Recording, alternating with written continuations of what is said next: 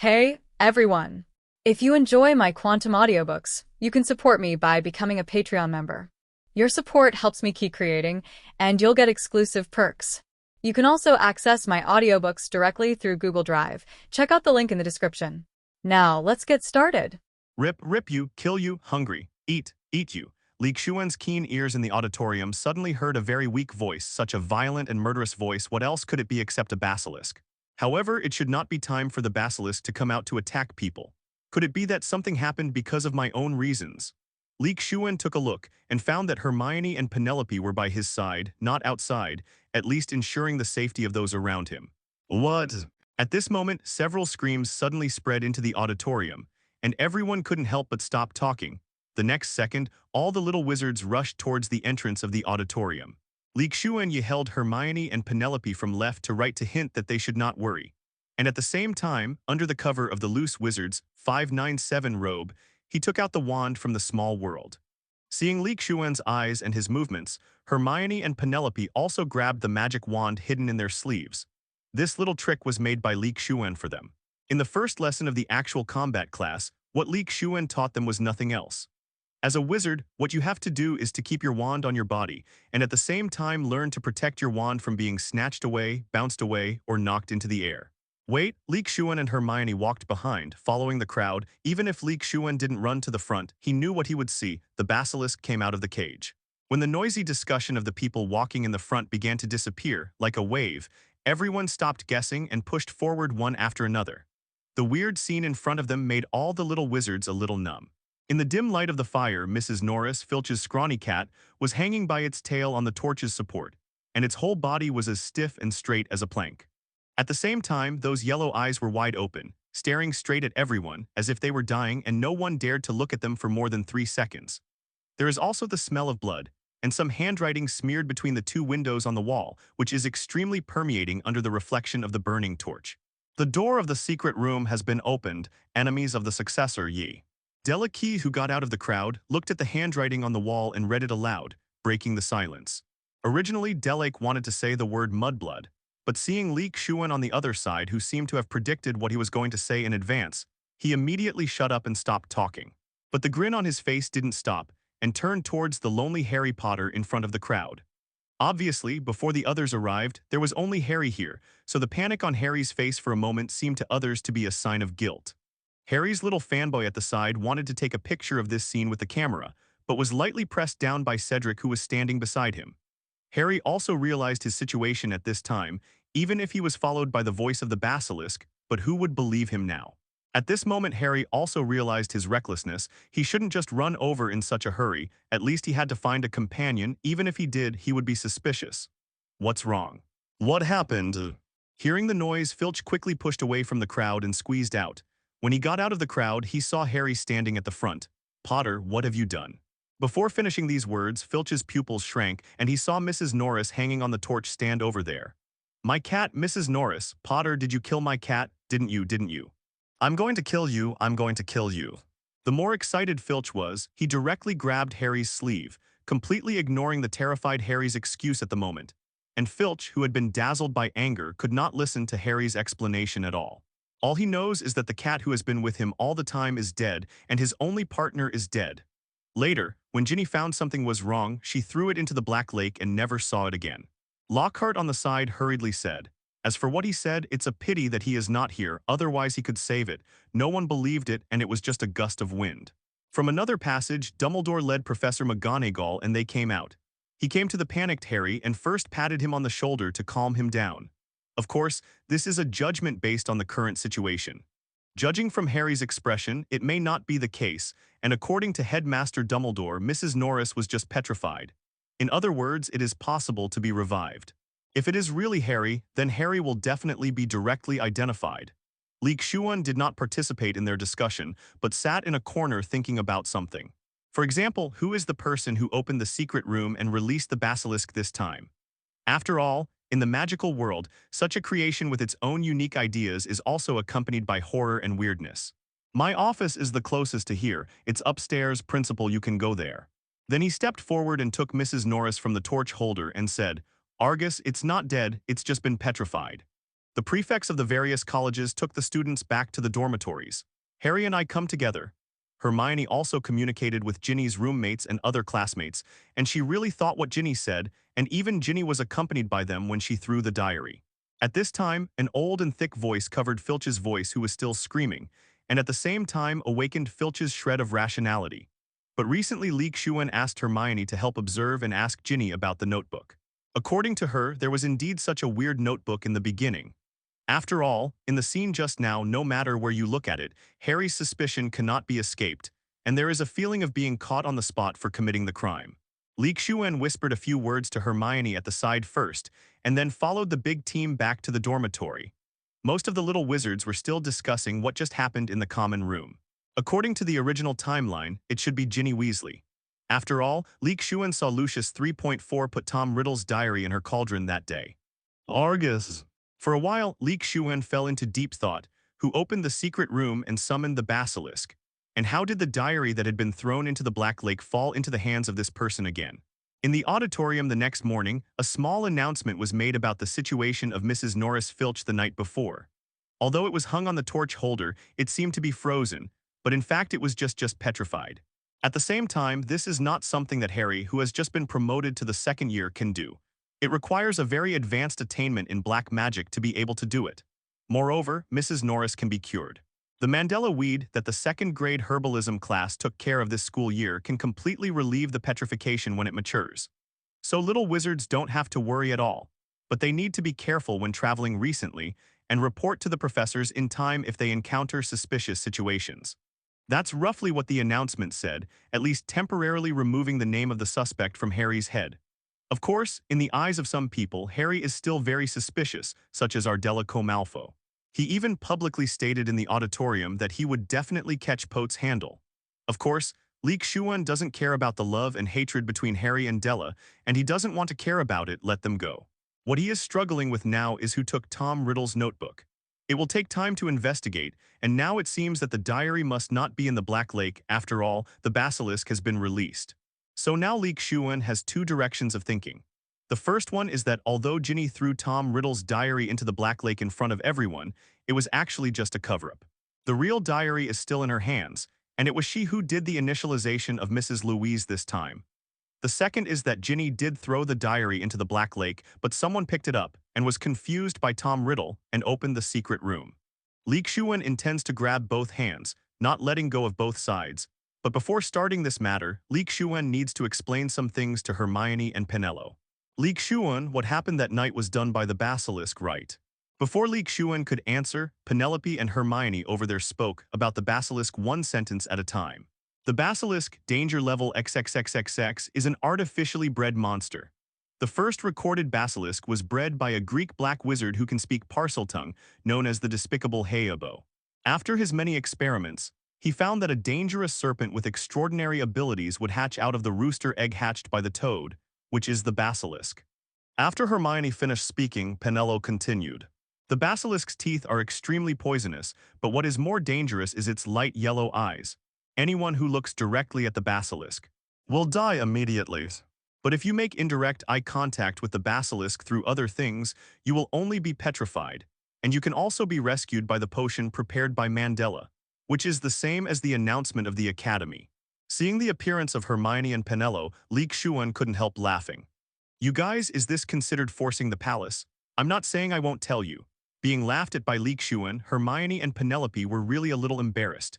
The way they looked just now was because they were afraid that Xuan would not tell them the matter. They communicated in advance and wanted to use this to show their determination. In the end, Xuan saw through it at a glance and they couldn't help but look at each other. Is their acting so bad, they all feel good about themselves? That's right, the thing this time was indeed a basilisk. Mrs. Norris was not directly killed but was petrified because there was water on the ground, and it met the eyes of the basilisk indirectly through the reflection of the water, so can also be rescued. But this time Xuan told them that the basilisk came out to cause trouble. Whether it would make them suspect Xuan, this is too much to think about. They must have guessed something. The concept of pure blood glory was first proposed by Salazar Slytherin. What's more, Xuan has no motivation to do so. The so-called heir to the Chamber of Secrets, a muggle-born wizard like Xuan, will not be the successor of Sarah Slytherin. If you really want to use 110 basilisks to kill people, it's not as simple as just petrifying a cat. As far as Hermione and the others know Xuan can be called an expert in the field of magical animals. Actually, on the day the basilisk appeared, someone saw countless spiders fleeing in groups in the corridors of the castle. Xuan didn't expect Hermione and the others to know a lot about the basilisk, but thinking about it later, when he asked Hermione and Penelope to help find information about the parcel tongue. Why did Xuan let the basilisk come out when he had nothing to do, and even write such a line on the wall in such a middle school manner? Penelope suddenly remembered this matter and said this made Hermione very interested. Hermione and Penelope agree very much with Xuan's words. Why did they just say that they knew about the basilisk? Isn't that what they think? They can't always be the chicks sheltered under Xuan's wings.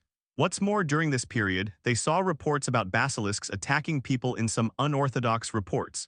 It was 50 years ago. In 1942, the address was still Hogwarts. What's more, under the influence of Xuan, the two of them have also become interested in magical animals, and they usually look for some books on magical animals to read, and of course they have read the very famous basilisk.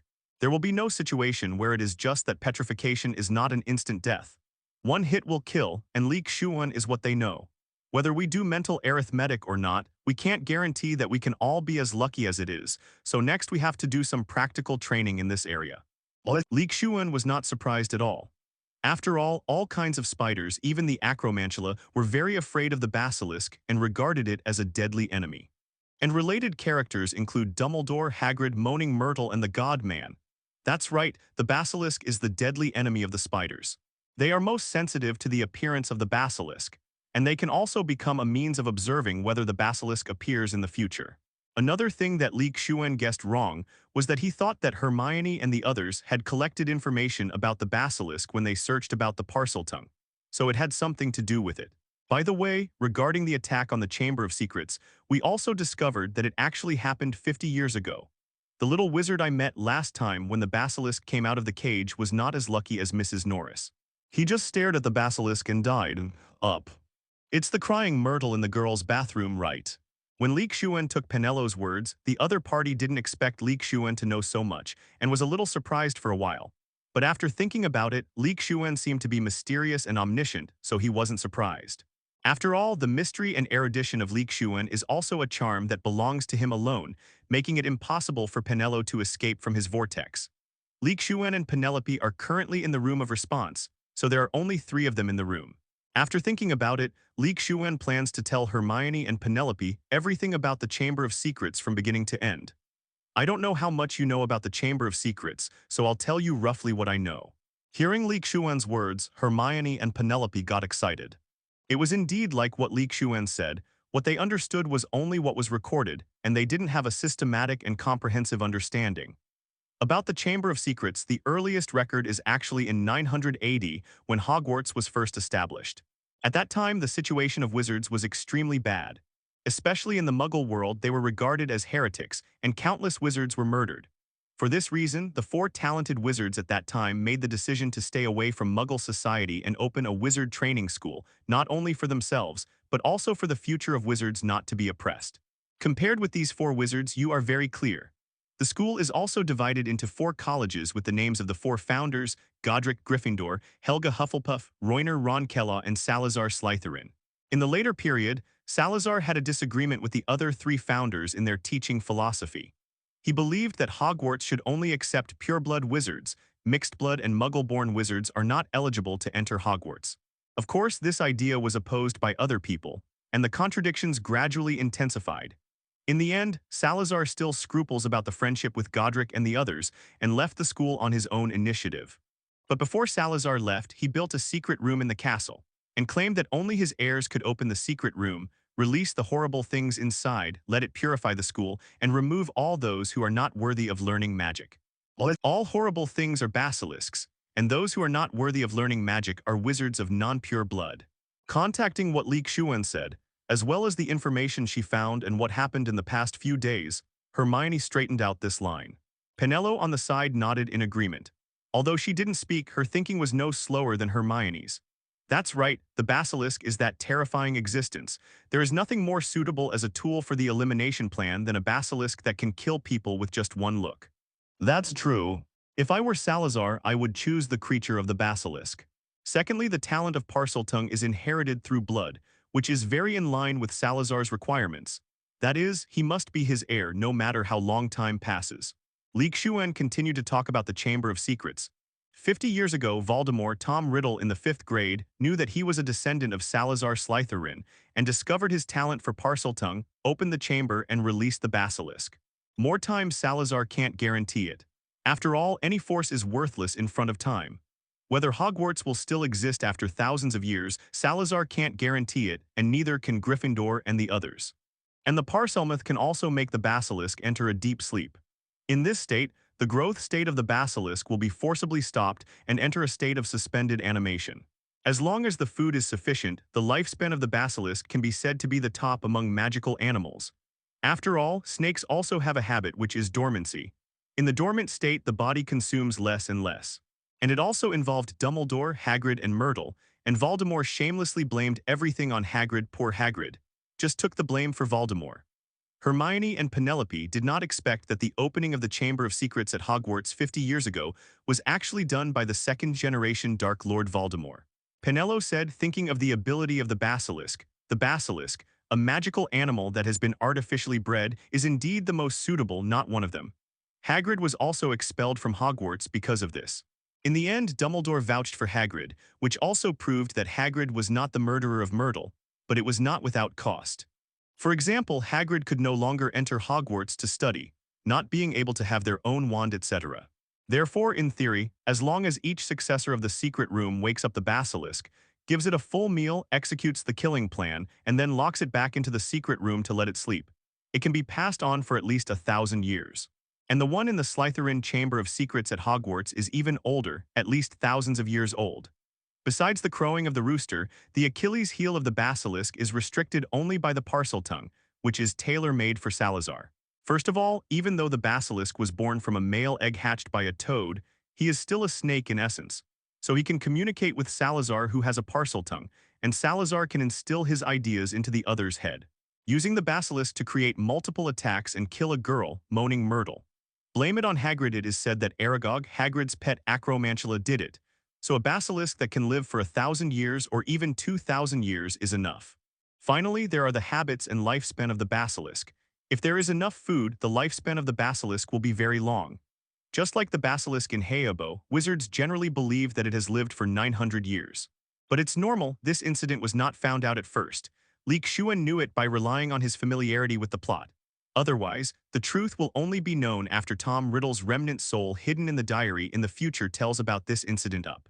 The Ministry of Magic could not find relevant evidence, so Hagrid could only be arrested in the end, and Aragog was released by Hagrid into the Forbidden Forest. Good King Zhao Gok's descendants. What Penelope and Hermione didn't know was that, in that year, 1942, Voldemort also began to explore how to make himself immortal and found a way to make Horcruxes. And in that year, he produced the first Horcrux, which is his own diary. It was also that school year that he changed the alphabet of his name from Tom Riddle to I am Voldemort. In the summer of the following year, Voldemort found his mother's family, the Gaunt family. After finding it, it was not a plot of recognizing the ancestors and returning to the family. On the contrary, Voldemort, who had not yet graduated from Hogwarts at this time, already possessed extraordinary strength. After finding the Gaunt family, he directly killed his father, who abandoned his wife and children. Of course, his grandparents were also killed. Maybe this is the whole family to be tidy. Not only that, he also put the blame on his uncle Mephen Gaunt, let him spend the rest of his life in Akazban, and stole the ancestral ring of the Gaunt family and made it into. It can only be said that Voldemort is really worthy of his name. Really enough for Voldemort, very old sixth way. Killing people, blaming others, and taking advantage of others, one-stop operation belongs to it. After Voldemort officially graduated from Hogwarts in 1945, he changed his name to Voldemort and left his 500th Horcrux, which is the diary, at the school. This is done in the hope that one day the soul in the diary will guide another person to complete what he calls a noble cause. As for how Tom Riddle's diary circulated in the middle and even got into the hands of Lucius Malfoy, Xuan is not quite sure. Xuan also discovered a shortcoming of the Room of Requirement. Although it can change the scene according to people's imagination, it can't change the creatures. Otherwise, Xuan wouldn't have to go to such trouble to get out the virtual battle spell, so why not just come to the response room? I didn't expect so many things to happen in the middle. After listening to Xuan's science popularization, Hermione and Penelo couldn't help sighing that it was just a very simple petrochemical incident. It turns out that it has something to do with Salazar Slytherin, the founder of Hogwarts, and the mysterious person who can't be mentioned. It has evolved to this level, and there are terrifying creatures like the basilisk. Okay, just listen to this and understand it. What you need to do now is to learn the virtual combat spell that I just told you. The most important thing is to start practicing. Today, I came to the response room not to talk about gossip, but to learn and practice virtual combat spells. That's right, after such a long time of hard work, with the help of Professor Flitwick and the others, Xuan did indeed figure out this spell. Of course, there is still a little distance from Xuan's large-scale virtual actual battle, but it is enough to accommodate the three of Xuan and Penelo. With the talents of Penelo and the others, it didn't take long to learn this spell. This spell is not divided into many levels. In fact, it is like a switch to enter Xuan's world. Is this the virtual world? Looking at the vast grassland in front of them and the forest behind them, Hermione and Penelo sighed. While Penelope and Hermione were still feeling the wind blowing across the grassland, a 15-meter-long snake with dark green scales all over its body, a bright red feather on its head, and a pair of yellow vertical pupils suddenly appeared out of thin air. Appeared in front of them. Although Hermione and Penelo took out their wands subconsciously, and both used their best magic towards the big snake, but they inevitably looked into the big snake's eyes. The next moment, they only felt that their whole body quickly began to become stiff and unable to move, and even had a feeling of death. The difference is the bright red feather on top of its head, maybe because it was hatched by a rooster. That's right, how does it feel to look at the basilisk just now? This is just a simulation. If you really looked at each other, you would be dead now. This is still the petrified feeling of looking at each other through other things. Boom! When the big snake's fangs were only 20 centimeters away from Hermione and the others, the whole big snake instantly turned into a cloud of white mist and dissipated, and Hermione and Penelope over there also resumed their actions. Forget that they are in the virtual world at the moment. Although what Penelo said was in a questioning sentence pattern, it was in an affirmative tone. After all, such a rare thing cannot appear out of thin air, there must be a reason. You made that basilisk just now, Xuan. The basilisk with a bright red feather on its head just now is somewhat different from the basilisk in the Slytherin chamber. The difference is that 10 are female and 10 are male. They looked around but didn't see anything until they saw Xuan, who suddenly appeared, and they recalled that they had entered a dreamlike fake world. And after the big snake over there endured their 2 spells, only a few scales on its body were blown away, and it didn't hurt it at all. Xuan smiled and nodded, ignoring Hermione's accusation over there. How can it be like this, scaring girls as soon as they come in? It's really incomprehensible. Hearing Xuan's words, Hermione and Penelo didn't bother to blame Xuan, but recalled the feeling of being unable to move just now. Hermione and Penelo wanted to move their legs, but at this moment they couldn't control their bodies at all, and even their thinking began to freeze. They could only watch helplessly as the menacing big snake about the size of a car sprinted towards them. The 2 women couldn't help closing their eyes subconsciously, welcoming the arrival of death. But this action angered it, and while making a hissing sound, it tensed all the muscles in its body and rushed towards Penelo and Hermione. Feeling that the body was under control again, with consciousness, and did not feel the pain from the big snake, Penelope and the 2 couldn't help opening their eyes. Holding the wand tightly, they had already mobilized the magic power in the body, and were about to continue attacking, only to find that the terrifying big snake just now had disappeared. So I can't help but also bring some chicken characteristics, such as the difference between male and female. The rooster has a bright red comb on its head, and the male basilisk also has a bright red feather on its head, so it can only be said that it is very similar. What Penelo and Hermione didn't know was that, in that year, 1942, Voldemort also began to explore how to make himself immortal and found a way to make Horcruxes. And in that year, he produced the first Horcrux, which is his own diary. It was also that school year that he changed the alphabet of his name from Tom Riddle to I am Voldemort. In the summer of the following year, Voldemort found his mother's family, the Gaunt family. After finding it, it was not a plot of recognizing the ancestors and returning to the family. On the contrary, Voldemort, who had not yet graduated from Hogwarts at this time, already possessed extraordinary strength. After finding the Gaunt family, he directly killed his father, who abandoned his wife and children. Of course, his grandparents were also killed. Maybe this is the whole family to be tidy. Not only that, he also put the blame on his uncle Mephen Gaunt, let him spend the rest of his life in Akazban, and stole the ancestral ring of the Gaunt family and made it into. It can only be said that Voldemort is really worthy of his name. Really enough for Voldemort, very old sixth way. Killing people, blaming others, and taking advantage of others, one-stop operation belongs to it.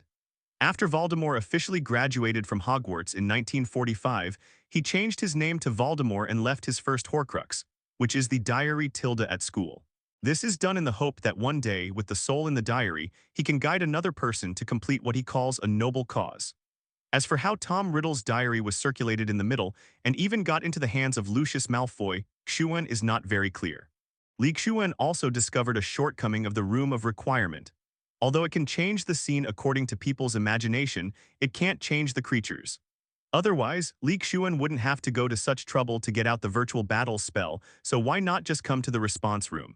I didn't expect so many things to happen in the middle. After listening to Xuan's science popularization, Hermione and Penelo couldn't help sighing that it was just a simple petrochemical event. It turns out that it has something to do with Salazar Slytherin, the founder of Hogwarts, and the mysterious person who can't be mentioned.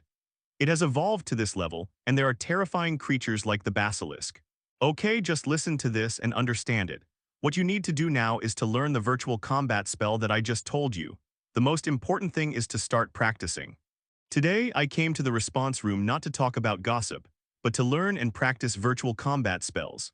That's right, after such a long time of hard work, with the help of Professor Flitwick and the others, Xuan did indeed figure out this spell. Of course, there is still a little distance from Xuan's large-scale virtual actual battle, but it is enough to accommodate the three of Xuan and Penelo. With the talents of Penelo and the others, it didn't take long to learn this spell. This spell is not divided into many levels. In fact, it is like a switch to enter Xuan's world. Is this the virtual world? Looking at the vast grassland in front of them and the forest behind them, Hermione and Penelo sighed. While Penelope and Hermione were still feeling the wind blowing across the grassland, a 15-meter-long snake with dark green scales all over its body, a bright red feather on its head, and a pair of yellow vertical pupils suddenly appeared out of thin air. Appeared in front of them. Although Hermione and Penelo took out their wands subconsciously and both used their best magic towards the big snake, but they inevitably looked into the big snake's eyes. Boom! When the big snake's fangs were only 20 centimeters away from Hermione and the others, the whole big snake instantly turned into a cloud of white mist and dissipated, and Hermione and Penelope over there also resumed their actions. And after the big snake over there endured their 2 spells, only a few scales on its body were blown away, and it didn't hurt it at all. So I couldn't help but also brought some chicken characteristics, such as the difference between male and female. The rooster has a bright red comb on its head, and the male basilisk also has a bright red feather on its head, so it can only be said that it is very similar to a human. The next moment, they only felt that their whole body quickly began to become stiff and unable to move, and even had a feeling of death. The difference is the bright red feather on top of its head, maybe because it was hatched by a rooster. But this action angered it, and while making a hissing sound, it tensed all the muscles in its body and rushed towards Penelo and Hermione. Although what Penelo said was in a questioning sentence pattern, it was in an affirmative tone. After all, such a rare thing cannot appear out of thin air, there must be a reason. They looked around but didn't see anything until they saw Xuan, who suddenly appeared, and they recalled that they had entered a dreamlike fake world. The basilisk with a bright red feather on its head just now is somewhat different from the basilisk in the Slytherin Chamber of Secrets. The difference is that one is female and the other is male. You made that basilisk just now, Xuan. Hearing Xuan's words, Hermione and Penelo didn't bother to blame Xuan, but recalled the feeling of being unable to move just now. That's right, how does it feel to look at the basilisk just now? This is just a simulation. If you really looked at each other, you are now dead. This is still the petrified feeling of looking at each other through other things. Ask for flowers is... Feeling that the body was under control again, with consciousness and did not feel the pain from the big snake, Penelope and the two couldn't help opening their eyes. Holding the wand tightly, they had already mobilized the magic power in the body, and were about to continue attacking, only to find that the terrifying big snake just now had disappeared. Hermione and Penelo wanted to move their legs, but at this moment they couldn't control their bodies at all, and even their thinking began to freeze. Xuan smiled and nodded, ignoring Hermione's accusation over there. How can it be like this, scaring girls as soon as they come in? It's really incomprehensible. They could only watch the menacing big snake about the size of a car sprinting towards them. The two women couldn't help closing their eyes subconsciously, welcoming the arrival of death, forgetting that they were in the virtual world at the moment. It's just that Xuan hasn't found the old textbook signed by the half-blood prince. Otherwise, Xuan's strength will improve a lot after learning the shadowless sword. However, Xuan now has a great success or even a complete cutting curse, so it's not that urgent whether he has a magic front or no shadow. A basilisk was transformed again, but this time the basilisk did not move first, and its eyes were closed. Xuan took Hermione, and they went forward and walked around the basilisk for a few times to get familiar with the body structure of the basilisk, starting with the basilisk with its eyes closed. In the past, they basically practiced spells with fixed targets, like now there are also exercises for hitting moving targets, but there is no such high-intensity and freewheeling practice. In fact, when encountering a basilisk, the first thing to do is to run if you can, and only consider fighting if you can't run. After all, you can't guarantee that you can always avoid the opponent's eyes and not look at it. If you can't run away, start fighting. The first point of fighting the basilisk is to blind its eyes as much as possible, so that the threat level of the basilisk will plummet. Just look at the battle between Harry and the basilisk in the original timeline. After being blinded by the Phoenix Fox sent by Dumbledore, even Harry was able to defeat it, although there was a lot of water in the middle. This is the first thing wizards do when encountering a basilisk, which is to blind the opponent's eyes. But it's actually quite difficult after all, you're not a phoenix, and it's very difficult to blind the basilisk's eyes with a single spell without being able to look at each other. At this time, group attack spells are needed, such as the 10,000 bullets spell, which can attack the enemy with deformed objects under the control of the caster 863. Group attack can not only block the line of sight of the basilisk, avoid staring at each other, but also increase the hit probability when the number increases. Xuan and Hermione have been practicing how to deal with the basilisk. Why Xuan also participated in it, it is because he plans to do something tonight, and now he is warming up. By the way, they are practicing Parseltongue. That is to say, there are only 3 of them, Xuan and Penelo, otherwise Xuan's appearance doesn't know how scary it is. After all, the pronunciation of Parseltongue sounds like the hissing sound of a snake, which is inexplicably scary and weird. But in fact, Parseltongue is really a language. In addition to communicating with snakes, it can also be used for daily communication and communication. Just like the Gaunt family, they communicate internally with Parseltongue so that no outsider can eavesdrop on their secrets. Of course, this can only be done after mastering the Parseltongue very proficiently. Just like we learn to speak, we must have a very good understanding of a language. What Xuan can do now is to say some very simple sentences and words. Although Parseltongue is a kind of talent, it is still a language in the final analysis, and it is still a language to be imitated, but it is very difficult. For example, in the original timeline, Ron successfully imitated it once. As for the others, Dumbledore can understand Parseltongue, but can't speak it, and the wizard possessed by Tom Riddle's remnant can also speak Parseltongue. And Bathilda Bagshot can also speak Parseltongue after being occupied by the serpent Nagini. From this point of view, the inheritance of Parseltongue is not only reflected in the blood, but even in the soul. Otherwise, why can it still be used after changing the body? As for why Ginny, who is possessed by Tom Riddle's remnant soul, could speak Parseltongue, Harry was the same. He had the talent of Parseltongue when Voldemort's remnant soul was still on him, but later lost this talent after Voldemort was eliminated. It seems that the talent of Parseltongue also involves the aspect of the soul, which is a bit beyond the outline, and it is not something Xuan considers for the time being. Speaking of which, the hatching method of basilisks can be said to be known to wizards with some knowledge in the entire wizarding world. Logically speaking, there should be a lot of basilisks in the wizarding world. Xuan didn't have to stare at the basilisk at Hogwarts either. If you can't buy it, then you can incubate it yourself. However, because of the danger of the basilisk, the Ministry of Magic expressly stipulates that wizards are not allowed to hatch the basilisk without permission, and those who violate it will spend the rest of their lives in Azkaban. If the Ministry of Magic says no, won't wizards do it? Of course not, although the basilisk is very dangerous, but the basilisk is also very valuable. It is not an exaggeration to call it full of treasures. Whether it is eyes, fangs, scales, snakeskin that can be used to make magic props, or venom for making potions, edible snake meat can really be used from beginning to end. Especially the dark wizards, they like to do things against the Ministry of Magic, not to mention the amazing benefits of doing so. Even many white wizards try to do this, after all, it is really too greedy. However, in the end, 99.99% of the wizards failed, and the remaining 0.01% of the wizards were killed by the new basilisk. The hatching success rate of the basilisk is not 100%, even touchingly low.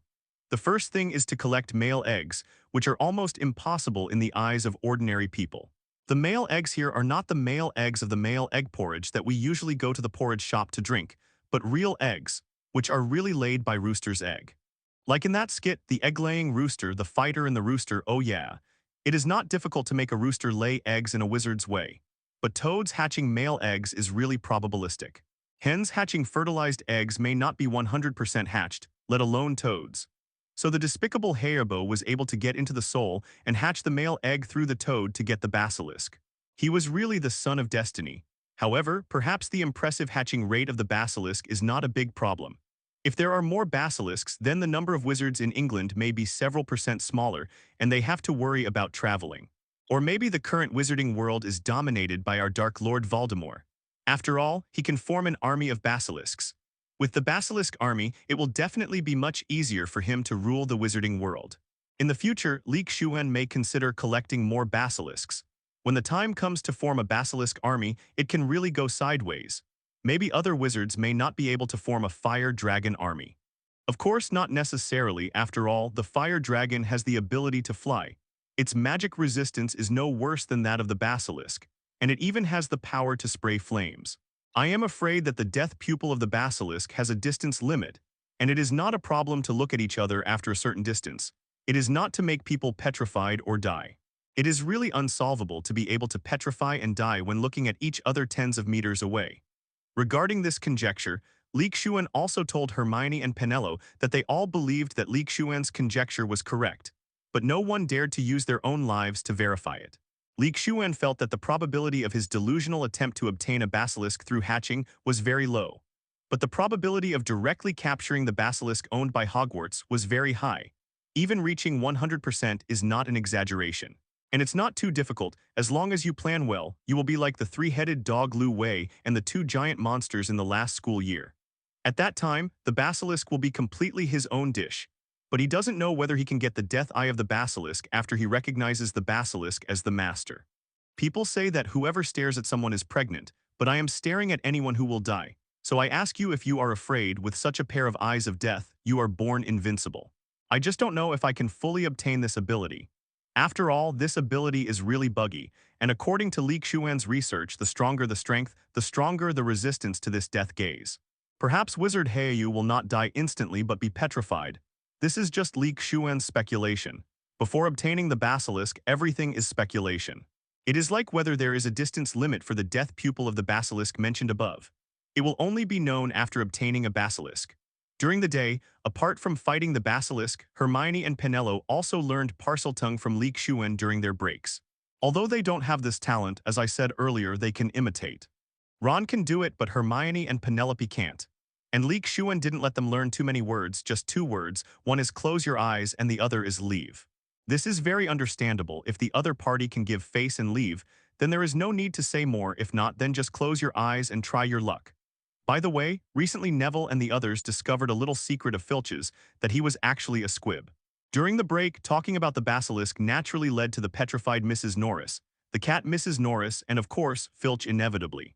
Because Mrs. Norris, the only companion, has been petrified and has become more neurotic than before, staring at the place where Mrs. Norris was murdered, often pacing up and down with a pair of red eyes, and he thinks the attacker will come again. Let's not mention the probability of coming or not. If it really comes, you are a squib, so you are delivering food in front of the basilisk. At that time, Mrs. Norris petrified can still be saved. I'm afraid you will die if you don't stare directly at each other. Neville even saw Filch scrubbing the writing on the wall with Mrs. Skull's brand all-purpose magic stain remover. But Xuan still saw it when he passed by recently, indicating that it had no effect. Even the nervous Filch became even more difficult, trying every means to trouble the students, such as hiding in a hidden corner of the corridor secretly, and then suddenly attacking those unsuspecting students. It's not to hurt them, but to find excuses to put them in confinement, which seems to be a kind of harm. After Filch did this, it seemed that he would feel better or vent out, and it seemed that Mrs. Norris could recover sooner. But for Filch's actions, people will not sympathize with him, but will only make people hate him even more.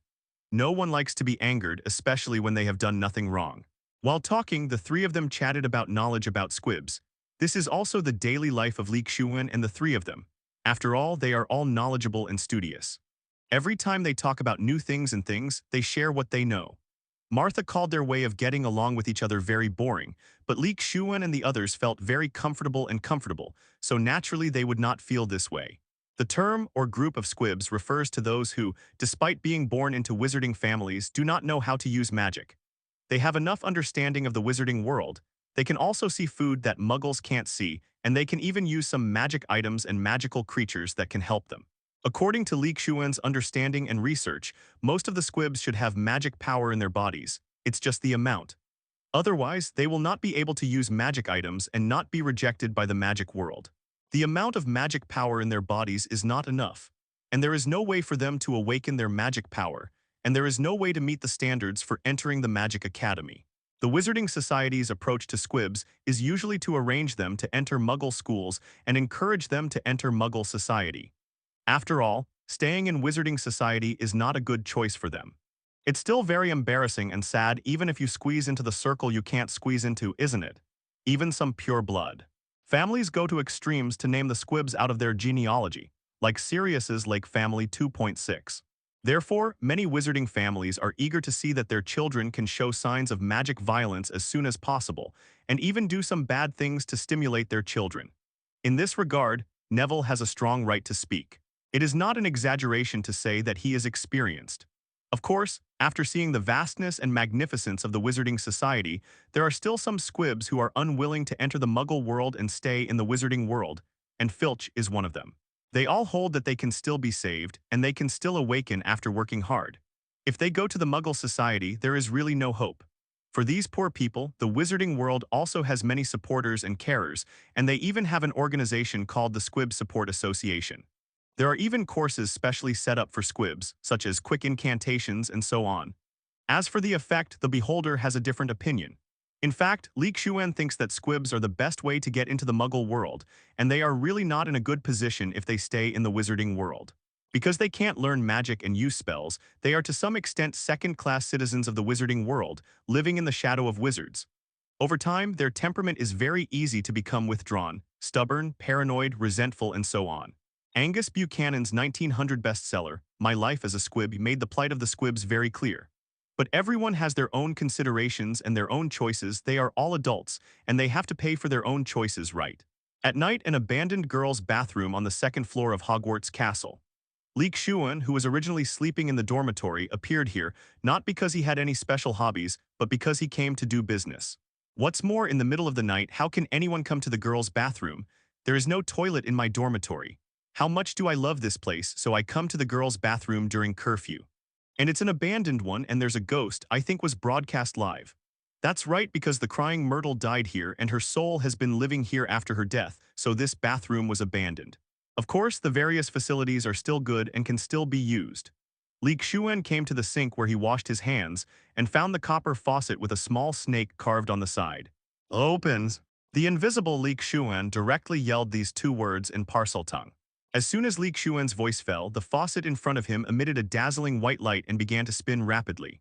Then the top of the original cylindrical pool also flew upwards, and the remaining wash basins also cracked and extended outwards, exposing the hollow in the middle. And even thoughtfully, one wash basin fell to reveal a passage for one person to enter and exit. Looking at the octagonal deep passage with a diameter of 4 meters in front of him, it was pitch black, and there was a stench coming from the entrance of the cave. If there is no accident, this should be the entrance of the secret room. It is also the place where the basilisk appeared 50 years ago, and it is also the reason why Myrtle looks at the basilisk here. Who would have thought that Salazar Slytherin would have hidden the entrance to the Chamber of Secrets in the girls' bathroom? This is also for thousands of years, especially after the incident 50 years ago, Hogwarts has explored the secret room countless times. And in these thousands of years, many wizard students who have heard of the legend of the Chamber of Secrets, or worship Salazar Slytherin, have been searching for the Chamber of Secrets for 7 years. Leaving aside the monsters in the Chamber of Secrets, who would believe that Salazar Slytherin did not leave treasures in the Chamber of Secrets for his successors. Finding the Chamber of Secrets not only means finding the monster, but also the inheritance of Salazar Slytherin. According to the legend, the inheritance of Salazar Slytherin, one of the 4 founders of Hogwarts, cannot be rejected by any normal wizard right. Xuan didn't intend to use his body to have an intimate contact with the black, sticky and endless pipes like Harry and the others. As for Xuan directly opening the passage to the secret room in the girls' bathroom, does the owner here, the crying Myrtle, have any objections? Or will they not tell others about Xuan's actions? Maybe she sensed the danger, so the crying Myrtle wasn't in the girls' bathroom, and she didn't know where she went to see the handsome guy. Don't think that Xuan is slandering her. How can a dead ghost still have such a hobby? But it is the truth. Even if Myrtle turns into a ghost, she is still the girl who is a bit of a nympho and likes to look at handsome guys. This is normal, after all, she was an ordinary girl when she died. What Xuan said was based on reason, because no one came here, so Harry and the others regarded it as his secret base, and sometimes came here to discuss things. Myrtle likes to flirt with boys, especially handsome boys. Our savior Harry fits her aesthetics, so she often flirts with him, which makes simple Harry a little bit unbearable after all. A ghost who has lived for decades, grandma, where is the experience that a teenage Harry can endure? Xuan even felt happier to become Ghost Myrtle, because then she could sneak to the prefect's bathroom to watch the handsome male prefect take a bath. This is also not Xuan talking nonsense. You say that Xuan slandered Xuan, you can deny it. Myrtle is very familiar with doing this kind of thing, especially Cedric. The handsome male prefect of our Hufflepuff is even more fond of Myrtle, and often runs to peek at him taking a bath. Even in the future, he secretly peeked at Cedric's method of solving the golden egg puzzle, and told Harry that the 10 ghosts who were used to sell favors are no one to do this. And even picked Harry to run over to tell him in the shower, it really was. Fortunately, Xuan basically does not take a shower in this kind of public bathroom, but washes in his own bedroom. After all, knowing that there is such a ghost in the body of a greedy boy, of course the boy must protect himself outside. Of course, Myrtle has never met Xuan. After all, Xuan is fine and would not come here. Maybe she has met Xuan but did not notice. But Xuan is quite satisfied with the defense of Lon Kelluo common room. Even if he can enter the common room, he can't enter Xuan's bedroom, but Xuan's bedroom is still on guard. As for those who do bad things at night, they are all wrapped up tightly, and they have always used the image that Voldemort hates the most. This time, the old hatred may be added to the new hatred. That is to say, Myrtle is not here, otherwise Xuan will definitely fix her to open the passage of the secret room. This fix is not unscrupulous, nor is it killing her. For example, petrification or the like is still possible. Don't think Xuan is talking nonsense. How can ghosts be petrified? Just look at our unlucky, nearly headless Sir Nicholas in the future, who was petrified by the Basilisk 173's Eye of Death. You can also drink the Mandela herb potion later on. It can only be said that the ghost species is really amazing and unscientific. But talking about science in the wizarding world, I'm afraid Newton would jump up and beat people. As for why the petrified Myrtle must not be shown to him, isn't Xuan afraid of revenge from her, who is extremely stingy? There is also a precedent for this. This is what happened 50 years ago. Myrtle was always bullied on campus because she was born as a muggle, plus her plain appearance and many acnes on her face. On the day she was killed, she had been weeping in a cubicle in this washroom because Oliver Hornby made fun of her appearance. While crying, I suddenly heard the voice of a boy talking and opened the compartment to let the boy leave. But in the end, I met the basilisk directly and died. And the boy talking in the girls' bathroom is none other than our Dark Lord, Mr. Tom Riddle. Myrtle is also unlucky. Who would have thought that the entrance to the secret room of Salazar Slytherin is here? And it happened to meet Tom Riddle, who summoned the basilisk. In this way, if Tom Riddle didn't kill her, would he tell his secret? Poor Myrtle lost her life just like that. Because the ghost only retains the memory of the moment before death, Myrtle, who became a ghost after death, can't remember how she died, but she blames Oliver Hornby for all this. Then he began to follow Oliver Hum, who had laughed at himself before and harassed him all the time. Oliver Hum, who was so disturbed, could only seek help from the Ministry of Magic. In the end, under the constraints of the Ministry of Magic, Myrtle could only return to Hogwarts, to the girls' bathroom. So the ghosts in this world are different from the ghosts in other worlds. At least they are relatively free and will not be imprisoned in a certain place. Even in some respects, there is no difference from ordinary people. They can laugh and get angry, have emotions, have their own memories and thoughts, and even be able to contact entities under certain circumstances. Speaking of it, Myrtle is not just a nickname but a real name. In her previous life, Xuan always thought it was a nickname when she watched movies, and she didn't know it was her name until she came to Hogwarts. Myrtle's full name is Myrtle Elizabeth Warren. Well, it doesn't matter, it's just a little knowledge. Closure. After Xuan flew into the passage, He closed the passage with parcel tongue, but he didn't want someone behind to discover this passage. Before entering, he put a bubble head spell on himself. Although there is a good ventilation system in the duct, the smell can only be said to be really strong. Luminescence. A ball of light appeared at the front end of the wand, illuminating the pipeline in front of him. Xuan continued to move forward along the pipeline. During the process of advancing, Xuan also saw many pipelines branching out in all directions, but none of them a downward pipe is thick. It seems that this one should be the main pipeline, and the other branch pipelines should be the roads that the basilisk can travel through the entire castle. Xuan was even thankful that Salazar Slytherin didn't frantically connect these pipes to the dormitory and common room, otherwise it would be really unsafe to sleep. Don't ask Xuan how he knew it, he must have checked his dormitory. The easiest way is to tap to see if there is a hollow echo. With twists and turns, following the very steep pipeline all the way down, Xuan's flying speed is not satisfactory. Fortunately, the tunnel built by Salazar Slytherin is big enough, but there is really no way for him to fly standing like this. Moving forward in the endless pipeline, Xuan knew that he should have followed the pipeline to a very deep place under the ground of Hogwarts Castle. It can only be said that it is worthy of the Slytherin with the snake as its emblem. It really has some attributes of a snake. From the dampness and slime on the pipes, Xuan knew that this secret room must have come under the Black Lake really. It's cold and damp, but with Xuan's physical fitness this coldness didn't affect him in any way. Finally reached.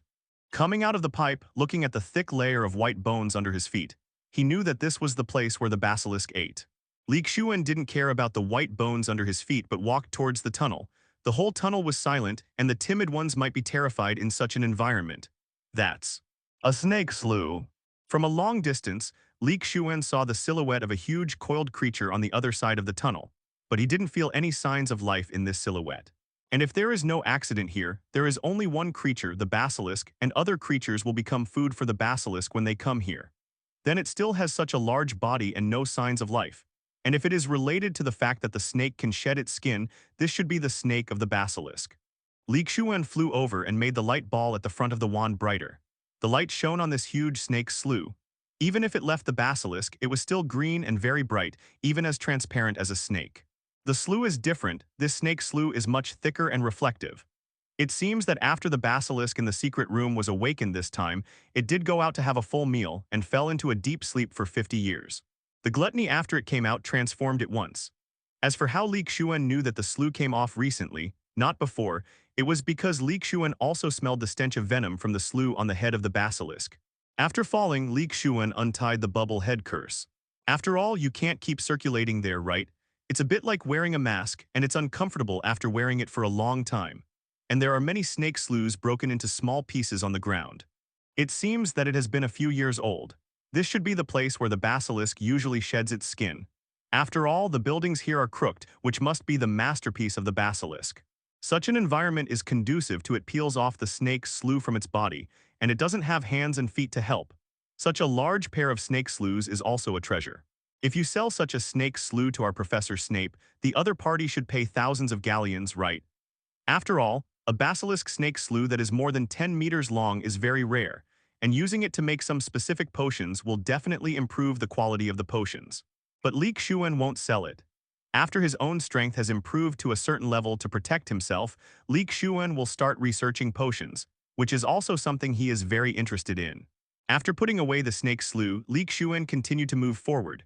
There were also countless curved tunnels. Xuan felt that there must be something wrong with the Salazar Slytherin, otherwise why did the tunnels become like this? Finally saw the thick and solid wall in front of bed decent and knew that he had found the place. There are two intertwined snakes engraved on the iron plate at the entrance of the passage, and huge sparkling emeralds are inlaid in their eyes, which makes the lifelike snake seem to come alive and stare at you with its eyes same. Xuan knew what to do next and continued to shout the word open in parcel tongue. The deep, hoarse voice, let alone other people, made Xuan feel a little creepy. As soon as Xuan's words fell, the two snakes that were originally wrapped around the wall slowly separated or swam away as if they had come to life. And the wall also splits down the middle, slowly sliding away to the sides and disappearing, revealing a circular passageway. Well, it's very Slytherin. At the other end of the dank, dark passage is Salazar Slytherin's chamber, which is also the habitat of the basilisk. At this time, Xuan cancelled the fluorescent spell on the wand, and then he would face the basilisk, and possibly the little wizard who was possessed by the remnant soul of Tom Riddle. If Xuan went in with a fluorescent spell, even if he was invisible now, wouldn't he be a living target without 300 taels of silver here? It's a dark passage, but there is still a slight light coming in that doesn't affect people's sight. The surroundings are silent, and Xuan can clearly hear his own breathing. Walking forward, you will see a huge empty room, and at the end of the room is a huge statue of a person. That huge face, an old monkey-like face with a dense long beard. In the center of the room is a road paved with floor tiles. There are hideous sculptures of snake heads on the walls on both sides. Between the road and the sculptures of snake heads is a deep water. This should be the waterway of the Black Lake above Lionsea. For such a dark and humid place, Xuan didn't like it at all. Xuan really couldn't understand how Salazar Slytherin would like to stay in such a place and environment. Xuan was suddenly glad that he was assigned to La Wen Keluo instead of Slytherin Academy, otherwise he really couldn't bear the strong Slater Lin style. I still prefer Lawn Keluo, which symbolizes the eagle. The blue sky is 820 colors, and even the bedroom is high. Of course, Xuan, a time traveler, a safe little muggle-born wizard, is basically impossible to be sorted into Slytherin. After all, the sorting hat has the consciousness of Salazar Slytherin. The whole room is very empty. Standing at the entrance of Xuan can be said to be unobstructed. The calm water reflects the 10 snake sculptures of different shapes on the roof. Salazar Slytherin really likes snakes to the bone and soul. Looking around, Xuan didn't find any sign of anyone, that is to say, the little wizard who got the diary didn't come in. Xuan didn't have to be so nervous for the time being. Xuan came to the sculpture of Slytherin. At this time, the mouth of the statue of Salazar Slytherin was closed, but Xuan knew that the basilisk was hidden in the statue. Since no one was there, Xuan boldly revealed his figure, but with Xuan's current appearance, no one would recognize him. Xuan began to summon the basilisk with Parseltongue. Following Xuan's Parseltongue words, the organ of the statue of Salazar Slytherin in front of him seemed to be triggered to open its closed mouth. Looking at the exposed hole, Xuan didn't know what Salazar Slytherin was thinking. Other people's mouth is a tongue, but yours is also the head of a snake, but this snake is not the other tongue. And is it cool to have a snake coming out of your own mouth? Can you make your younger generations worship you? Xuan said that he can't understand Salazar Slytherin's thinking very well, or that Xuan has been disgusting and complaining about Salazar Slytherin's preferences since the beginning in the girls' bathroom. Cause. It's just that it took a long time for the organs to be turned on. Several minutes had passed. Xuan didn't even see the basilisk crawling out of the hole. Xuan was a little unbelieving and summoned the basilisk with Parseltongue again, but still did not get any response, and only Xuan's voice echoed in the secret room. After trying again or twice, Xuan simply walked in by himself. After entering, there was a deep and dark circular passage at first, and after going around for more than 10 meters, there was a circular space. If nothing else happens, this should be the head of the statue, which is where the basilisk usually sleeps. Xuan even found a switch here, which can control the entrance and exit of the statue. It seems that in addition to the Parseltongue, the basilisk itself can enter and exit here at will. Xuan once again used fluorescent flashes to check the basilisk's nest, and found that there was nothing but some strange-shaped holes on the wall made by the basilisk, and the entire space was unobstructed. Sayag. The air here doesn't smell very good. Xuan checked it out and left. Since the basilisk is not there, Xuan naturally won't leave immediately. It is rare to enter the secret room, so of course Xuan has to do a good job of searching. Xuan didn't believe that Salazar Slytherin spent so much effort to build such a big secret room just to hide a basilisk, so that the basilisk could obey the words of the Parseltongue wizard to kill the little muggle-born wizard. If it is really just to build a snake nest, there is no need to dig down so deep and make it so complicated and wide. Xuan even felt that this basilisk was not actually what Salazar Slytherin said was in order to realize his lofty ideals and eliminate those who were not suitable for learning magic. Xuan felt that the basilisk should actually be the guard of the secret room, guarding the secret room and preventing other wizards from entering at will. In such a tangled pipeline, most wizards would fall in hatred under the death pupil of the basilisk. And in his later years, Salazar Slytherin had disagreements with the other 3 founders of Hogwarts. So he created such a secret room, of course, to hide things here that he didn't want and couldn't let Gryffindor and the others know. To be honest, Xuan always felt that the idea that Salazar Slytherin built the Chamber of Secrets to clear up students who were not worthy of learning magic was a bit of nonsense. Or it should be a smoke bomb, the smoke bomb released by Salazar Slytherin. The purpose is to cover up his real purpose of building the secret room. Salazar Slytherin was willing to build Hogwarts together with Gryffindor to shelter young wizards and provide them with a place to study, so naturally he would not have any other ideas about these young wizards. Even if there is, it is enough to have his pure-blooded Slytherin Academy. Why make a secret room to clear it? Moreover, the requirements for opening this Chamber of Secrets are so strict. It must be his successor, if he is really the same as Voldemort in his later years. He only hopes that the wizarding world will only have pure-blood wizards. Then the basilisk should not appear once in such a long time, but appear once every year or two so as to ensure that wizards of Muggle descent are eliminated. Of course, the consequence of this is that the basilisk will be killed before it comes out a few times. Don't think that the professors and headmasters of Hogwarts are idiots. So Xuan has always felt that the secret room of Salazar Slytherin is not that simple. Now that the secret room Xuan sees is only superficial, Xuan believes that there should be another secret room in this secret room. It's just that Xuan knocked the entire secret room inside and out, and even used magic to destroy it. He even tried the so-called Slytherin secret room above his head when he read fan fiction.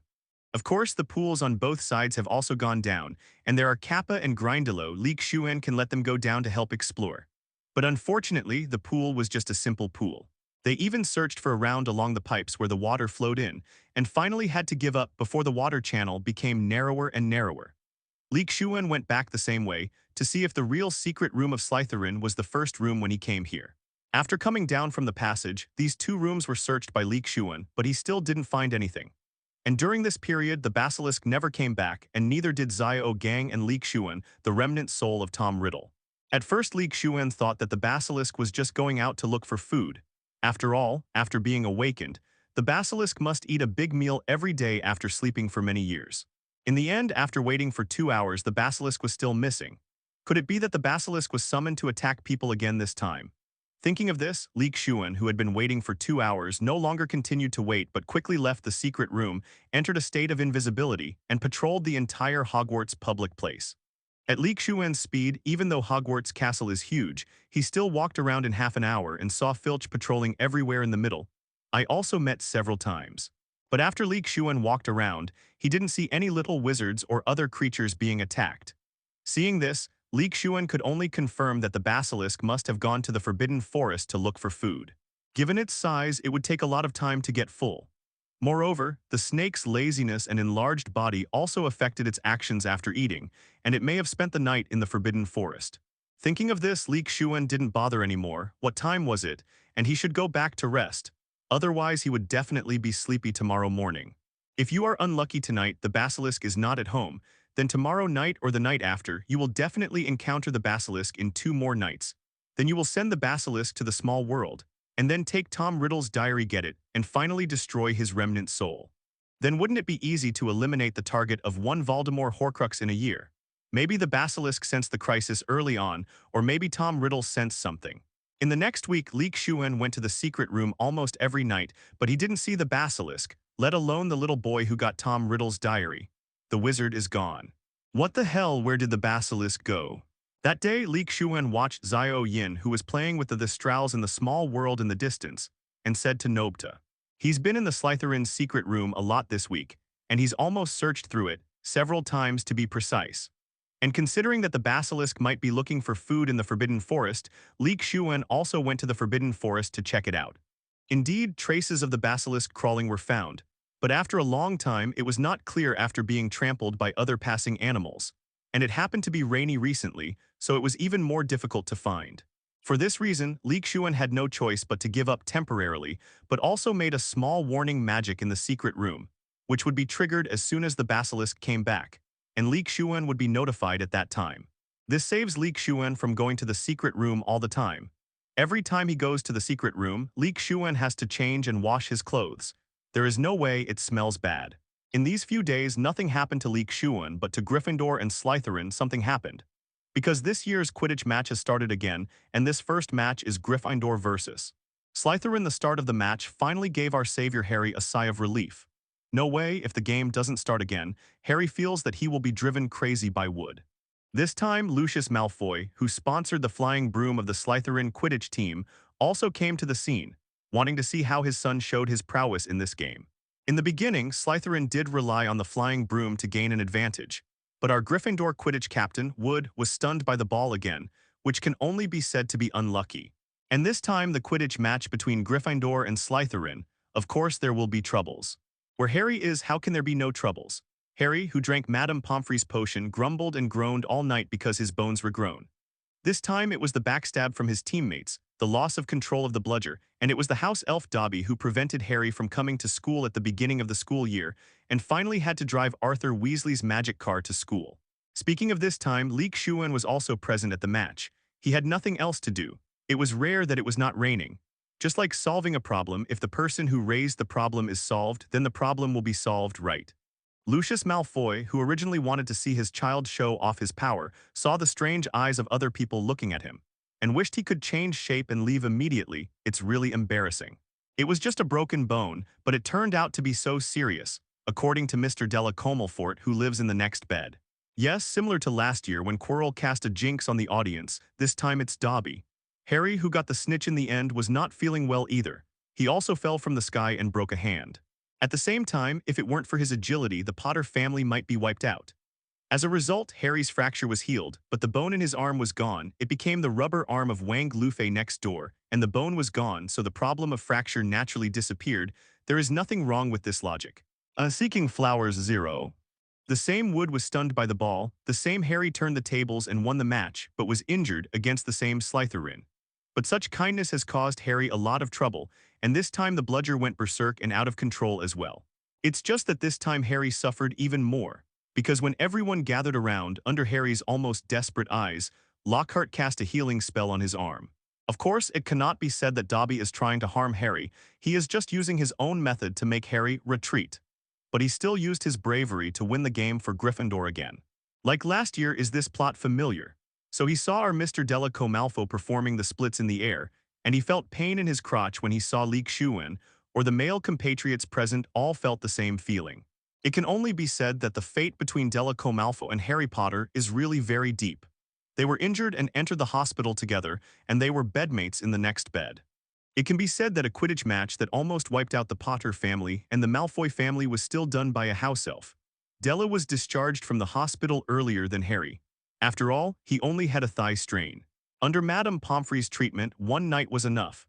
As for our savior Harry, it was more difficult. It used to be a matter of drinking a potion for a few seconds, but now he has to stay in the medical room for 2 days. So he was the only one there the next night, but in the middle of the night he was awakened by a cold voice full of murderous intent that suddenly came from above his head. Kill, killed. This voice. 837. Harry sat up straight from the bed. This was the sound he heard in Lockhart's office the night Mrs. Norris was attacked last time. The last time this voice appeared, Mrs. Norris was petrified, and the so-called heir to the Chamber of Secrets also appeared, so does the appearance of this voice again mean that someone has been attacked repeatedly? Just when Harry grabbed his eyes from the bedside table, put on his shoes and was about to go out to check, he turned his head and saw a face he least wanted to see, Dobby the house elf. For this house elf who likes to abuse himself, and then says he is good for himself but actually makes trouble because of him, he is locked in the attic and cannot go out at all. If Ron and the others hadn't come to take him away, maybe he really wouldn't be able to return to Hogwarts. But in the conversation that followed, Harry knew that he couldn't penetrate the 9 1/4 of the main platform wall at King's Cross because Dobby blocked it. You know that for this reason, Ron and I had to drive a magic car to go to school, and were almost expelled from school, but you said it was to protect yourself. In the end, if it weren't for the protection of Headmaster Dumbledore and Professor McGonagall, he and Ron would definitely have been expelled by Snape. Even if he escaped, he still felt extremely uncomfortable at Lockhart's place. Thinking about the experience at that time now, Harry still has lingering fears in his heart. This kind of mental attack is really unforgettable. Then he knew that losing control of the bludger in the Quidditch game was also a trick of the opponent, and Harry became even more angry. Do you know that you almost killed the Potter family by doing that? Perhaps St. Mungo's hospital has magic or potions that can stop rebirth, but Harry is not willing to try it himself. In the subsequent conversation, Harry learned about the attack from Dobby again, but no matter how much Harry asked Dobby later, even if he threatened death, he still didn't get any answer from him. All he knew was that the Chamber of Secrets had been opened before, and all Dobby did was to prevent Harry from going back to Hogwarts, because the Chamber of Secrets was not safe this year. To be honest, a house elf like Dobby knew that Hogwarts was not safe, and he also knew about the Chamber of Secrets. especially seeing how improbable and unrealistic it is that Dumbledore doesn't know. It also shows how unreliable Lucius Malfoy is in doing things. Such information can be known by Dobby, and it also highlights Dobby's excellence. From Dumbledore's conversation with Professor McGonagall, Harry knew that someone had been attacked and petrified again, and that the Chamber of Secrets had indeed been opened 50 years ago. Xuan couldn't help admiring Dumbledore's methods, and he could only say that the idiom, "a man grows into a master from time to time," is very reasonable. In fact, he was not an adult at that time, but he still resolutely stayed on. Even though he knew he would die, he still fell under the Death Eater's wand in the end. Colin Creevey, Gryffindor, who just entered school this year, his own little fan, always likes to take pictures with his camera, but this time it turned out to be him. I can only say that this is a 3.0 boy with courage. But Colin Creevey is a man. Why do you say that? Because in the original timeline, in the final battle of Hogwarts, he gave up the chance to leave Hogwarts but stayed here to protect the Academy. Well, the sense of responsibility of our savior, Mr. Harry Potter, has been aroused. Under the training of Dumbledore last year, Harry may not have good academic performance, but he is full of enthusiasm for saving the world. To be honest, Xuan doesn't quite know what the little wizard holding Tom Riddle's diary is thinking. Why doesn't he let the basilisk go back to the secret room? Could it be that his actions were discovered? Xuan didn't go to the medical room to see Colin Creevey, that is to say, he held up a camera for everything. Otherwise, he was so curious and lacking in strength, it would be easy for him to become enlightened in the wizarding world. But just when Harry grabbed Dobby's collar and wanted to ask more, Dobby left directly. Because Dumbledore and the others came over, Harry didn't even have time to take his eyes off. He lay on the bed and pretended to be asleep. This kind of situation is not uncommon. It has happened many times in the wizarding world, and there are even wizards who have specially studied it. Maybe the ancestors of Colin's parents were also wizards, but they didn't awaken their magic power later, so they came to the Muggle world and finally passed it down from generation to generation, and when Colin and his brothers awakened their magic power again. Xuan didn't know about Colin Creevey's petrification until the next day, which made him very surprised. Attacked Colin in Gwart's castle, but didn't go back to the Chamber of Secrets. It means that the two children born to his parents have awakened magical powers. After 2 years, his younger brother Dennis Creevey will also enter Hogwarts, which is also Gryffindor College, and become his junior. This also gave Harry a greater sense of urgency and responsibility. Since he could hear the existence of that voice, it meant that he had the responsibility and obligation to find out the other party. To be honest, Colin's family is also very powerful, or his parents are very powerful, not to say how powerful his parents are. His parents are ordinary people, and even his father is just a milkman. After Dumbledore and the others left, Harry got off the bed and walked over to see, and found that the person who was attacked by the voice this time knew him. It can only be said that the fate between Draco Malfoy and Harry Potter is really very deep. They were injured and entered the hospital together, and they were bedmates in the next bed. It can be said that a Quidditch match that almost wiped out the Potter family and the Malfoy family was still done by a house elf. Della was discharged from the hospital earlier than Harry. After all, he only had a thigh strain. Under Madame Pomfrey's treatment, 1 night was enough. As for our savior Harry, it was more difficult. It used to be a matter of drinking a potion for a few seconds, but now he has to stay in the medical room for 2 days. So he was the only one there the next night, but in the middle of the night, he was awakened by a cold voice full of murderous intent that suddenly came from above his head. "Kill is killed." This voice, Harry sat up straight from the bed at once. This was the sound he heard in Lockhart's office 28 the night Mrs. Norris was attacked last time. The last time this voice appeared, Mrs. Norris was petrified, and the so-called heir to the Chamber of Secrets also appeared. So the voice appeared again. Does this mean that there are repeated attacks? Just when Harry grabbed his eyes from the bedside table, put on his shoes and was about to go out to check, he turned his head and saw a face he least wanted to see, Dobby the house elf. For this house elf who likes to abuse himself, and then says he is good for himself but actually makes trouble because of him, he is locked in the attic and cannot go out at all. If Ron and the others hadn't come to take him away, maybe he really wouldn't be able to return to Hogwarts. But in the conversation that followed, Harry knew that he couldn't penetrate the 9¼ of the main platform wall at King's Cross because Dobby blocked it. You know that for this reason, Ron and I had to drive a magic car to go to school, and were almost expelled from school, but you said it was to protect yourself. In the end, if it weren't for the protection of Headmaster Dumbledore and Professor McGonagall, he and Ron would definitely have been expelled by Snape. Even if he escaped, he still felt extremely uncomfortable at Lockhart's place. Thinking about the experience at that time now, Harry still has lingering fears in his heart. This kind of mental attack is really unforgettable. Then he knew that losing control of the bludger in the Quidditch game was also a trick of the opponent, and Harry became even more angry. Do you know that you almost killed the Potter family by doing that? Perhaps St. Mungo's hospital has magic or potions that can regenerate limbs, but Harry is not willing to try it himself. In the subsequent conversation, Harry learned about the attack from Dobby again, but no matter how much Harry asked Dobby later, even if he threatened death, he still didn't get any answer from him.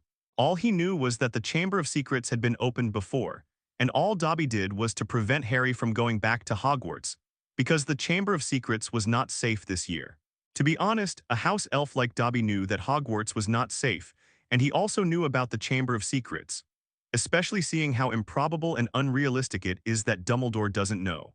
It also shows how unreliable Lucius Malfoy is in doing things.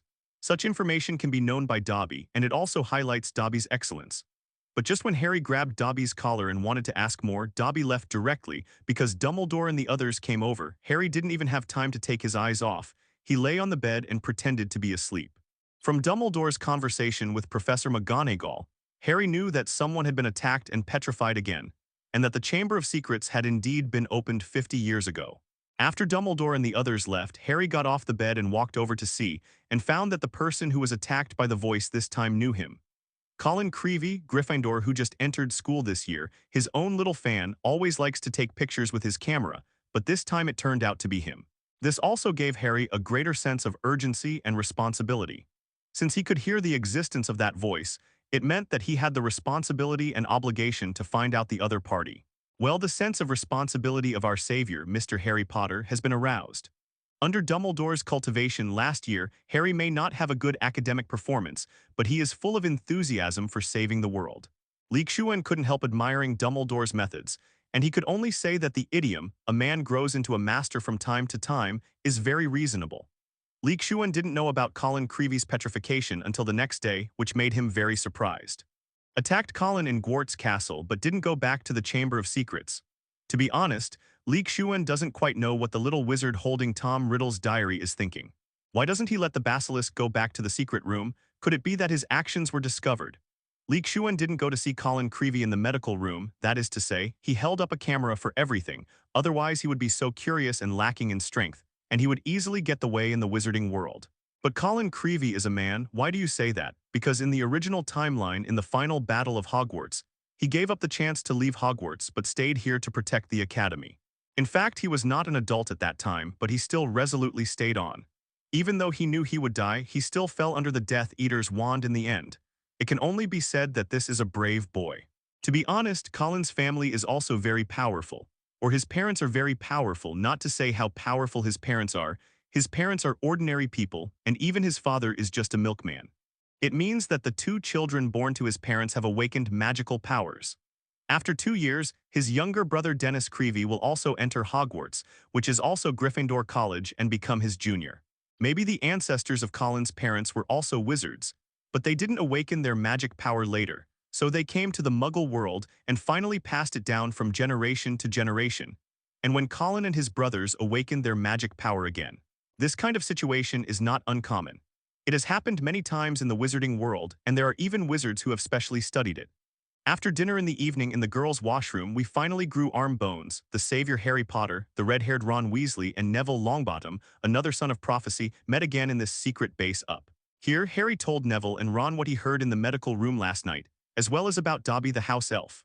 Harry told Ron about it when Dobby was at the Weasleys before, but Neville heard it for the first time, especially when he knew that Harry and Ron couldn't go back to school on time at the beginning of the term because of him, and instantly became an enemy of Harry. The voice appeared again last night. Unfortunately, I didn't have to go out to check. Otherwise, I would definitely be able to find out who the person who manipulated the monster was and saved Colin. Harry said with a low tone of self-reproach, and Neville on the side patted Harry's shoulder emotionally. If it were him, he would feel the same way, so he could understand Harry's mood very well.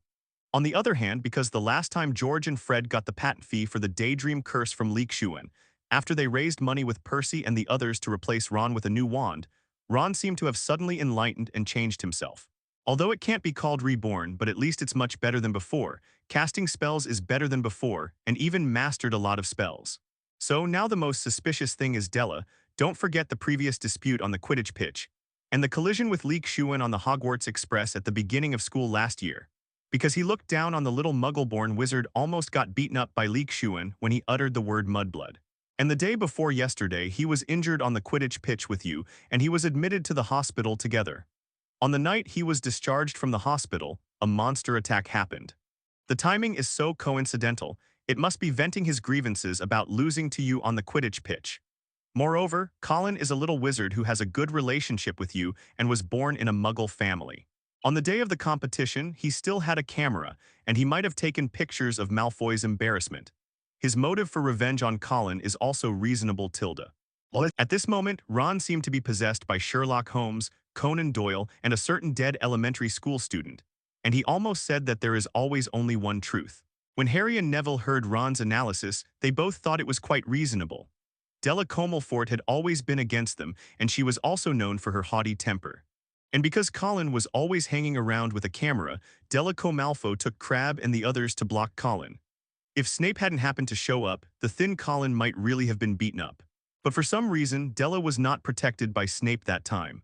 On the contrary, Snape's face was very gloomy that day, and Della was punished and got along with Filch for a while.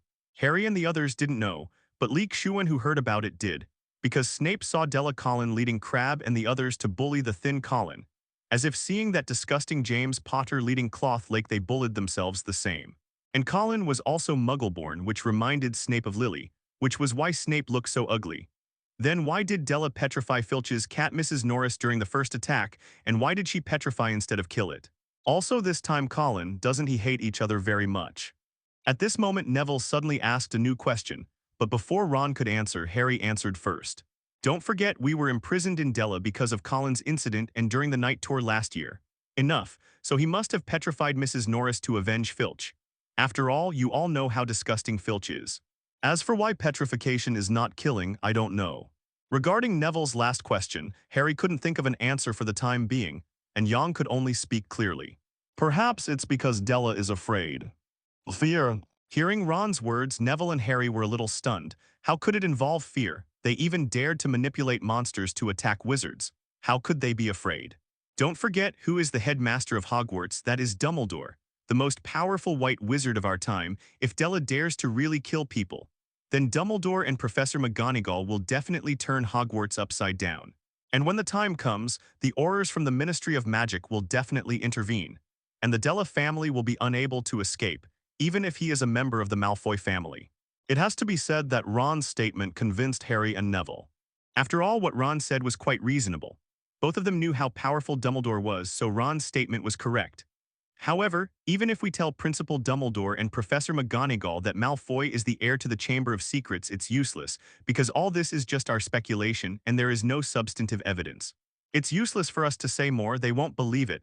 We need to find real evidence, which needs to be close to Malfoy, but he won't tell us. Harry said distressedly, now he very much hopes that he can grab Della's pigtail, so that he can prevent him from summoning that monster to attack people again. I know a potion called Compound Potion. It's a potion that can make the drinker look like someone else.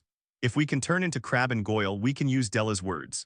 After Harry's words, the three of them were silent for a while, and the silence was finally broken by Neville, because he thought of a way.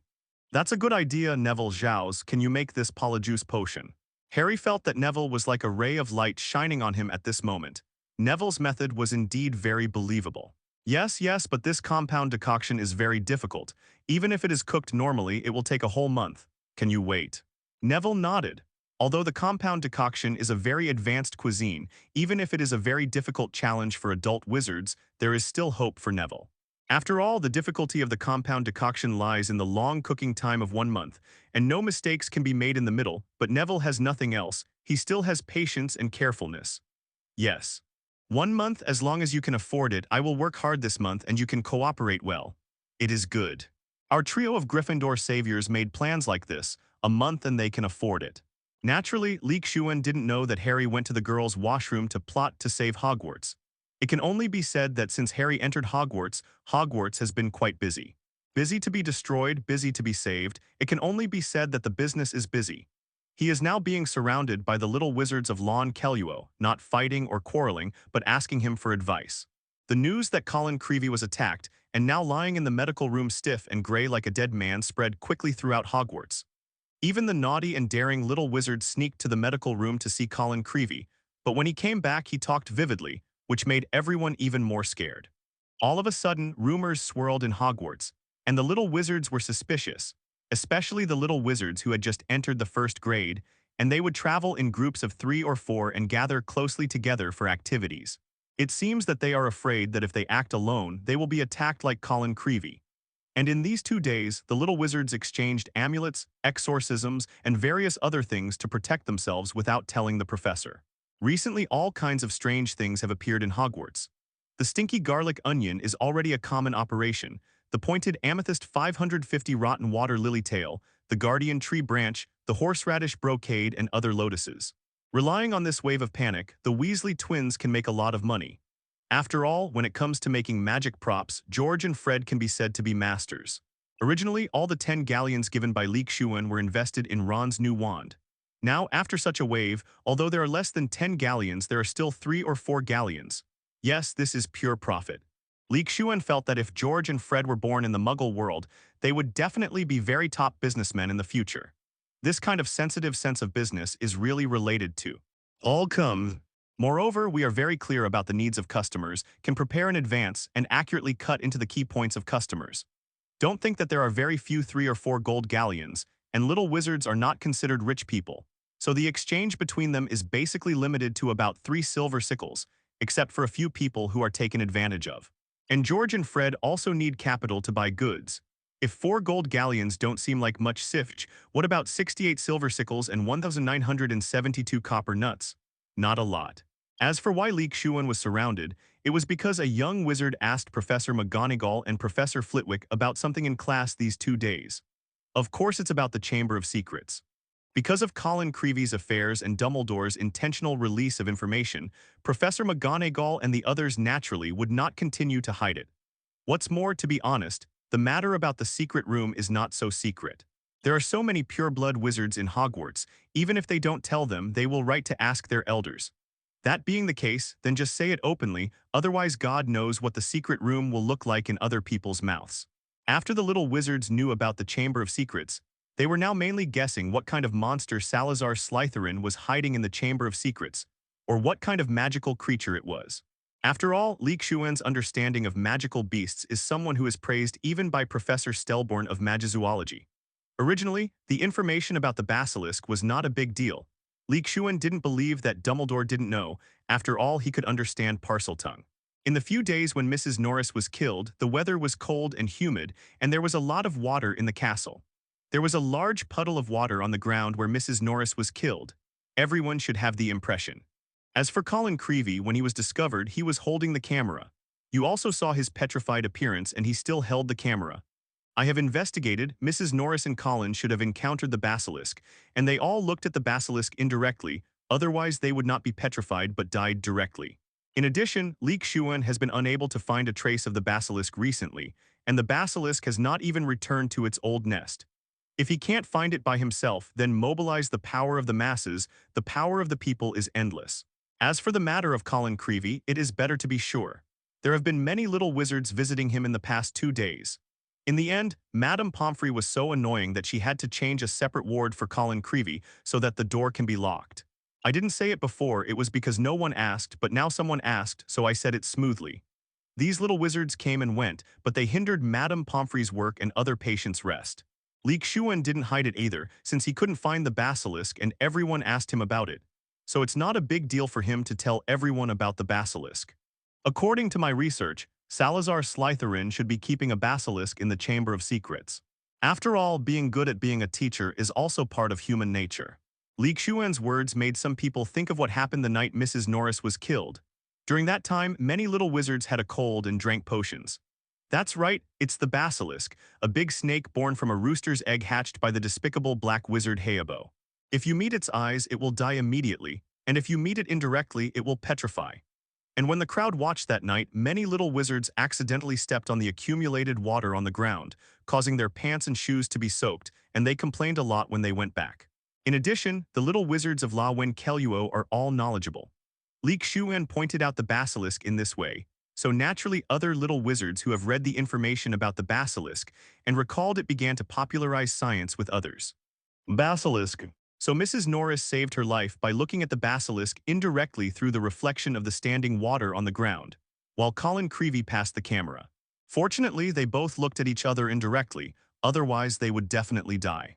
Therefore, both the little wizard of Ravenclaw and the little wizard of Hufflepuff came to ask Xuan. As for Slytherin, they couldn't play a piece, and Gryffindor, let alone, took it from Xuan in the last school year with illegitimate means. After winning the Academy Cup trophy, facing Xuan felt very guilty. Xuan pointed out the basilisk, not only to mobilize the power of the masses to help him find the basilisk, but also to make these little wizards take precautions, so don't be careless. As for the weakness of the basilisk, after everyone's discussion and brainstorming, I found that apart from the basilisk being afraid of the crowing of the rooster, there seems to be nothing else to be afraid of. After asking questions to Xuan also spread his hands, saying that he has no solution unless he is overwhelmed by hard power. The basilisk is really difficult to deal with. But Xuan thought of one thing, that is, if you look at the basilisk with glasses, is it considered as an indirect eye contact? Just when Xuan thought of this, the little wizard who thought quickly also thought of it and came to ask Xuan directly. Xuan said that he does not wear glasses, nor has he looked into the eyes of the basilisk, so he has no way to give an answer. Let them ask Professor Kettleburn or Professor McGonagall, these knowledgeable professors. Afterwards, some little wizards asked Professor Kettleburn directly in class. As for Xuan guessing that the monster in the secret room was a basilisk, Professor Kettleburn listened to the little wizards repeat what Xuan said that day. A positive evaluation was given, because according to the current information, Xuan's guess is undoubtedly the closest to the correct answer. Even Professor McGonagall and the others did not expect that Xuan actually found the monster in the secret room. Sure enough, the Light of La Wenceluo is not just talking, but also has a keen perception, good at collecting information, summarizing and deriving it. And Professor McGonagall and the others knew what happened when the Chamber of Secrets was opened 50 years ago. At that time, Myrtle saw a pair of yellow pupils as soon as she opened the door and died. In this way, everything can be connected, and they also know about the basilisk. With the lifespan of the basilisk, as long as it falls into a deep sleep, it can indeed live for such a long time. They also discussed about the monsters in the Slytherin Chamber of Secrets before, and at that time they thought they were magical creations or alchemy creations. Just like the Guardian Stone Pier at Hogwarts, think about it in the original timeline, when Professor McGonagall rubbed his hands excitedly and used the magic of Stone Pier dispatched during the final battle. You must know that these Guardian Stone Piers were built by Hufflepuff and the others when the school was founded, and they can still be activated after so many years. So it is normal for Professor McGonagall and the others to think about alchemy props. In the days that followed, Hagrid was indeed very popular because he raised a lot of roosters and hens near the yard. Why did they raise them? Of course they ate it, but now they are all being targeted by the little wizards. After all, the only weakness of the basilisk is the crowing of the rooster. It was also mentioned earlier that the students of Hogwarts are not fools. Of course they thought of this. After all, it is impossible for them to directly purchase a rooster from outside and send it back with their own owls. At that time, I'm afraid they will send back a lot of chicken feathers. As for the chicken, it must be eaten by their own owls. Moreover, it seems impossible for an owl to fly so far with a chicken, and it is easy for the owl to be targeted by the raptors. Why not deliver food to your door? Only when they swarmed over to Hagrid's hut and offered a silver sickle nut to a nervous Hagrid with a fork to buy him a rooster. But he was told by Hagrid that a few days ago, all the chickens he raised, regardless of whether they were roosters or hens, were killed by people who broke their necks while he was away. If you say you want to eat meat and steal Hagrid, you won't say anything, but this is obviously killing. Hagrid can't stand it. So these days he is also very angry and has been patrolling around with Fangya, hoping to find that nasty guy. The little wizards who came here were in an uproar when they heard Hagrid's words, and now they were more sure that the monster in the Chamber of Secrets that Xuan said was a basilisk. Hagrid has live cocks here. Even just in case a new rooster hatched later, even the hen was killed and all the eggs were trampled, it can only be said that it is really ruthless. To do such a thing, it must be the chosen heir of Slytherin, only he can do such a vicious thing. Hagrid seldom entered Hogwarts Castle recently, not only busy looking for the murderer of his chickens, but also busy patrolling the Forbidden Forest. The Forbidden Forest is not stable recently, many creatures have been attacked and killed, and even Aragog told himself that he sensed something terrifying. I ask for flowers. When he heard from the little wizards that the secret room was opened and that the monster in the secret room was a basilisk, He couldn't bear it anymore and asked them directly. Although the little wizards didn't know why Hagrid was so excited, they kindly told him about the recent changes. After listening to the words of the little wizards, Hagrid was a little dazed. Seeing Hagrid like this, the little wizards didn't know what happened, so they left, leaving him standing there with a look of being lost in memories look like. They didn't know that Hagrid was one of the protagonists when the secret room was opened 50 years ago. He even had to be expelled from Hogwarts for being framed by Tom Riddle as the one who opened the Chamber of Secrets, and only Dumbledore believed him. It was also after Dumbledore became the headmaster that he was invited back to Hogwarts to be a forest guard, because Hagrid had a record with the Ministry of Magic for the Chamber of Secrets attack, and he was not allowed to carry and use a wand. Of course, there wasn't much evidence for Tom Riddle's framing at that time, but there was no way, even though Hagrid was raising Aragog in the castle at that time. And after being discovered by Tom Riddle, Aragog was let go by Hagrid. At that time, no one in Hogwarts told everyone that the monster might be a basilisk like Xuan now. At that time, I thought it was a monster raised by Hagrid.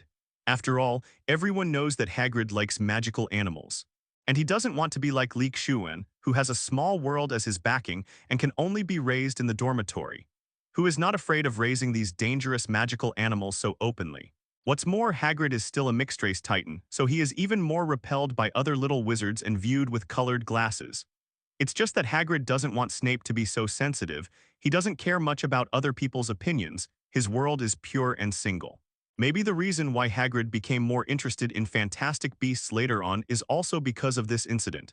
After all, compared to complex-minded humans, simple magical animals are better at dealing with them, and they won't stab you in the back. To be honest, didn't everyone feel that Hagrid was framed after the case of the monster attacking people in the secret room 50 years ago? Didn't the Ministry of Magic find out?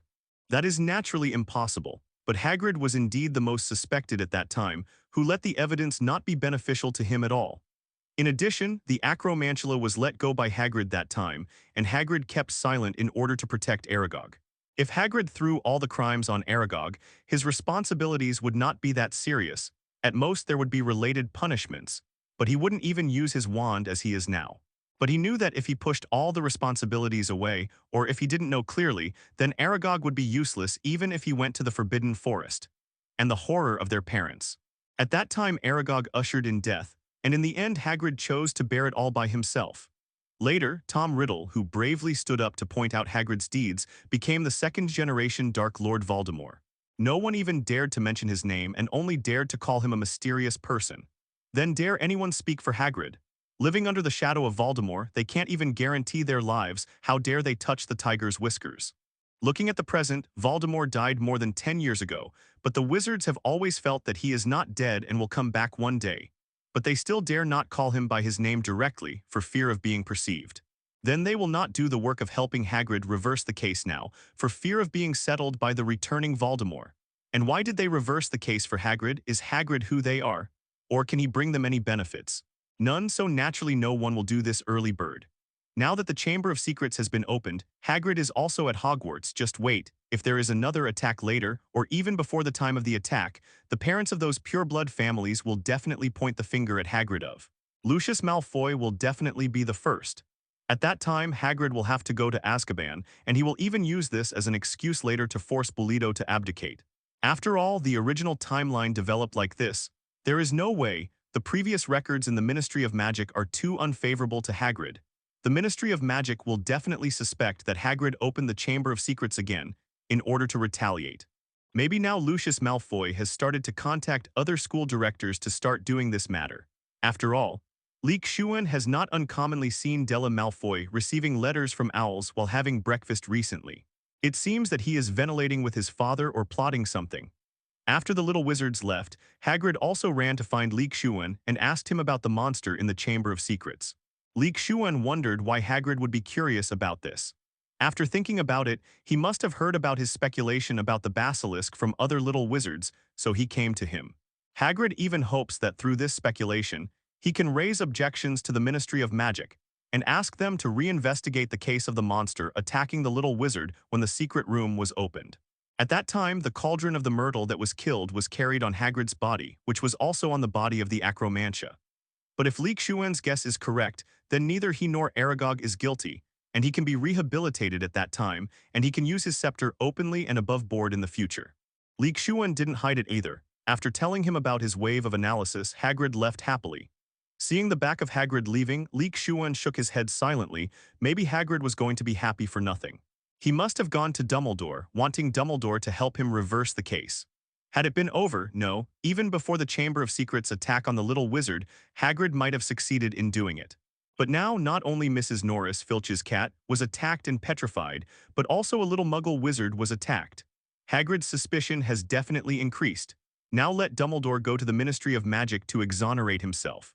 It can only be said that even if Dumbledore is the Minister of Magic, it will not work, because the Ministry of Magic is not what the minister decides. Xuan didn't take care of Hagrid's affairs. He couldn't find the basilisk on his side, but he was very annoying. This day Xuan just finished Transfiguration class, came to the restaurant, first took out a clean plate and matching knife and fork from the long table of La Wen Keluo, and prepared to choose a hole for himself. I have to say that everything in Hogwarts is okay, but the lack of chopsticks makes Xuan uncomfortable. Some pasta, some well-cooked steak covered with sauce, some pancakes that are baked golden and crispy, it's rare to have spinach today, and some as well as a small piece of fried fish and sausage pizza. Today's is actually a cup of apple juice too and a pudding at the end. Looking at the food in front of him, Xuan nodded in satisfaction. The breakfast this morning was not to his liking, so he didn't eat much and he was hungry at 11 o'clock. But while he was enjoying the delicious food, the second-year wizards of Gryffindor rushed into the auditorium busily, and there were many fewer Slytherins in the city. Even our brother Draco Malfoy has not seen anyone, and his 2 little followers, and many little wizards have traces of potions on their wizard robes. If Xuan remembered correctly, according to the class schedule Hermione showed him, Gryffindor should be taking potions class with Slater Lin-Yi in this class. How did he come up with such a thing? At this time, Hermione also came to Xuan's side and sat down skillfully. While picking food for herself, 2.0 whispered to Xuan, "I saw Harry's action just now. He threw it directly into Goyle's cauldron, Fred's Fleerbar fireworks." Under Hermione's explanation, Xuan finally knew what happened. When brewing the swelling potion in potions class just now, Harry cooperated with Ron and Neville. Ron first attracted Snape's attention, and Harry directly threw the fiery fireworks into Goyle's cauldron. The swelling potion in Goyle's cauldron was directly blown up and splashed everywhere. He and Malfoy beside him were the first to bear the brunt and were directly splashed on the face. Other little wizards also had many. At this time, Neville took advantage of the chaos and ran back before everyone in Snape's bar was healed. But there was a piece of the wizard robe. Hermione was still there vividly describing the miserable conditions of Della and Goyle. Some with swollen noses like small watermelons, some with swollen arms like mallets, and some with mouths and lips turned into sausage mouths and so on. But at this moment, Xuan didn't continue to listen to Hermione's words, but thought that Harry and the others should be doing this to make Polyjuice potion. There were 2 ingredients in the Polyjuice potion, the horn of a bicorn and the skin of a non-tree snake, which they couldn't get, only from Snape's personal collection. Of course, Xuan also has it here, but they definitely don't know it, and Xuan won't foolishly tell them that he has it. As for how Xuan knew, it can only be said that the 3 boys ran to the bathroom where Myrtle was, because Harry had a good relationship with Myrtle, so Myrtle would basically help them cover up and let the wind out. But they don't know the existence of Xuan, who is cheating. Xuan often sees the 3 of them conspiring when he goes to the bathroom incognito. Listen, not Ghost Myrtle but an old bee, and he's good at it. That's why Xuan usually takes Hermione and Penelope to the response room when he wants to talk, where Dumbledore can't control it. Otherwise, it is to go out of the castle to an open place, where it is even more difficult to hide. Through the traces on the ground and the light, Xuan can sense whether someone is approaching. So Harry and the others, who really had no other choice, decided to come here to make such a noise, and to build a plank road and secretly plan a trick. Why not buy it? Harry at least has enough galleons. That's because Harry and the others have no channels. Do you think these materials can be bought casually? Xuan thought about it for a while, and there shouldn't be too many. Professor McGonagall just collected the list of Christmas detentions. Thinking about it, it should be almost time to need these 2 materials. Harry, Neville, and the others felt that Draco Malfoy was not the same as last year, and she didn't come home, so they also stayed.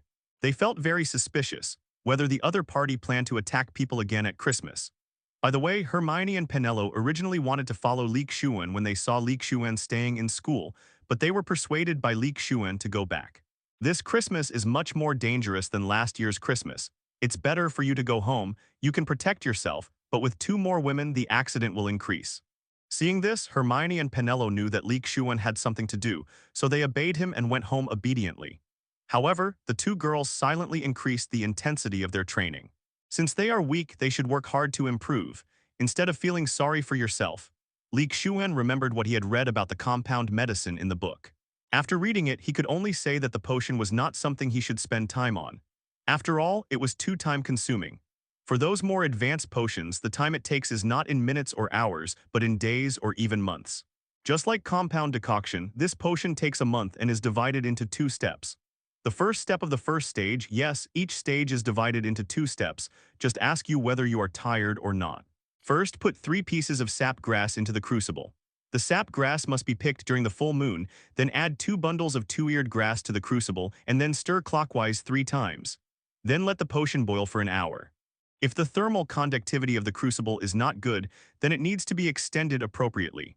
For this point, the potion maker must have a good understanding of his own crucible. Otherwise, the potion will fail if the heat is not enough or the first step of the compound decoction is passed. In the second step of the first stage, 4 portions of leeches are added to the crucible, and then 2 spoonfuls of lacewing worms that have been crushed into fine powder are added to the crucible. At this time, it needs to be heated at low temperature for 30 seconds, and this stage is completed by waving the wand. The first stage took more than half a month. During this period, the fire in the crucible could not be extinguished, and it had to be boiled all the time. Well, Snape was arrogant again, but what really made Snape careless was not because of the above, but because of those green eyes, because of that woman, Lily Evans. As for who made it, there is no way those people can't beat him, so they can only obey his words obediently. Snape also wanted to know why they would come to his storage room to steal some. After all, these 2 materials were not easy to buy in the market. As for the dry pot problem that Muggles are worried about, after all, it has been boiled for a whole month, and hundreds of liters of water can be boiled dry for it, right? Then the goal is very clear, and it can only be said that Longbottom has a little bit of talent in herbalism and potion science.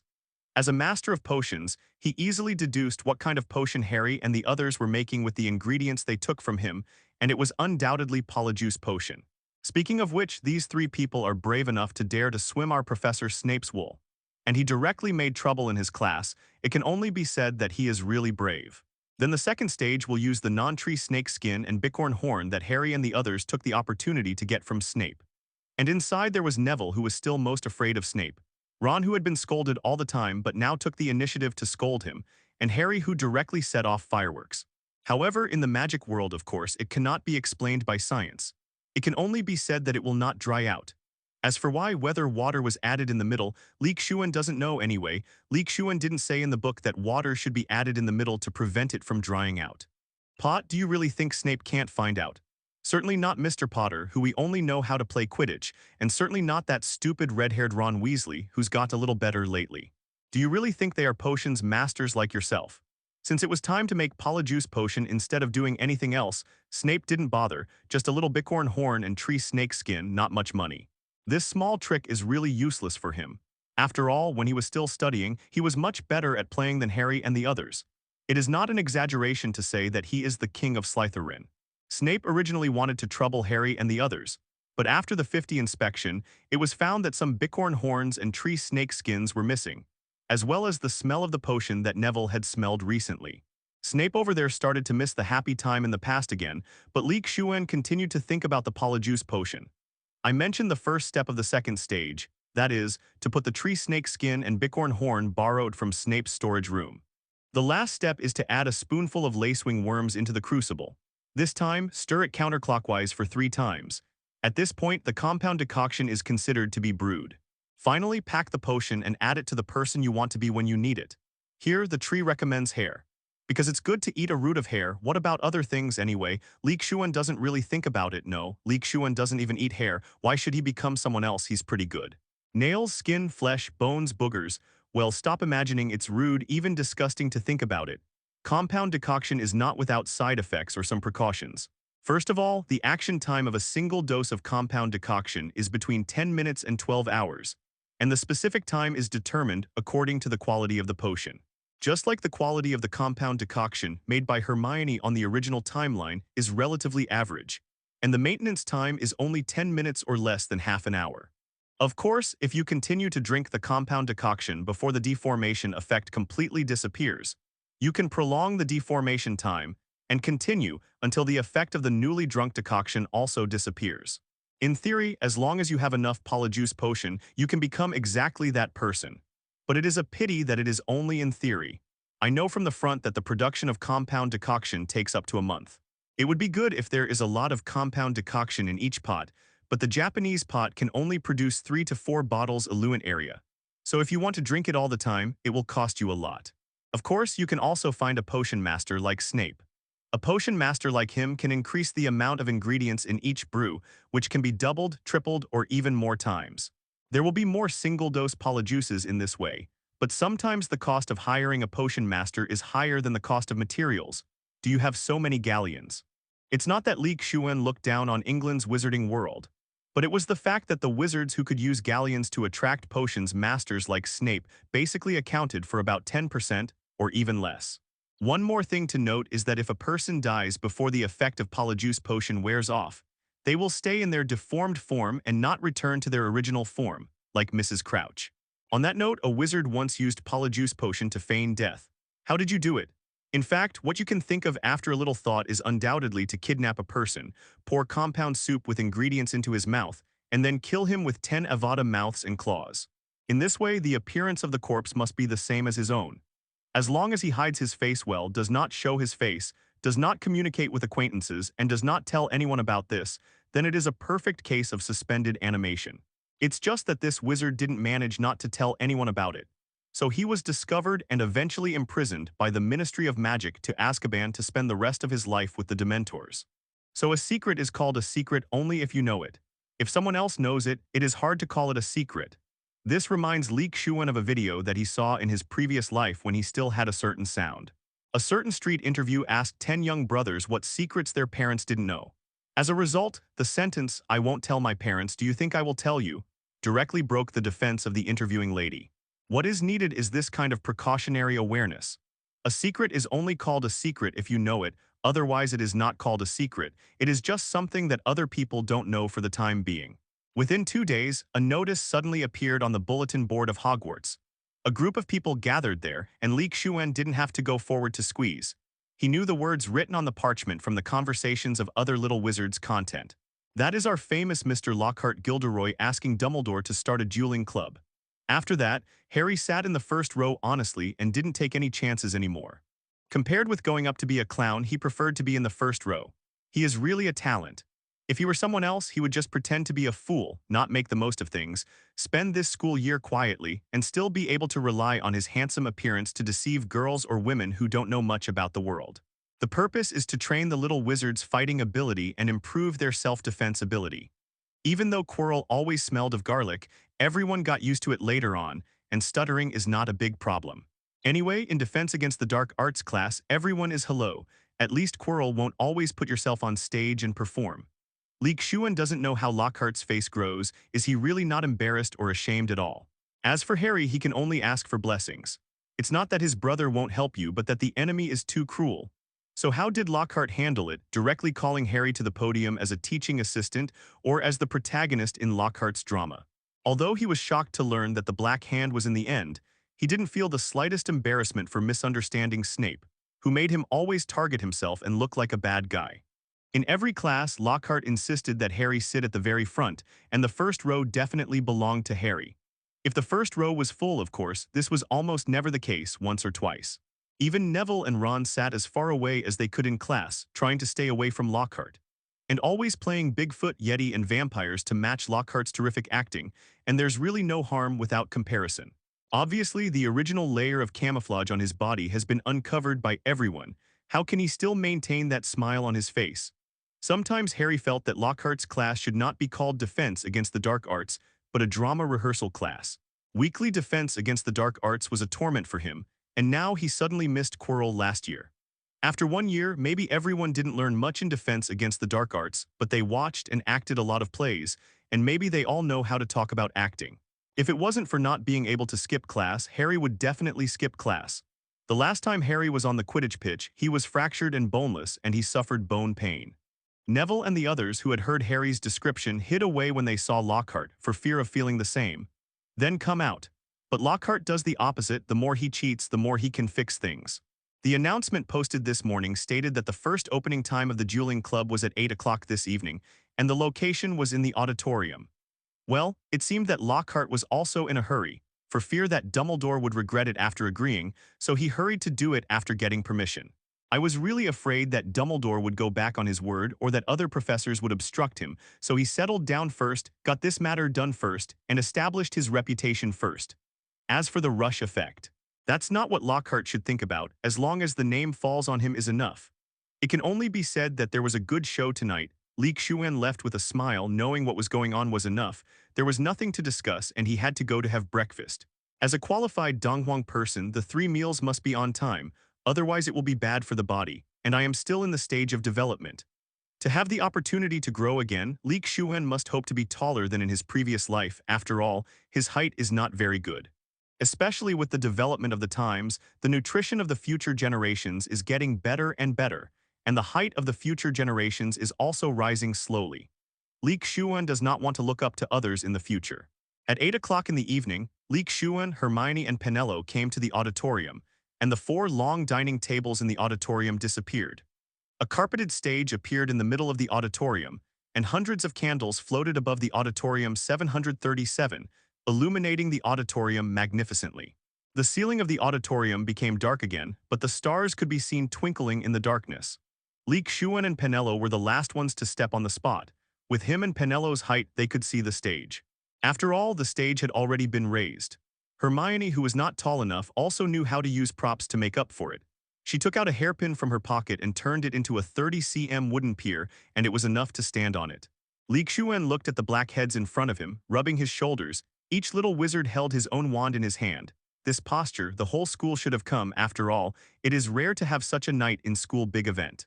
Usually nights are spent in various clubs, such as Professor McGonagall's Transfiguration Club, Professor Flitwick's Charms Club, and so on. They all sent invitations to Xuan, but they were all rejected by Xuan because they didn't need to join them to acquire advanced knowledge of spells or transfiguration. Don't forget the wave of vaults he raided in Gringotts before school started. There were quite a few books in it, which would have been put in the restricted area at Hogwarts. Moreover, the restricted area of Hogwarts is like a no-man's land for Xuan. He just needs to ask the professors for advice in private. Usually at night is the time he reserves for himself to enter the small world to match the magical animals. Unless it is an astronomy class or an extra activity like tonight, or to finish, otherwise Xuan will stay in the small world when he is free. Hermione and Penelope also knew about it, so they would not look for Xuan if they had nothing to do at night, but arrange it by themselves. It is worth mentioning that Hermione was invited to join Professor Flitwick's spell club, not only because Hermione is excellent, but also because she has a very good relationship with Xuan, love the house and woo. As for Penelope, the Transfiguration Club and the Magic Distance have joined. There is no way, it is too good, and this is also the direction Hermione will work hard in the future. I don't know which professor came to teach us. I heard that Professor Flitwick was a dueling champion when he was young. Maybe it's him. I think it might be Professor McGonagall. Do you remember Professor McGonagall's handsome transfiguration at the beginning of the 1st grade? I think it's so cool. Our headmaster Snape is the strongest. He is the strongest in all of Hogwarts except Dumbledore. Sift. Our Professor Sprout's explosive potions are powerful too. Well, the students of the 4 colleges started to stand up for their deans one after another, and they all started to stir up speculation. Because the Harry trio who made the compound soup came earlier than Xuan, so they were not far away, and Xuan could even hear Harry's words. Anyone is fine, even if it's Snape, as long as it's not. A happy smile appeared on his face. Hermione and Penelope, who were standing next to Xuan, both heard it and could only look at this Mr. Savior with pity. Because Hermione usually went to class with Harry, she knew what happened to Harry in defense against the dark arts class and potions class, so she could only sympathize. Of course, you can read my published works for complete details, such as the book Breaking with the Female Ghost, which is good. What she didn't know was that if it wasn't for Xuan's appearance, she might also be one of the followers. Of course, Harry also thought to himself. Just now he noticed that Snape and Lockhart saw him, and now they have a clear view of each other on and off the stage, and now they turn around and leave. Let's not say whether they can go or not. If Harry dares to leave, guarantee him to have a good time in defense against the dark arts and potions in the next few days. Standing on the dueling stage, Lockhart first clapped his hands to attract everyone's attention, and then shouted, seeing that the little wizards were completely quiet and focused on him. "Everyone please be quiet, everyone, please come around, can everyone see me and hear me?" When Xuan walked in, they all turned their heads and smiled back. Of course it was Harry and Neville. As for Ron, his face was calm without any fluctuation. "Why did I come to this event? Is it too late to leave now? How happy it is to be noticed by such a crowd, and I absolutely cannot lose such attention." And Penello knew from Hermione that when the two girls chat, they usually talk about everything, so what happened to Salvation Coffee is worth talking about. Before Harry could finish speaking, two people walked in from the entrance of the auditorium. Snape, who was dressed in a black robe unchanged, had an indifferent expression on his face. Lockhart first set a flag in his heart before he said, "In view of the dark attacks that have occurred in recent weeks, Principal Dumbledore allowed me to start this dueling club and take this opportunity to train everyone so that everyone can one day be as calm as I am." "Protect yourself, oh no." Harry growled in despair. Unexpectedly, he hit the mark before he finished speaking. Not only Lockhart, but also the combination of Lockhart and Snape. It is really a happy 1+1. And beside him, Lockhart in his fuchsia robes like a courting peacock. They made their way through the crowd to the dueling arena. Xuan below heard Lockhart's bragging words and shook his head helplessly. "If you don't brag for a day, you will die, right? Please allow me to introduce my assistant, Professor Snape." Lockhart suddenly raised his voice, speaking in a more impassioned tone. Looking at Snape walking up from the other side of the stage, to be honest, Xuan didn't know what Lockhart used to impress Snape, making him willing to organize this dueling club with this liar, and he even said that he was an assistant. "He generously offered to give me a demonstration, but you don't have to worry that after the demonstration I will return your potions teaching to you intact." Hearing Lockhart's words, Xuan smiled unkindly because he saw that Snape's face became more gloomy, and at the same time veins appeared on the back of his right hand holding the wand. Lockhart had a hard time to eat. Obviously, he couldn't compare to Snape in hard power, so he was still talking here. "Do you think that in the internet age, when you are a keyboard warrior, you don't have to be responsible for others not being able to find you?" Xuan thought about it. Maybe apart from Lockhart paying Snape well, Snape might also take this opportunity to teach Lockhart a lesson. Or maybe he wants to take this opportunity to really try this professor who is always pretending to be crazy and foolish. Is it real water, or is he pretending to have a bigger plan behind the scenes? If it's the latter, it's good to have such a wave of trials. If it's the former, then he will have to pay for what he said tonight. It was rare for Xuan to see the corners of Snape's mouth raised. It seemed that being able to teach Lockhart a lesson was also a very happy thing for him. Both Snape and Lockhart walked towards the middle of the stage with their wands in their hands. Seeing the serious expressions of the two, the students couldn't help but shut their mouths and fell silent. The two bowed slightly in the middle of the stage, then held their wands upright in front of them, then turned around and walked to the other side of the stage. "As you can see, we held our wands in a dueling position and performed a dueling salute," Lockhart told the silent students. "We will cast the first spell on the count of 3. Of course, neither of us will take the other's life, and your potions professor will be intact." Looking at Lockhart, who was still talking about it up to now, Snape frowned, and secretly decided to increase the output of magic power for a while. "Disarm you."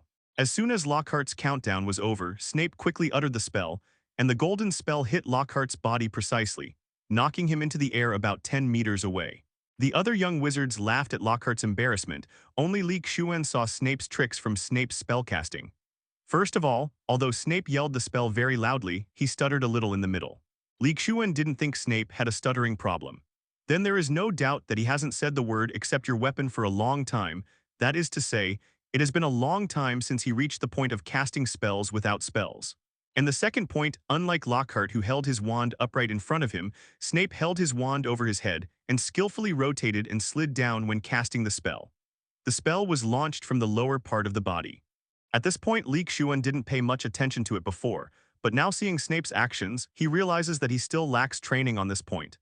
Maybe people like Harry who have opinions on Snape, or people who don't know much about Snape, think that Snape's movements are gimmicky, but Xuan still admires Snape's hand, which is definitely trained in the battle.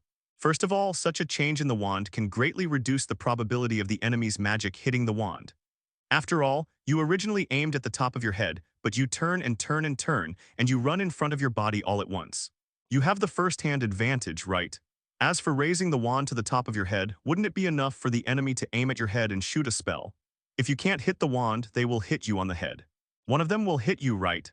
If only Snape was so easy to deal with in the middle of a fight, do you think he would just stand there stupidly and not understand? Of course there is footwork on his feet. Point 0. You must know that after the general magic leaves the wand, it will not be controlled by the wizard at all. Except for some specific magic, the rest of the magic is all direct. Otherwise, why is it called Hogwarts Welding School? So you think Snape has no combat power and can only make potions. After the curse is fired, it will not be kidnapped. It's better than looking at the body and aiming. In addition to hard resistance, you can only move left and right, and at least there are more options for squatting. Snape swung magic with one hand, and if the opponent wanted to block it, the difficulty would definitely be greatly increased, and Snape won the advantage here. I have to say that Snape's attack was really serious, but Lockhart was also prepared. The vest he was wearing looked like an ordinary vest, but it was actually made of dragon skin. Lockhart, who was instantly killed by Snape, didn't have the slightest bit of embarrassment on his face. On the contrary, he was still able to laugh. Xuan could only sigh. If Lockhart was in his previous life, he would definitely be the best seller, and he would be the best seller every month. Which type? While Xuan was thinking about this, Lockhart, who was knocked into the air, rubbed the place where Snape's magic had just hit him and stood up. When you want to subdue him with magic, you will find that he is better than Potion in fighting, which is why Xuan thinks that Snape is a genius. Ask for flowers. Lockhart, who has made so much money by publishing books, can't attack well, so of course he needs to maximize his defense. And he will also be covered with a defensive spell such as the Iron Armor Curse, and it is really impossible to squat down. After such a back and forth, Snape can be said to have won. For this, Xuan can only say that he admires him and he really can't compare to 5. If you still want to fight hard with the former, you can also get down, then Xuan can only say that you should just get down. The probability of not getting up after you get down is very high, the kind that can't even run, just lose your breath. Xuan seemed to be yelling at Snape, "Professor, I want to learn this." Could this be the legendary battle master who isn't a potions master and isn't a good defense against the dark arts professor? Excellent demonstration, Professor Snape. But with all due respect, your intentions were very clear just now. If I want to stop you, it won't take much effort, but I think everyone should see the real effect of the disarming curse. Oh, thank you, Mr. Seamus. Just now I let you see the consequences of being hit by the disarming curse. I hope my demonstration can serve as a wake-up call to you. Lockhart took Seamus' hand to him for his knocked-out wand, babbling at Snape. I think it's better to teach the students how to resist the curse and avoid being petrified by that monster, right? Lockhart could also feel the anger in Snape's words, and knew that if he continued to talk nonsense, Snape would definitely let him have no good fruit to eat. This is a very good suggestion, 223 Professor Snape. Then let's invite 2 students to come up. Potter, Seamus, come up. Our savior Harry Potter, as long as there is Lockhart. He is absolutely indispensable every time students need help. And Harry also has a calm face. He has no choice, he is used to it. When he didn't leave in time just now, Harry had already made enough mental preparations, and could only obediently walk forward from the path that the crowd gave way to. As for the other selected child, Seamus, it was hard to believe that this was the first time he had been selected by the professor. In fact, there was no way when Lockhart looked at Harry, he wanted him to be with Xuan, but he looked at Xuan and was quite frightened by Xuan's indifferent eyes. So I didn't know who to choose, but I thought of Seamus, who just retrieved his wand, so it was him. Why is Lockhart afraid to meet Xuan's eyes, or afraid when he sees Xuan? Of course, he was severely punished by Xuan in private. This school year, the 4 colleges no longer held defense against the dark arts together, but separated 2 by 2.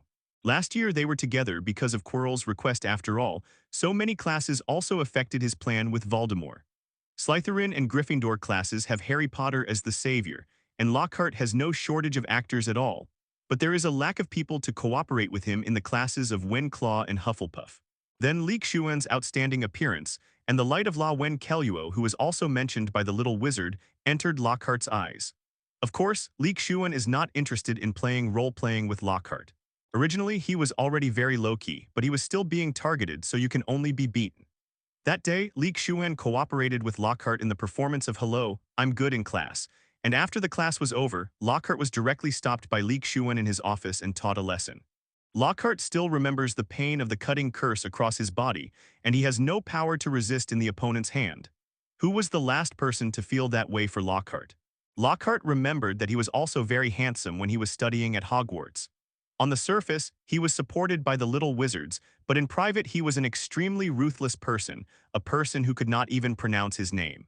During the time he informed the wizarding world in England, Lockhart was afraid of being stared at or attacked by Death Eaters, and ran to the wizarding world of beautiful boudoirs on the other side of the ocean to stay in the name of being a fan. Now Lockhart sees the demeanor of that person in Xuan again. The same talent, the same excellence, the same leadership ability if he didn't provoke him. Maybe you won't even find out. So should Lockhart inform Dumbledore of Xuan, who has been hiding so well? Sorry, the timid Lockhart is not like him in the book. He finally saved the world from fire and water, and he cherishes his own life even more.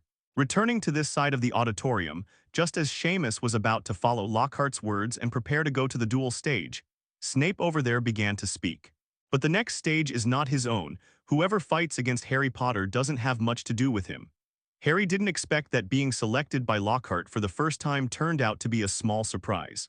To be able to teach Della Comelford a lesson in an open and honest manner, this is something he has always wanted to do very much. Who made this guy's mouth full of feces? Just spit shit out of your mouth. Xuan wanted to laugh. You can always trust Snape's mouth. As long as the protagonist in his words is not you, you will always feel that his sarcasm is always so unexpected and funny.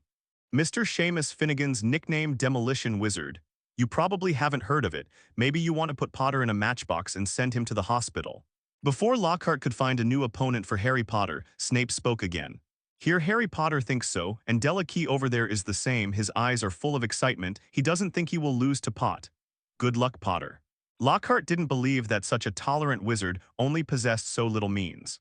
Lockhart had an intuition that if he dared to leak it or went to tell Dumbledore about Xuan's evil deeds, he might fall down without seeing Dumbledore on the road. Therefore, he silently put Xuan's name on the list that must not be provoked. There are relatively few names on this list, and they are all Gellert Grindelwald, Tom Riddle, Albus Dumbledore, and now there are many more Xuan, the only Oriental name.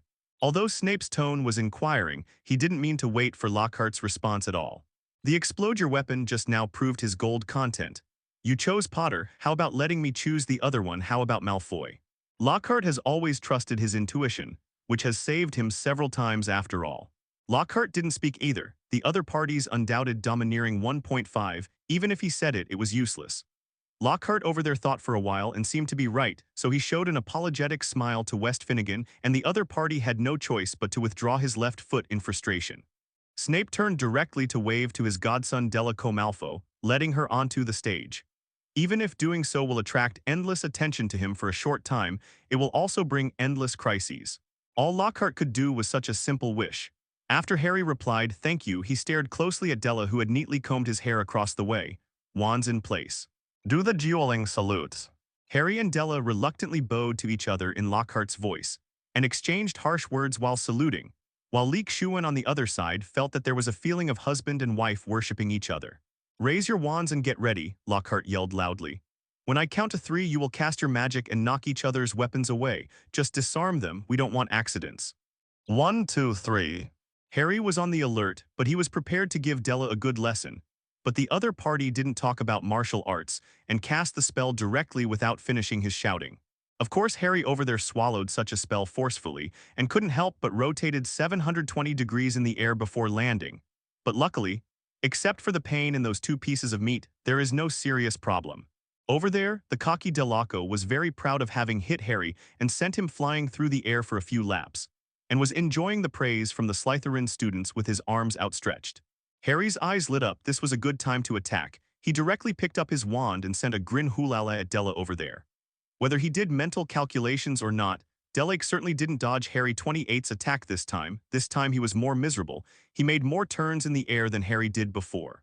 Even when he fell, he spread his legs apart, which was a bit like the last time he was on the Quidditch pitch. Every time he was injured, it was his thigh root. Could it be that Della needs some practice advice? Hell matters. The other little wizards laughed unkindly. When Slytherin and the others laughed wildly because of Della's advantage, they were very aggrieved. Now it's their turn, and it's their turn. Looking at Delakey's embarrassed look, even the hair that was carefully combed has become extremely messy. Where is the arrogant look at the beginning? What's more, by coincidence, Della just fell right in front of Snape. Looking at the painful and hideous face of the black-robed Della in front of him, he could only pull an ugly smile towards Snape. Xuan looked very funny underground, but it was also difficult. In such a painful moment for a man, he had to show a smile. Snape felt that it was a wrong choice for him to agree to Lucius Malfoy to be Della's godfather, so he had no choice but to go forward and pull Della up from the ground, and then pushed him forward.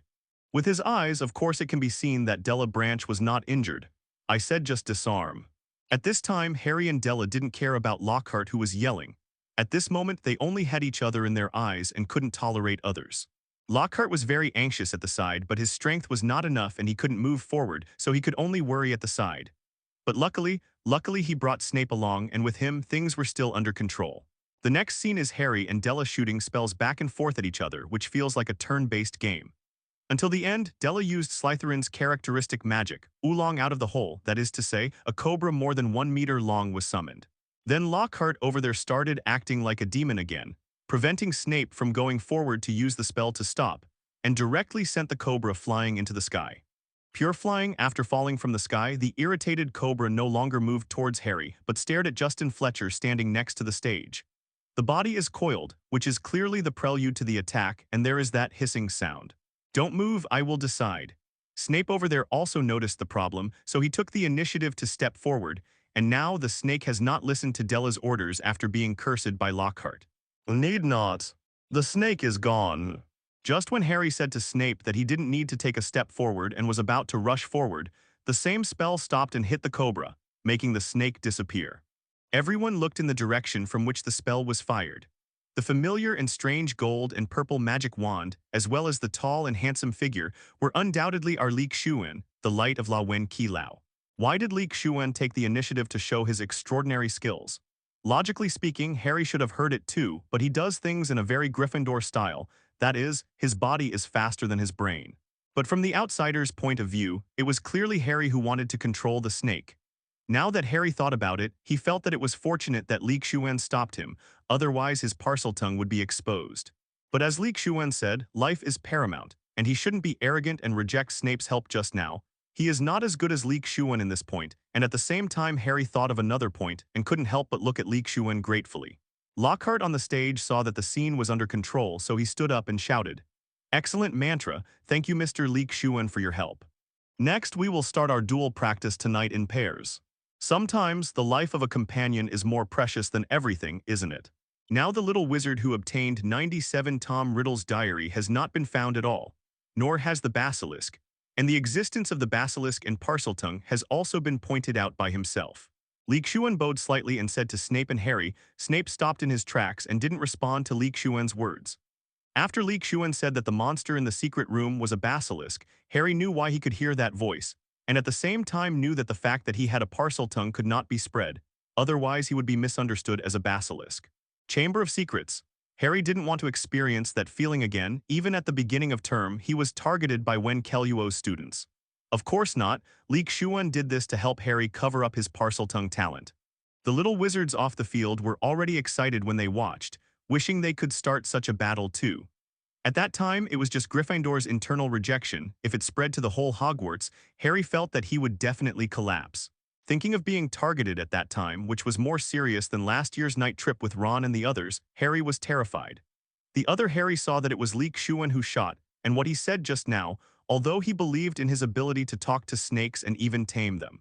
Many things are done first before considering the consequences. Just like now, what Harry thinks of is that he can kill the snake by himself without relying on Snape. Wands in place. Do the dueling salutes. Harry and Della reluctantly bowed to each other in Lockhart's voice, and exchanged harsh words while saluting, while Xuan on the other side felt that there was a feeling of husband and wife worshipping each other. Raise your wands and get ready, Lockhart yelled loudly. When I count to 3, you will cast your magic and knock each other's weapons away. Just disarm them, we don't want accidents. 1, 2, 3. Harry was on the alert, but he was prepared to give Della a good lesson. But the other party didn't talk about martial arts and cast the spell directly without finishing his shouting. Of course, Harry over there swallowed such a spell forcefully and couldn't help but rotated 720 degrees in the air before landing. But luckily, it's not a serious problem except those 2 pieces of meat are a little sore. Over there, the cocky Delaco was very proud of having hit Harry and sent him flying through the air for a few laps, and was enjoying the praise from the Slytherin students with his arms outstretched. Harry's eyes lit up. This was a good time to attack. He directly picked up his wand and sent a grin hulala at Della over there. Whether he did mental calculations or not, Delaco certainly didn't dodge Harry's attack this time. This time he was more miserable. He made more turns in the air than Harry did before. Even when he fell, he spread his legs apart, which was a bit like the last time he was on the Quidditch pitch. Every time he was injured, it was his thigh root. Could it be that Della needs some practice advice? Hell matters. The other little wizards laughed unkindly. When Slytherin and the others laughed wildly because of Della's advantage, they were very aggrieved. Now it's their turn, and it's their turn. Looking at Demiguise's embarrassed look, even the hair that was carefully combed has become extremely messy, whereas the arrogant look at the beginning.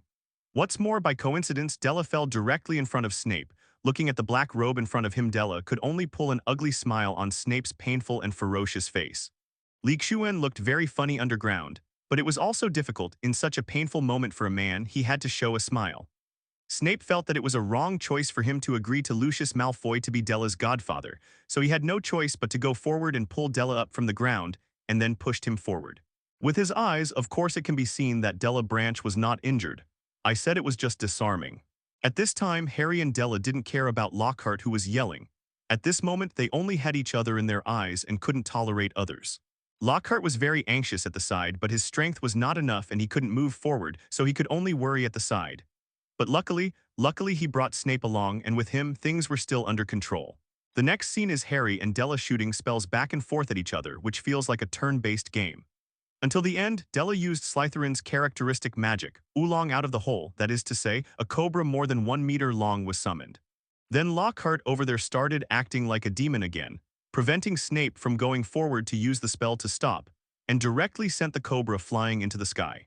Pure flying, after falling from the sky, the irritated cobra no longer moved towards Harry, but stared at Justin Fletcher standing next to the stage. The body is coiled, which is clearly the prelude to the attack, and there is that hissing sound. Don't move, I will decide. Snape over there also noticed the problem, so he took the initiative to step forward, and now the snake has not listened to Della's orders after being cursed by Lockhart. Need not. The snake is gone.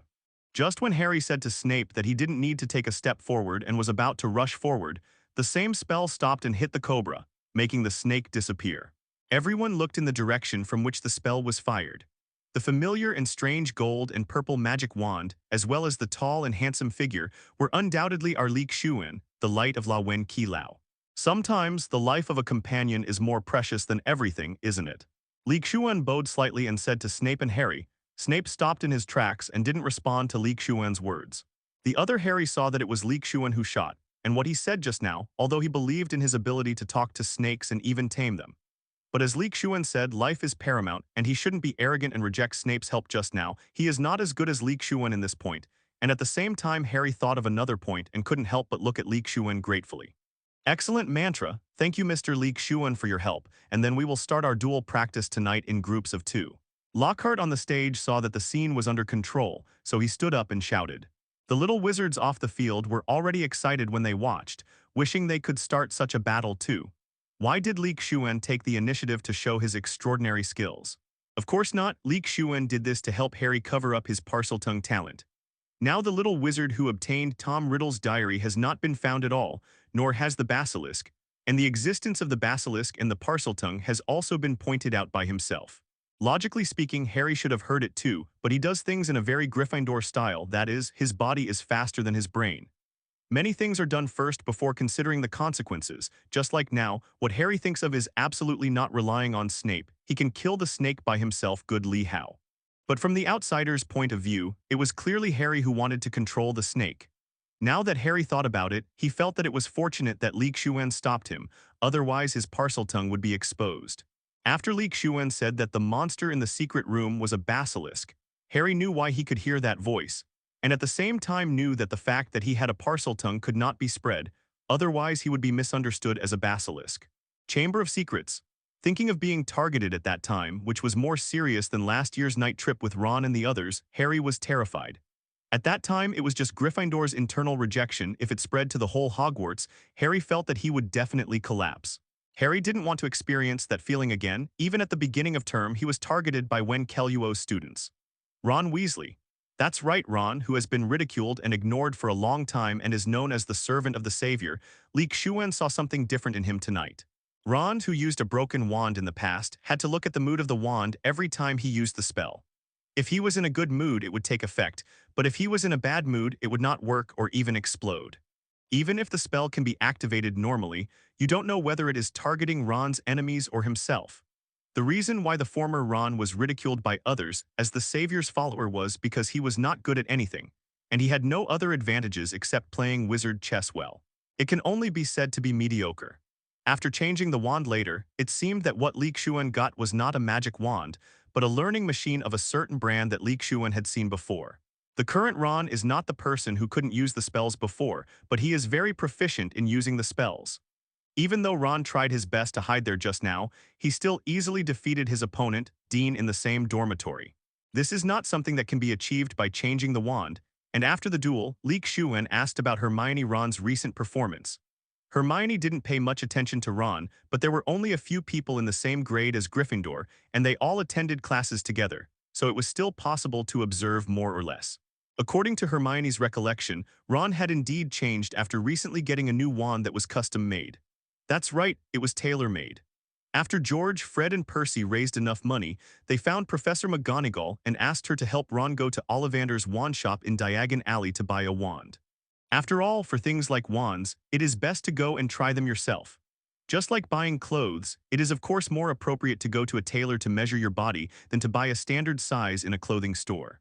Not only was he able to keep up with the progress in the charms and transfiguration classes, he even almost caught up with Hermione's level. Of course, this is worthwhile in the courses, not in private. If you count the private ones, Hermione, who has been trained by Xuan for more than a year and has started a small job, is not comparable to Ron, who has changed his wand, even if there is a Dark Lord Tom Riddle standing behind him. Even potion science, which was often scolded in the past, can complete the brewing of potion normally. Don't think this is normal, you must know that Ron's brewing of potions in the past basically ended in failure. The first is that he has no talent, and the second thief is that he is too afraid of Snape, which makes him panic every time Snape looks at him. As a result, my head went blank. I forgot the brewing time, added less or more ingredients, etc. The quality of the brewed potion was just barely passable. Otherwise, Ron wouldn't have to worry so much about being hungry for the potions course every time the final exam. After all, it's a combination of theory and practice. The theory can be memorized or copied, but in practice, there is no way to rely on external forces. In the past, Hermione didn't pay much attention to Ron. After all, she only had Xuan in her eyes, and Ron was just an ordinary classmate. Now that Xuan said this, connecting some things, I found that it really feels like a completely new body. Can a magic wand really have such a big impact on people? Xuan can give the answer completely, that is no. Therefore, Xuan thinks that Tom Riddle's diary is probably in Ron's hands. To be honest, Ginny obviously threw the diary into the Black Lake. Then how did Ron get it? It can't be that Ron picked it up when he went to swim in the Black Lake because he couldn't get rid of his depression, right? Wouldn't Ron have known about the wizarding taboo to never trust a thinking inanimate object? Of course he understands, then why he still hides this notebook. Xuan can also guess, no doubt it's for the sake of fleece. And there is always a kind of confidence that you use me, I use you, and I can get out of it in the end. That is, at Hogwarts, Ron knew that he would not be completely controlled by that notebook. After all, there were so many professors here, as well as Dumbledore. The main reason is that Ron found something in this diary, and with its help, he has indeed been greatly improved. In the past, when people talked about themselves, they always said that Ron next to Harry was famous because he shared a dormitory with Harry and had a good relationship. But in terms of combat effectiveness, he really didn't see it. The last time Ron had an argument with Slytherin on the Quidditch pitch, the 10 slug curses were so embarrassing to Ron even now. During that time, he could say that he couldn't even lift his head up. There was nothing he could do. It was really embarrassing. Of course, he also wants to have a well-known name like Harry, or to be warmly welcomed by everyone because of his excellent academic performance and good looks like Xuan. But he really can't be like his two twin big brothers who have the ability to make alchemy props, so does talent. But it is a pity that he has nothing. He is just an ordinary little boy, although he was born in a pure-blood family, but the family is very poor, and he doesn't even have a complete magic wand. Speaking of which, Ron may be the same kind of person as Lockhart, both longing for the attention of others and being the focus of attention in the crowd. Even the reason why Ron had such a good relationship with Harry in the first place was because he hoped that by staying by Harry's side, more people would notice him. There is no way, as the second last in the family, parents don't pay that much attention. The youngest is a younger sister, and the big brothers are so good, it is normal to be stressed. It turned out that there was really a talent in that diary. and under the guidance of the other party, he had indeed completed his transformation. If you give yourself some more time, maybe you can still reach the level of Hermione and even be as good as Xuan. To be honest, Ron is very envious of Xuan, even jealous. Just look at the operation in the last school year. Of course, Ron didn't know before, but now he guessed, or understood in his heart, that the so-called heir to the secret room was himself. And the diary, which Ron thought belonged to Salazar Slytherin, was not associated with Voldemort. After all, Voldemort is a descendant of Salazar Slytherin. Few know that he made Horcruxes and that one of them is still in the diary of his youth. Of course, Ron didn't know. As for Colin's petrification, Ron guessed that he might have done it, but it didn't matter. Colin didn't die, and he would recover after taking the Mandela potion. After giving myself a little more time and learning more, I will hand over Salazar Slytherin's diary to Dumbledore. It's a pity that Ron hasn't found it yet, but he has gradually and subtly been influenced by Tom Riddle, the most obvious manifestation of which is his indifference to life. Xuan asked Hermione to pay more attention to Ron's changes in class, and in private, asked Neville about Ron's situation to see if he had the habit of keeping a diary. After all, Neville shared the dormitory with him, and they had a good relationship, and they would stay together in their spare time, so he should be the one who knew him best besides Harry. Why not find Harry? That's because Xuan's relationship with Harry is not as good as Neville's, and now Harry's mind is full of the basilisk in the Chamber of Secrets, as well as Polyjuice Potion and Della.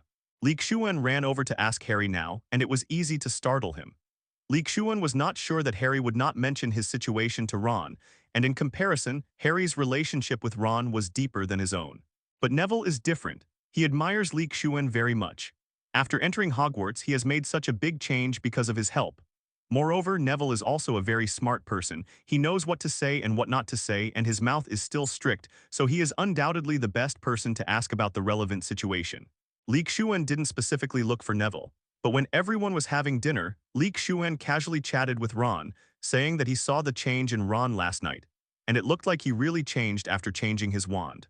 Neville also followed Xuan's words to continue the chat, saying that Ron has indeed changed a lot recently. The whole person is different, and it seems that the previous wand really harmed him. However, Ron often doesn't stay with Harry and Neville recently, because Harry is busy training Quidditch, and Neville is busy learning to cultivate herbs. In the past, Ron had nothing to do, either play wizard chess with people at Gryffindor or go to the Quidditch pitch with Harry to watch them practice. I have been alone recently. Neville and the others asked him what he was doing. Ron replied that he had a new wand to practice more and made up for what he lacked before, and he was much more diligent. Neville and Harry didn't explore too much about this. They both had their own things to do, and of course they were happy for Ron's progress. Neville also said that one night during this semester, when he woke up in the middle of the night, he saw Ron had just come back from outside. It was quite late at that time, and everyone was asleep. Neville asked Ron why he came back so late. Ron said that he didn't pay attention to the time when he was practicing potions outside, and lamented that Ron's growth was paid for by sweat. As for why not doubt it, Neville himself is a talented person in potions, and he often brews potions. Naturally, he knows that potions need to be fully concentrated once they are brewed, and it is normal to ignore the time. And most of the nights when there is no class recently, I come back very late, and I always step on the point. Not like playing chess with other people in the common room or doing something like before. Hearing what Neville said, Xuan can give Ron a real shot. I didn't know who the person who got Tom Riddle's diary was before, so I couldn't trace it from the source. The basilisk is hard to find. Isn't it hard to track Ron's whereabouts? Now the basilisk will definitely not be able to escape Xuan's palm, and the next thing is to stare at Ron. And Xuan's communication with Neville is also to plant a nail. Don't look at Neville, he is very sensitive to some things. Xuan talked to him about Ron's various changes today. If Neville finds out that Ron communicated with a diary, he will definitely be suspicious. At that time, no matter whether Neville tells himself or Professor McGonagall, his purpose will be different. Reached. Even Ron knows about the taboos. Neville certainly knows about it, and when you think about the recent changes in Ron, it will be even more convincing. And what does this have to do with Xuan? It doesn't matter at all. It's all Neville's own invention, and Xuan can pick himself up. He is nothing more than a harmless second-year student of Keela Wen Kelluo who is a little bit good and charismatic. But I don't know if Ron knows that his obvious performance has been noticed, or Tom Riddle told him something.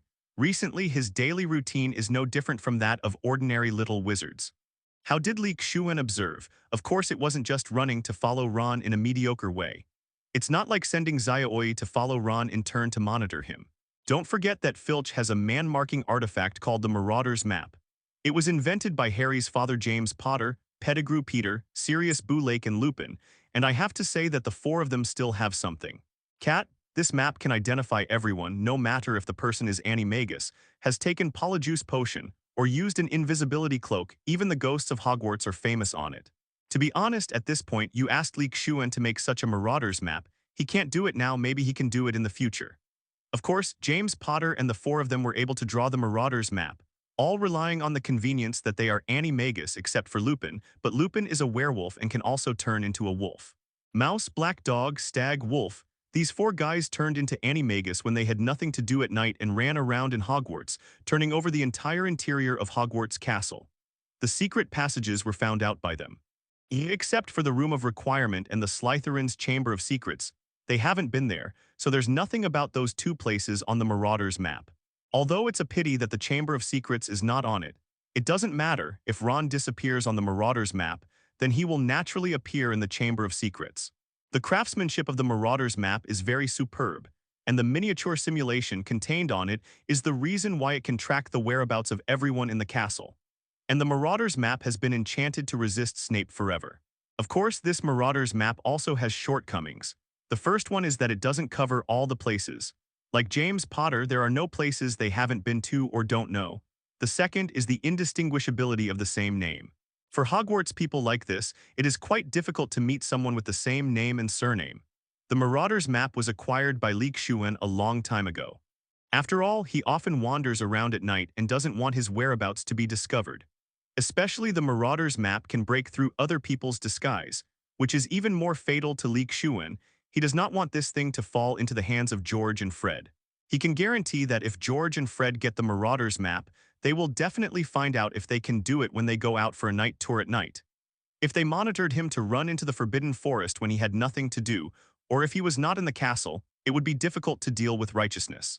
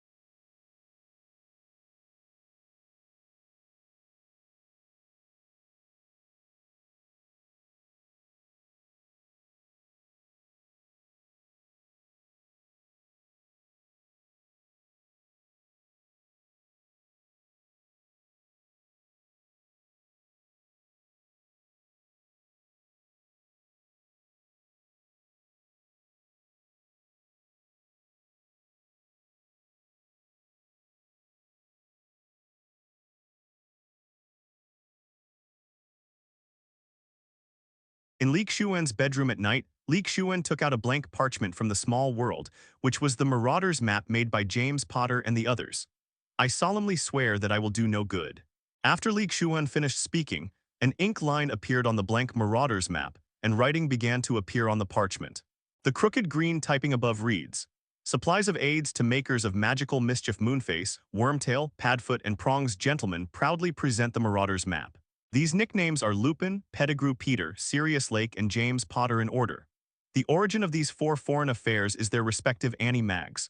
Immediately afterwards, a map of the entire Hogwarts appeared on the Marauders map, including various secret passages, and even the Marauders map would show the way to open the secret passages. Ron Weasley. Looking at Ron, who was staying in the Gryffindor common room, Xuan had no accidents, and it has been like this for the past few days. It's just that when Xuan saw the Slytherin dungeon, the Hufflepuff basement, and the La Wen Kellogg Tower on the Marauders map, the expression on his face was a bit subtle. Since there are common rooms of the four colleges on the Marauders map, it means that these four guys sneaked into the common rooms of the four colleges at night. So the so-called strict protection of Hogwarts is really tight on the outside and loose on the inside. That is to say, James Potter and the others didn't intend to do anything bad. Otherwise, it would be really difficult to catch them, or there would be some victims were later able to sit back and wait to catch them. Of course, each dormitory in Hogwarts is basically arranged for 2 or more people to live together, except for Xuan, who lives alone. If there are too many people, it means more surprises. Fortunately, among the 4 of James Potter and the others, Peter Pettigrew has a problem with his character. Although the other 3 are mischievous, they still have their own persistence in matters of right and wrong. Otherwise, that era would have been difficult. Fortunately, Peter Pettigrew was suppressed by James Potter and the others. Otherwise, with his shabby appearance, he might really do some unruly things. Fortunately, Xuan has a small world of his own, and every time he takes a break, Xiao Yi and the others will come out to help release the wind and guard. Otherwise, he really can't sleep. Xuan thought that what Harry and the others did was being observed by a man who appeared to be a mouse, but was actually a big man with a foot. Fortunately, he was not in the same dormitory with them, or even in the same college. In this way, even if Pettigrew Peter wants to do something, it will be more difficult. This can also explain why Little Wolf can easily enter Gryffindor's common room after jumping out of Azkaban next year. No way, they have figured out the entire secret passage of Hogwarts, and the protection of Hogwarts can't stop them at all. If Gryffindor and the others knew that the escape passage they left behind had become Hogwarts' weakness, and all of them had been exposed, I don't know how it would feel. In fact, Xuan not only used the Marauders map to detect Ron's traces, even Tom Riddle Xuan tried it. After all, even the ghosts of various colleges can appear on it, so maybe the remnant soul of Tom Riddle is the same. The result was not as Xuan expected. There was no trace of Tom Riddle on the Marauders map, which meant that the remnant soul and ghost in the Horcrux were not the same type of existence. But Xuan is more inclined to another theory. That is, James Potter and the others have never touched Horcruxes, so the Marauders map cannot show the existence of remnant souls, just like Slytherin's Chamber of Secrets and the Room of Requirement. Horcruxes, except for some knowledgeable wizards, such as Professor Slughorn, ordinary wizards don't understand. James Potter and the others were young when they made the Marauders map, so it's normal for them not to understand. Even wizards who know something about Horcruxes will never make Horcruxes. Do you really think that Horcruxes are so easy to make? Although as long as the Horcrux is not destroyed, even if the wizard is killed, he can still create a body for resurrection and achieve a theoretical state of immortality. But in fact, the soul has been damaged, which violates the laws of nature and is prone to various accidents. Sometimes death is much better than survival in this way. In Donghuang's words, it is luck, and those who do this will be abandoned by luck and everything will not go well. Just look at the original plan for Voldemort's resurrection. It was really all kinds of accidents, and a so-called boy who survived defeated him. Horcruxes are actually the most evil black magic items in the world, but they didn't expect to be able to use creatures as one of Horcruxes, such as Harry and the Big Snake Nadger. In fact, to make a Horcrux, there are undoubtedly 2 parts. The first step is to shatter the soul through evil events such as murder and massacre. This process must be uncomfortable. Then part of the soul is separated from the body and sealed in the container, and finally the production of the container is completed with a specific spell, which is the Horcrux. Isn't it very simple? Almost teach you how to make a Horcrux step by step, but it's only very simple in the description of the steps. In practice, 350 can only be said to be impossible. Even Li Xuan felt that the reason why Voldemort set off such a big war and slaughter was to make Horcruxes. After all, although the first generation of Dark Lords also started a revolution, they didn't kill like him. It may also be that there are too many split souls and they are finally affected, which is the aforementioned luck. But this has nothing to do with Li Xuan. Li Xuan put the Marauder's map aside. Since Ron didn't do anything, he didn't have to monitor him all the time.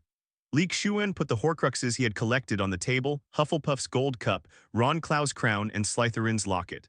Among the four founders, Gryffindor was not picked up by Voldemort. In fact, if Gryffindor's sword hadn't been kept in the principal's office, perhaps such a thing would have to be added, then it would not be the 7 Horcruxes but the 8 Horcruxes. Li Xuan stared at the 3 Horcruxes in front of him. Among the remaining Horcruxes, only Marvolo Gaunt's ring still had the possibility of planning. But that's not important right now. Li Xuan has been wondering where exactly the second chamber of Salazar Slytherin is. Wait, this is... When Li Xuan looked at Salazar Slytherin's locket from a certain angle, he suddenly noticed something. Li Xuan sat up directly, took Slytherin's locket in his hand, and looked over from the angle just now. Isn't this shape just a small hole above the Chamber of Secrets? Sure enough, Harry's colleagues are not deceiving me. Li Xuan always believed that Slytherin had a second secret room, so he never gave up, and would often go to the secret room to search around. Even where the basilisk lived, he tried it with a sniper rifle equipped with armor-piercing bullets to see if there was a wall behind the wall, but unfortunately it wasn't.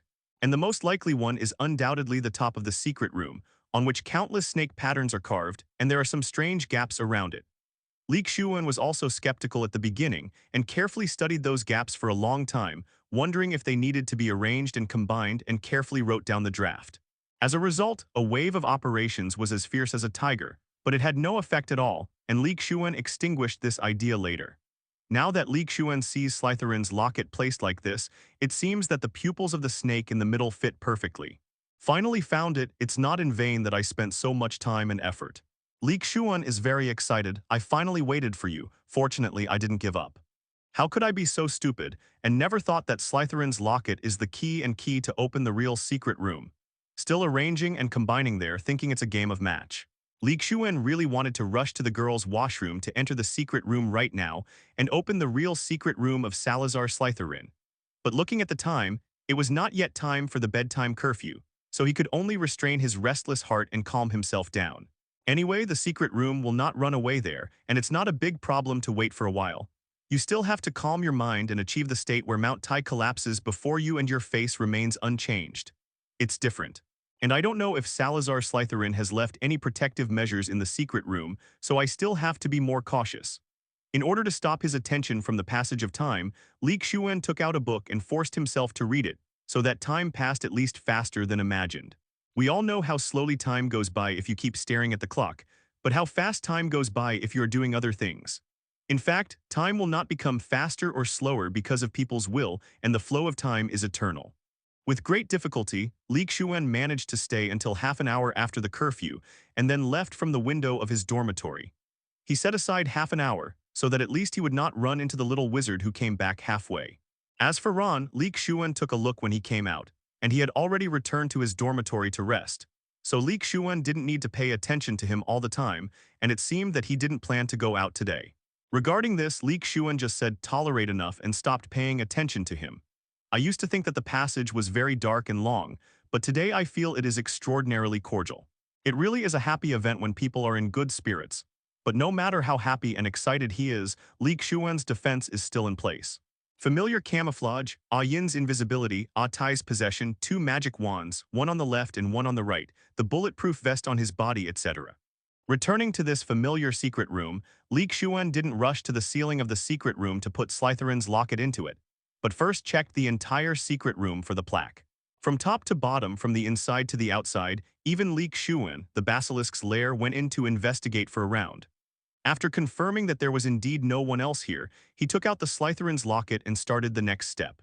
As Li Xuan inserted the Slytherin locket obliquely into the vertical pupil of the snake from a subtle angle.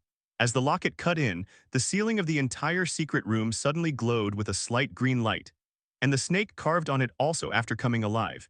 He kept walking around and finally formed a formation before stopping. Li Xuan took down the Slytherin locket on the ceiling.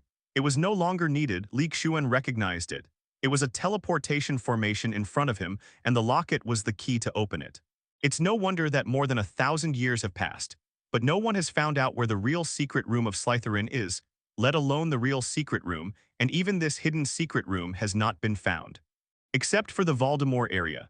In the first secret room, there are 2 levels blocking the way. The first one is to have the talent of Parseltongue, and the second is to be able to find the passage to enter the secret room. The girls' bathroom is one, but it is definitely not the only one. There must be other passages in Hogwarts, otherwise, how could the basilisk attack Mrs. Norris and Colin Creevey? If there was only one girls' bathroom, then Myrtle would definitely find out, and even Dumbledore would. After all, the location of the girls' bathroom is not hidden.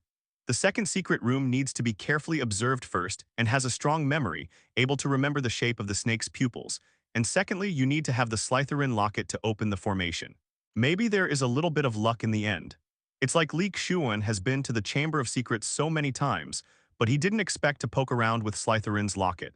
Putting the locket away, Xuan stretched out his hand to touch the formation. The next second, the light on the ceiling suddenly became stronger, the light dispersed, and Xuan's figure disappeared into the secret room. Should this be spectacular or cruel? Xuan, who had disappeared, had come to the real secret room of Salazar Slytherin at this time. Looking at the scene in front of him, he couldn't help sighing. No wonder Salazar Slytherin set up so many checkpoints for his secret room. After all, the things here are really out of the ordinary. Unexpected, the secret room of Salazar Slytherin is no smaller than the fake secret room, and it can even be said to be larger.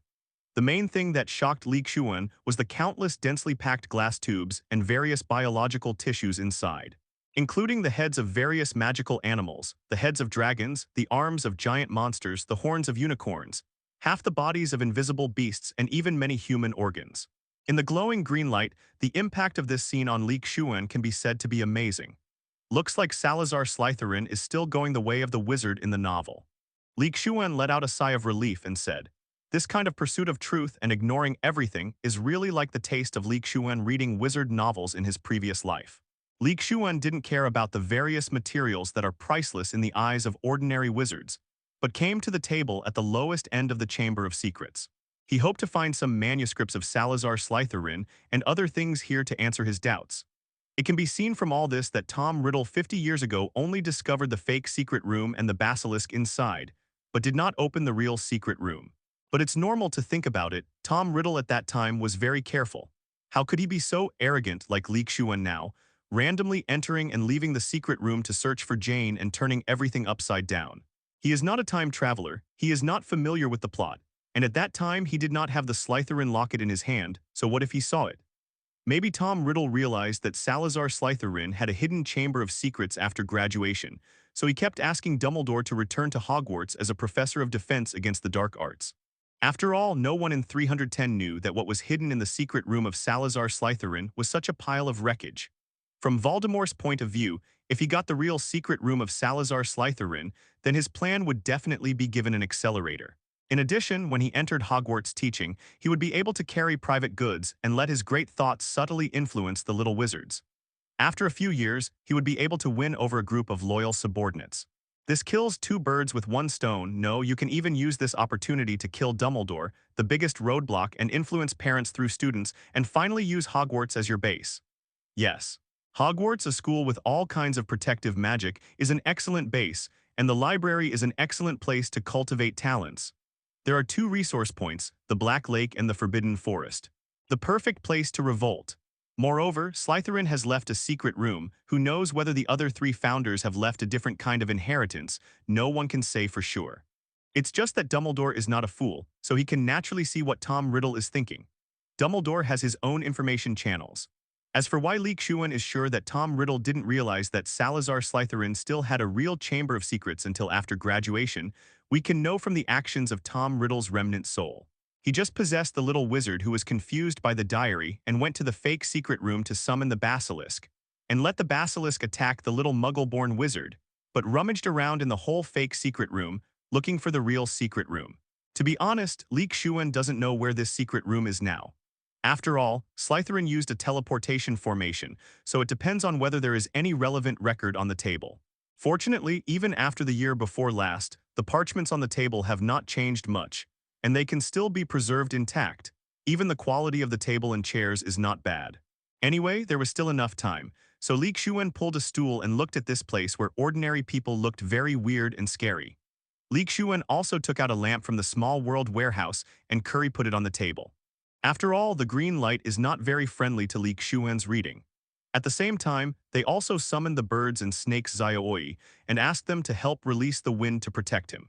Although Xuan has made a round of detection, there is no danger, but Xuan will not just relax his vigilance. And the weirdness here is nothing to the birds and snakes who are about to become fat and sour. Xuan didn't read it carefully, but just read some content roughly side-eb, which is about Salazar Slytherin's diary and so on. As for some statistics and professional books, Xuan put them aside for the time being. It's okay to watch slowly. An hour later, Xuan finally read through what Salazar Slytherin had written. Among them is naturally the origin of this secret room. It turned out that Salazar Slytherin found that his strength had no possibility of further improvement in the later stage, and his strength was even declining due to old age and frailty. The feeling of physical weakness and the feeling that he was stepping into hell step by step made him very uncomfortable. Therefore, he wants to use a method to restore himself to the peak period and even wants to prolong his lifespan and live forever. Of course, Salazar Slytherin would not take the path of Horcruxes, and there was no such thing as the Philosopher's Stone at that time. But as a genius, Salazar Slytherin planned to create a new path of wizards. From the remains of these magical animals in the Chamber of Secrets, as well as the wish of Salazar Slytherin, we know that he has focused his attention on magical animals. To be precise, this path is called the Blood Wizard.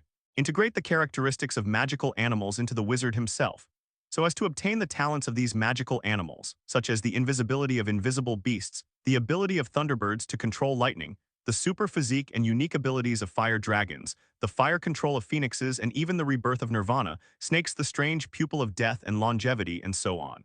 Xuan thinks that Salazar Slytherin's goal is definitely the latter. After all, among the magical animals just exemplified, the basilisk is the most in line with Salazar Slytherin's idea. Longevity, unsolvable eyes of death, powerful magic resistance, and physical fitness. The most important thing is that the basilisk will listen to Salazar Slytherin because he is a Parseltongue. Even in Salazar Slytherin's vision, the combination of Parseltongue and basilisk will make wizards with basilisk bloodline stronger than ordinary bloodline wizards. You can even become the king of basilisks and rule all monsters. This is completely different from the Parseltongue wizard. Just look at the fight between Harry and Tom Riddle. They are all Parseltongue, but the basilisk doesn't listen to Harry's words but listens to the other party.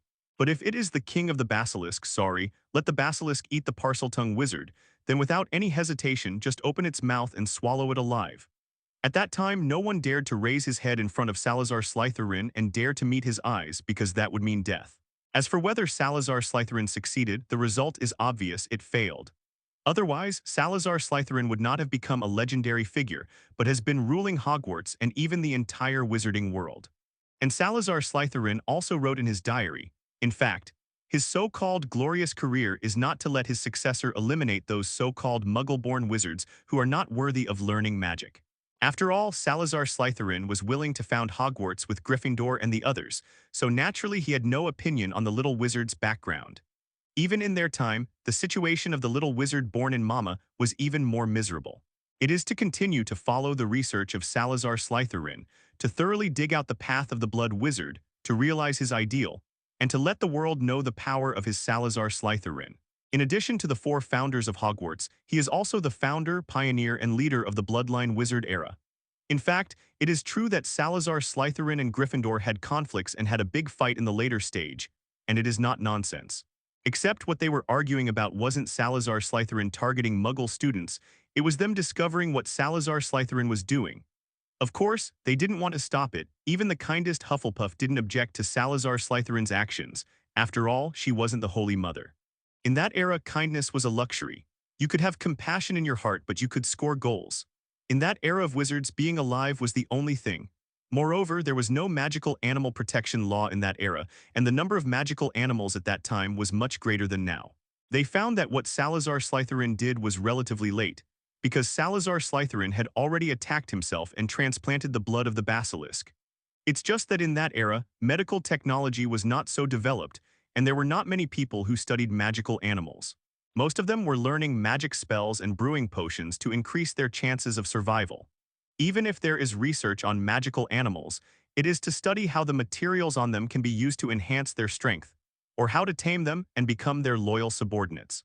As for the others, there were very few of them, and Salazar Slytherin, who had been transplanted with the blood of the basilisk, had snake scales appearing on his body, and his eyes began to turn into vertical pupils like the basilisk. In this way, do you think that Salazar Slytherin has succeeded, and the characteristics of the basilisk appear on these minds? But in fact, although Salazar Slytherin's body has become stronger, but the increase is not large, on the contrary, he is more affected mentally. To be precise, his beast nature has become stronger, and the spirit of the basilisk affects him all the time. In his eyes, walking wizards are food.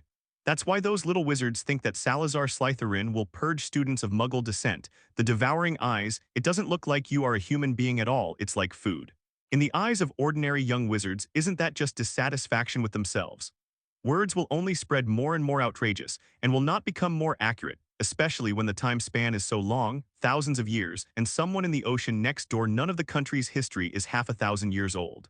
In the later period, the situation of Salazar Slytherin became more and more serious, and he called it animalization, and Gryffindor and the others also discovered it. At this time, there was no way to help him. Regardless of their dissuasion, Salazar Slytherin left Hogwarts alone. He was going to end his own life. He didn't want to end up as a monster with neither human nor ghost. At that time, he would still attack his former companions, friends, and students. With the pride of Salazar Slytherin, he was absolutely unwilling to do so. In the end, his decision was to find a place by himself and kill himself. This was the easiest way. Xuan was as careful as possible during this process. Although some manuscripts were indeed broken in the middle, Xuan didn't take it seriously. As long as it wasn't turned into ashes, Xuan still had a way to restore it to its original state. Putting all the manuscripts into the small world, Xuan made a temporary room and put them away. And then, the remaining specimens and materials were collected. Xuan first collected all kinds of books, records, and drafts on the table lightly. He didn't dare to use magic spells, although it would be faster and faster. Call. Salazar Slytherin's manuscript.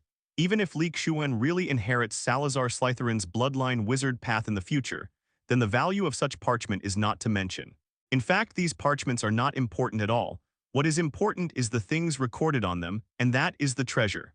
Of course, Salazar Slytherin also wrote down his own experimental data in order to save future generations from detours. In this regard, Xuan can only hold high respect for Salazar Slytherin, who has never met before. Seniors who are willing to do this for the younger generation and the development of the wizarding world deserve Xuan's respect. The basilisk was actually not used to kill people, but to extract the blood of the basilisk. Salazar Slytherin feared that there would be no such creature as a basilisk in the future, or there would be no way to hatch it.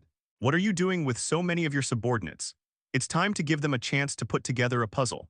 So not only did the hatching method be recorded in detail in the diary, but also a living basilisk was left behind. Seeking Flowers 0.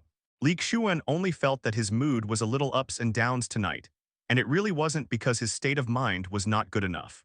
At that time, the above content will be rubbed, and these parchments can do whatever they want. It is also not acceptable, after all, it is of great historical commemoration and research value.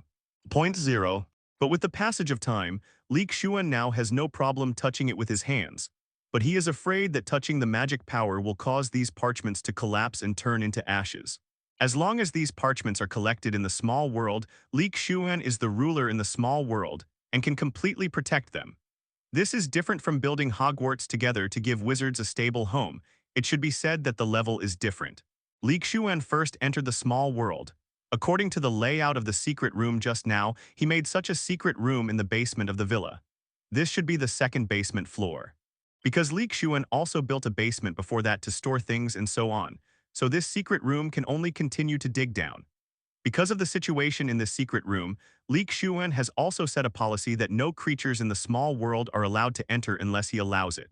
There is no way, the things inside are too precious, and besides himself, there is only a Yin Xiaoi and the others in the small world. So it is really easy for them to be scared out of good or bad when they enter this place. You must know that Salazar Slytherin's Chamber of Secrets basically collects slightly powerful and useful magical animals here. No way, who gave Sarah Slytherin this strength, and what about the calendars? With Xuan's 910 control over the small world, building a super large basement is a matter of minutes. But I don't know how long it took Slitherin to build this super large secret room and materials. So no genius can compare to someone like Xuan. After preparing everything, Xuan returned to the secret room again and collected all kinds of magical animal limbs that were shriveled or soaked in potions and kept alive in the basement of the small world. Too much? In the future, Xuan will definitely continue to study the path of blood wizards. After all, the most difficult part from 0 to 1 has been researched by Slitherin. Just continue to improve it yourself. Research belongs to research. Xuan can't say for the time being whether he will take the path of the blood wizard, but he can give his weak subordinates a wave of reform. To be honest, Xuan has a little disdain for the blood of magical animals in the current magical world. Even fire dragons, phoenixes, thunderbirds, and unicorns, which are very powerful magical animals in the eyes of ordinary wizards. There is no other reason. The simple reason is that their upper limit is too low. No matter how powerful these magical animals are, they will not reach the level of a legendary wizard like Merlin, let alone speak of gods. Xuan thinks that it is very unlikely that there are magical creatures of the Sunshine Wizard level like Dumbledore, Voldemort, and Grindelwald. However, Xuan heard some anecdotes from his wizards chatting with him. That is, although there is no absolute strongman among magical animals, there are quite a few strongmen among those Vila, Centaur, Mermaid, Vampire, and Titan. It is also because of their existence that the wizards dare not kill the magical animals, at least guarantee that they will not be extinct. Otherwise, they will join forces to attack the wizards and families who did such things. As for whether it is true or not, Xuan does not know for the time being, but since there are such rumors, it is naturally possible. Xuan looks down on the current bloodlines of magical animals, but it doesn't mean that I don't look down on the swollen and sour bloodlines like Yuanzu's smaller than them. Those mythical beasts and monsters recorded in the Shan Hai Jing of my ancestors, the phoenix that will bring auspiciousness to the world, the dog that swallows the sky and the moon, and the Kianki that symbolizes evil. These mythical beasts have the ability to destroy the world when they grow up. Creatures like the Ulank Iron Belly Fire Dragon, Giant Monster, and Norwegian Ridgeback Dragon in Xuan's small world are like younger brothers in front of them. Fortunately, Slitherin didn't leave behind these materials, and he didn't set up a fixed death like a magic circle. Otherwise, Xuan would have to spend a lot of effort. It was almost finished. Xuan opened a cabinet but found a fiery red egg placed on a silk satin inside.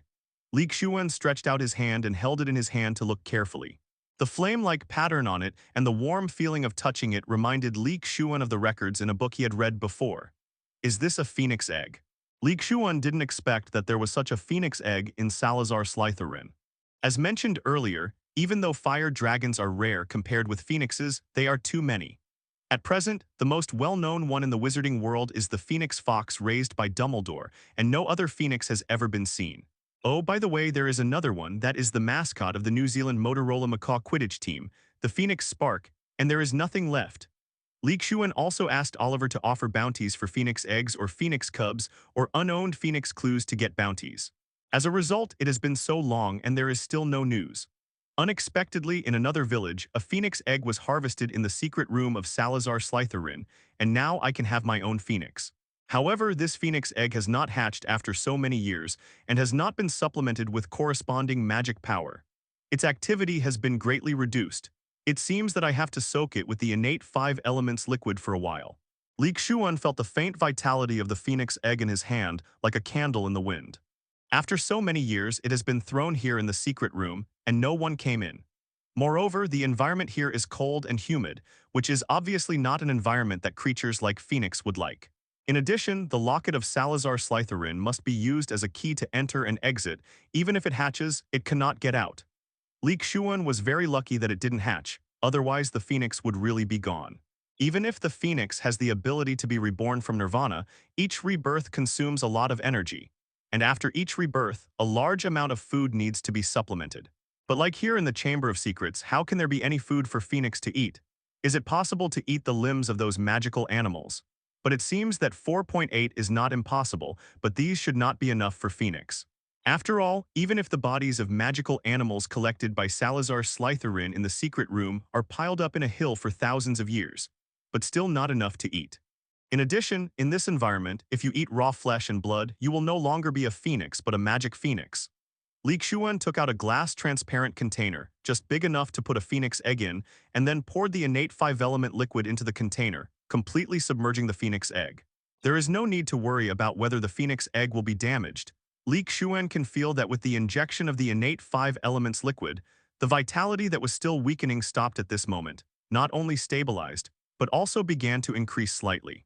It has just been injected with the congenital 5 elements liquid, and the effect is so obvious, which shows that it is good for the phoenix egg. It has been a few days since Xuan discovered the real secret room of Salazar-Slytherin and looted it all. Apart from observing Ron's whereabouts, Xuan has been studying Salazar-Slytherin's manuscript for the past few days. At the same time, there is also the phoenix egg. The longer it is soaked in the innate 5-element liquid, its vitality will become more and more vigorous, and it has now returned to the normal level. In other words, this is a phoenix egg. If it were replaced with an egg of other magical animals, it would have become a dead egg in such a long time. However, Xuan was not in a hurry to take it out of the innate 5-element spiritual liquid, so he let it absorb more so as not only to make up for the previous shortfall, but also to strengthen the foundation of the phoenix. Xuan used psychic liquid when the 5 of them were birds and snake eggs, but it was not the innate 5-element psychic liquid but just psychic liquid. After all, the amount of innate 5-element psychic liquid was not much, and now it is used less. There is no way to make up for the situation. Xuan still cherishes it. If it weren't for the phoenix this time, this kind of magical animal that is different in Xuan's mind, even if it is not the phoenix in his own impression, it is just a name. But Xuan believes that its bloodline will be 28 in the future, go back to their ancestors little by little like Xioi and them, and then you will be able to have a real phoenix. As time goes by, Christmas is getting closer and closer, but Xuan still hasn't caught Ron's going out, and it's not like he hasn't gone out. Ron went to Black Lake several times in a long time. At first, Xuan was ecstatic when he saw it, thinking he had finally found the place where Ron hid the basilisk. There is no trace of the basilisk in the Forbidden Forest. Why didn't I think of Blackbeard, who is closer to Hogwarts Castle? With the size of the Black Lake, it is more than enough to accommodate the basilisk. As a result, Xuan let the Kappa and Grindylow enter the Black Lake that day and asked them to help search for the basilisk. In the end, the answer turned out to be no. Now Xuan really felt that he had seen a ghost. Could it be that Ron, like himself, has a small world that can accommodate the basilisk? This is impossible. If Ron has such ability, Xuan doubts whether he is a fellow countryman, and he has also traveled through time. Not reconciled, Xuan asked Grindylow to go down to the Black Lake to look for it several times. But there was still no news, so he could only continue to sit on the sidelines. Anyway, Xuan has a lot of things on hand now, so let's continue to spend it and see who can spend it more. Tom Riddle is in the light, and he is in the dark, let alone a little spy Neville by Ron's side. However, Neville didn't notice Ron's abnormality. Instead, he told Xuan that Ron's mouse, Ban, had gone somewhere recently. He, Ron, and Harry couldn't find it after searching for a few days, so they could only let it go. Xuan guessed why the mouse spotted. No, it should be Peter Pettigrew disappearing. He must have discovered Ron's abnormality, and may have even seen the conversation between Ron and Tom Riddle's diary. Because I really have a lot of things at hand. Whether it is the manuscript of Salazar-Slytherin that I just harvested and various materials that need to be sorted out, the virtual combat spell that has just been developed and has not been completely perfected, and the improvement of my own strength, Phoenix egg care, and so on. Unexpectedly, Ron would be as forbearing as Peter Pettigrew, and he would not show his holiness to others. According to his personality, after his transformation, he should immediately let everyone see his changes. Because Xuan helped Harry kill the snake in the duel club that day, Harry did not reveal his Parseltongue talent, so Harry's situation was much better than he was in the original timeline. On the basis of Salazar-Slytherin, perhaps Voldemort could really succeed. Then it is very unlikely that Harry would want to defeat Voldemort like he is now, and he should still be under Voldemort's dark rule now. After all, he has a youthful heart, and Ron's original personality is similar to that of Lockhart. He hopes to get the attention of others and become a bright spot in the crowd. Unexpectedly, I did not expect it. Otherwise, it has been so long since the last time the dueling club was opened, and there is still no movement. Could it be that I guessed the wrong person? After all, Ron would shy away from Harry and the others when doing things, but he would not shy away from a pet mouse in his own eyes, and a mouse that had been with him for many years. That is to say, the true secret room of the Blood Wizard was not discovered by Voldemort. Otherwise, maybe Voldemort might not have embarked on the road of trying to use the Horcrux to live forever, but injected the blood of the basilisk like Salazar Slater Linyi. This day was the weekend. In order to monitor Ron's whereabouts and make it easier for him to rush there at any time, Xuan did not go to the room 943 of response with Hermione and Penelo, but asked them to practice the rain by themselves.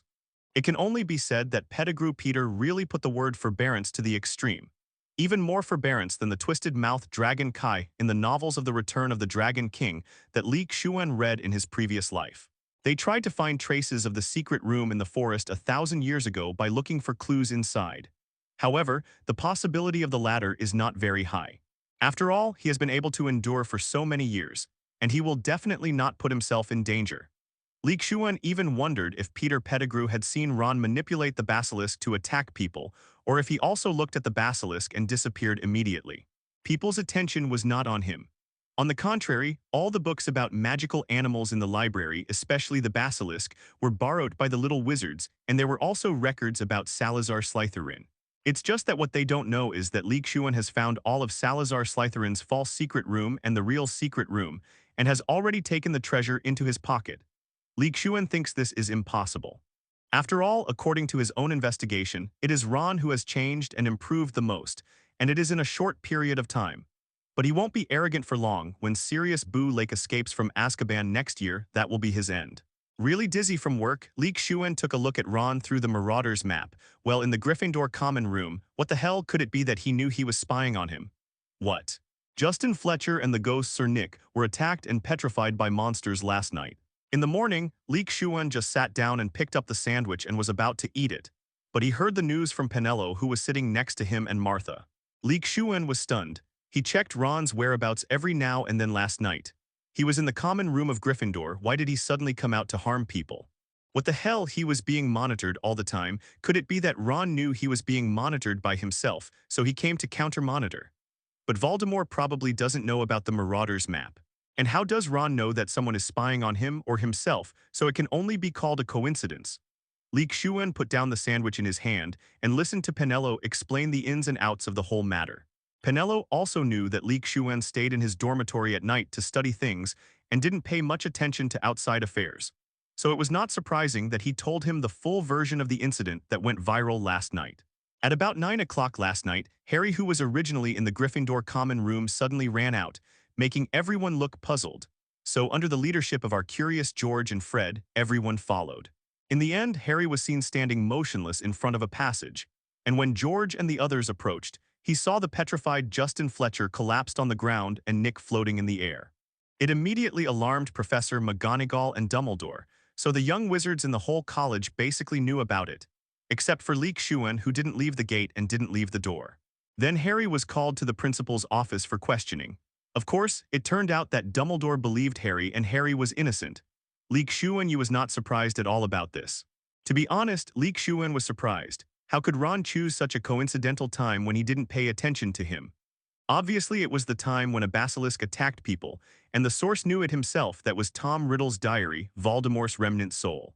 The Chosen One knew it himself, Ron Weasley, even the secret chamber where the basilisk hid, and the real secret chamber of Salazar Slytherin himself. I still have the Marauders map on hand, but after so long, I still can't grab Ron's braid and find that basilisk. It's not enough to be angry. After all, in the first semester of this year's school year, my harvest is no worse than last year's whole school year. Look at last year, not counting the wool from the Forbidden Forest. Xuan also got a Sorcerer's Stone, 2 trolls, a Norwegian Ridgeback baby dragon, a devil's net, a 3-headed dog, and beat Voldemort twice. Other than that, well, if other people know about Xuan's behavior in Versailles, they will definitely not be able to help but want to beat him up. See if this speaks human language. That's all. Isn't this harvest enough? He is just a young wizard who has just entered Hogwarts first year, and his worth exceeds more than 90% of the wizards in the wizarding world. Speaking of the 3-headed dog Lu Wei, Xuan talked about it when he went to find Hagrid last time. After the Voldemort incident, Hagrid found that the 3-headed dog he kept in the trapdoor was missing.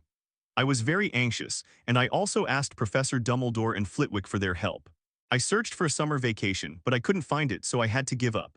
In fact, Hagrid didn't have much hope for the survival of the 3-headed dog Lu Wei. After all, according to what Harry said, by the time he arrived with Ron and the others, the main head technique was gone.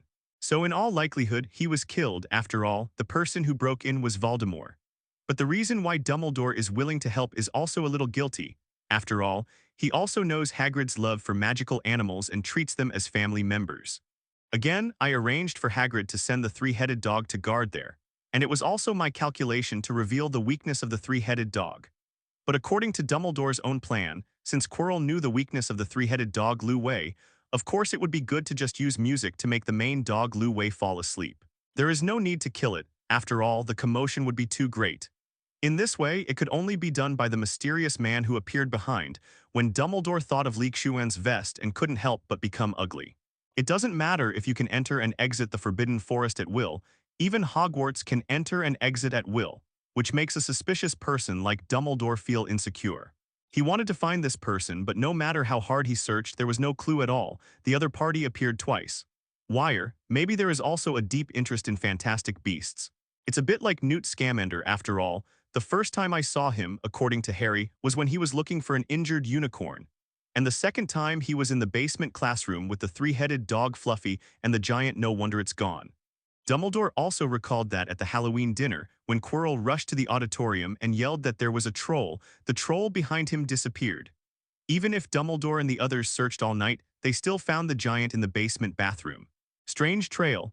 Thinking about it now, it was also the handwriting of that mysterious person. Knowing that there is a troll in Hogwarts Castle so quickly, and accepting it before everyone else, it means that this mysterious person must be a student or staff member of the college. The scope narrowed all of a sudden, among the student group, who has the ability to fight Voldemort back and forth.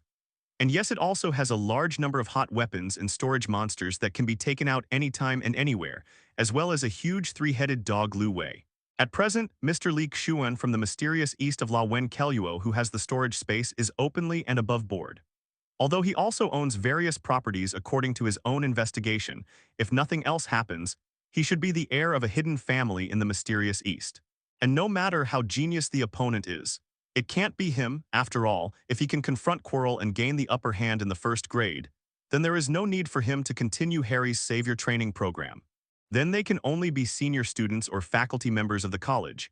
But except for last year's Quirrell, the professors are basically people who know everything about themselves, and they have been in Hogwarts for more than a year, and they themselves unexpected skeptics. For this, Dumbledore can only lament that the storm is coming. Xuan didn't know that his identity in Dumbledore's heart turned out to be the heir of an ancient hermit family. Maybe he would be happy to know. After all, it would be of some benefit to him to have an extra layer of vest that looks like fog but not fog.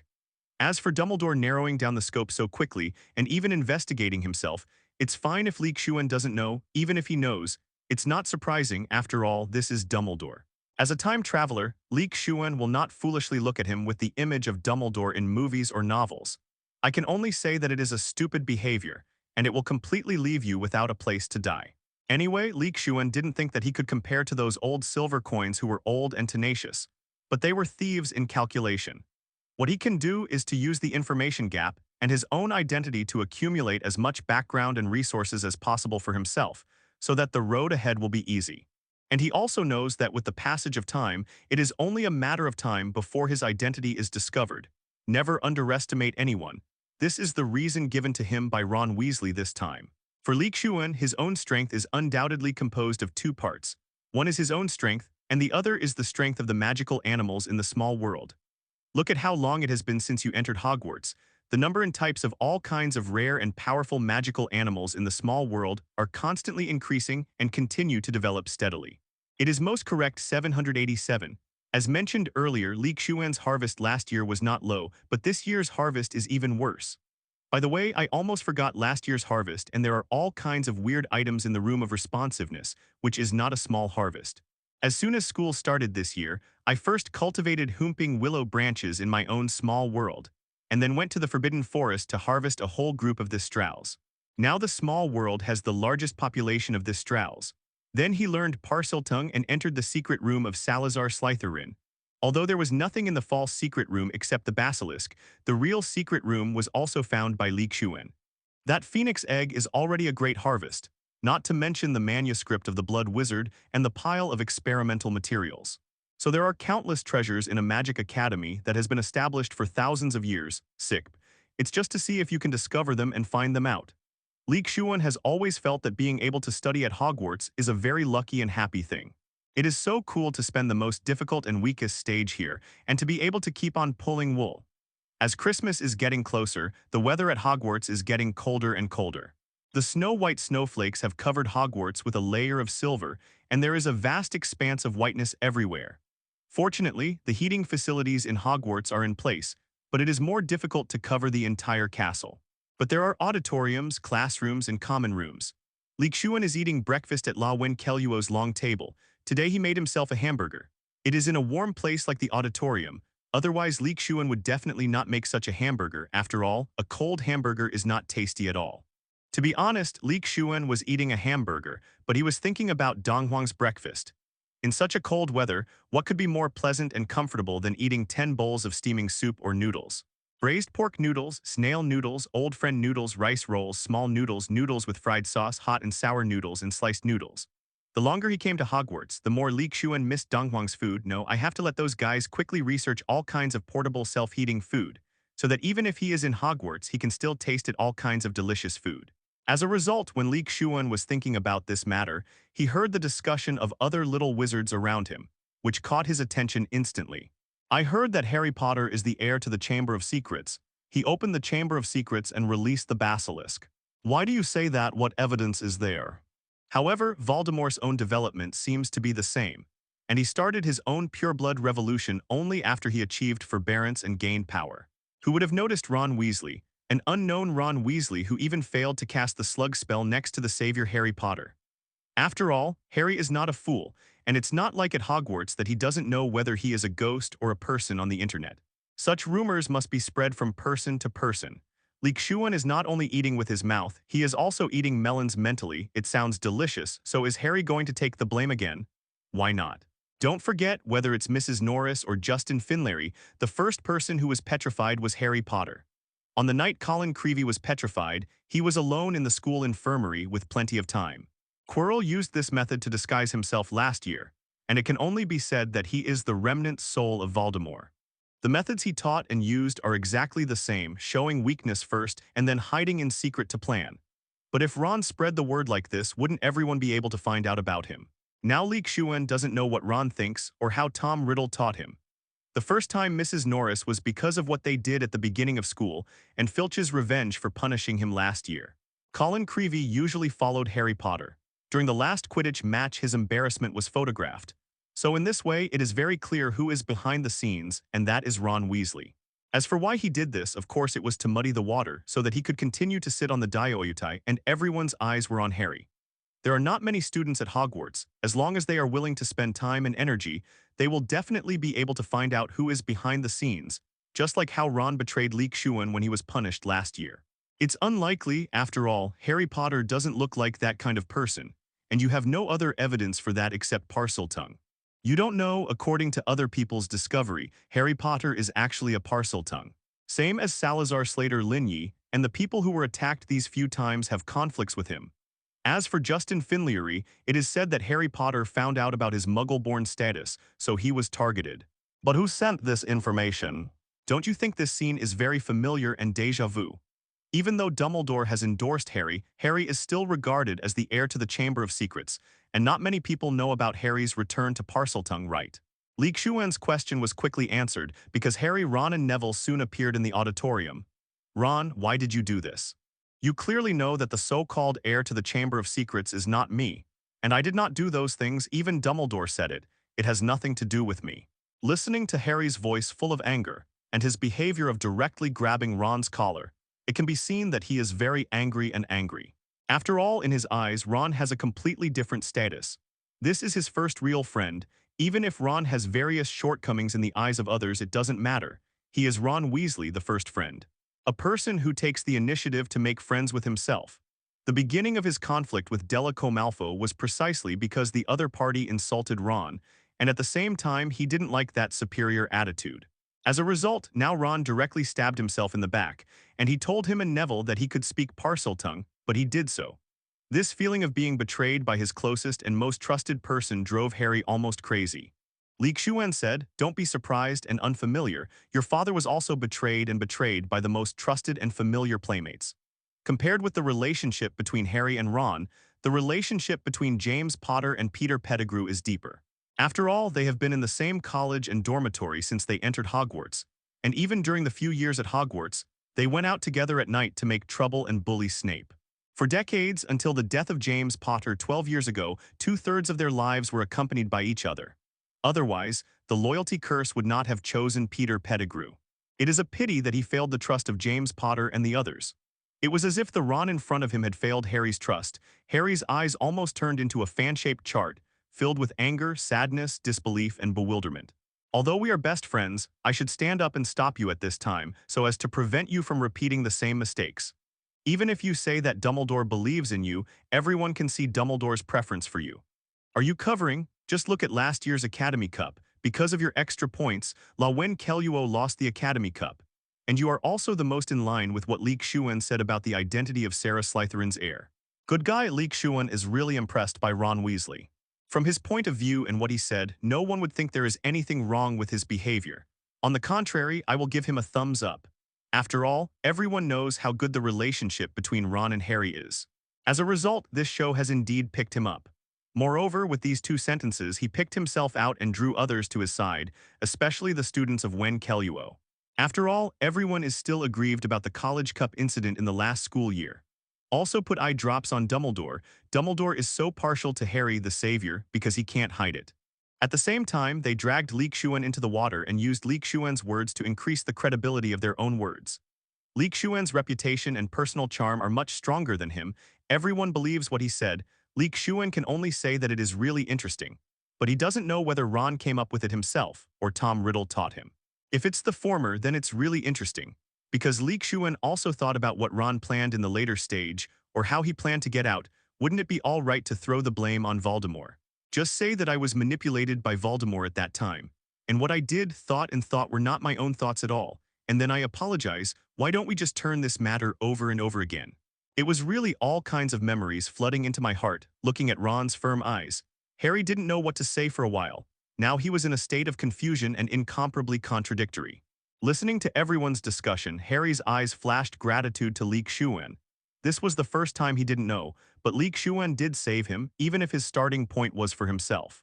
At this time, Xuan finished the last bite of the hamburger in his hand, stood up and said to Ron over there. The whole auditorium was silent for a while except for Xuan's voice.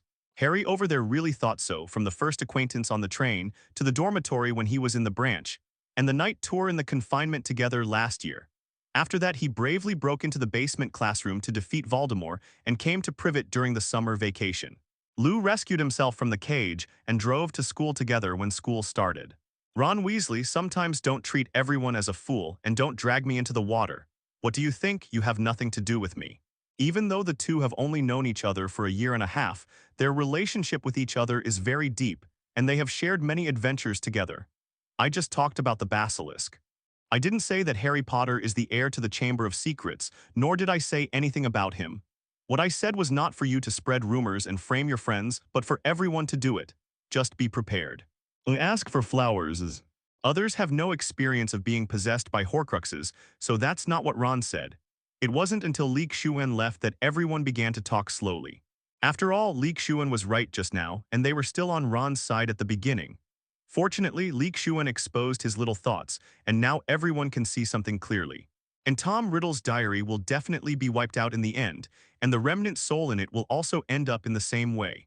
There will be no evidence of death at that time, so it is naturally Ron's words. Even if Harry has a bad heart, but as long as Ron has a correct attitude and keeps admitting his mistakes, then with Harry's character, of course he won't hold on to it, and the two can reconcile as before. Unlike Harry, Ron over there looked at Xuan's back. His eyes were full of resentment and unwillingness. His careful plan was broken just like that, so he had no other emotion in his heart except hatred.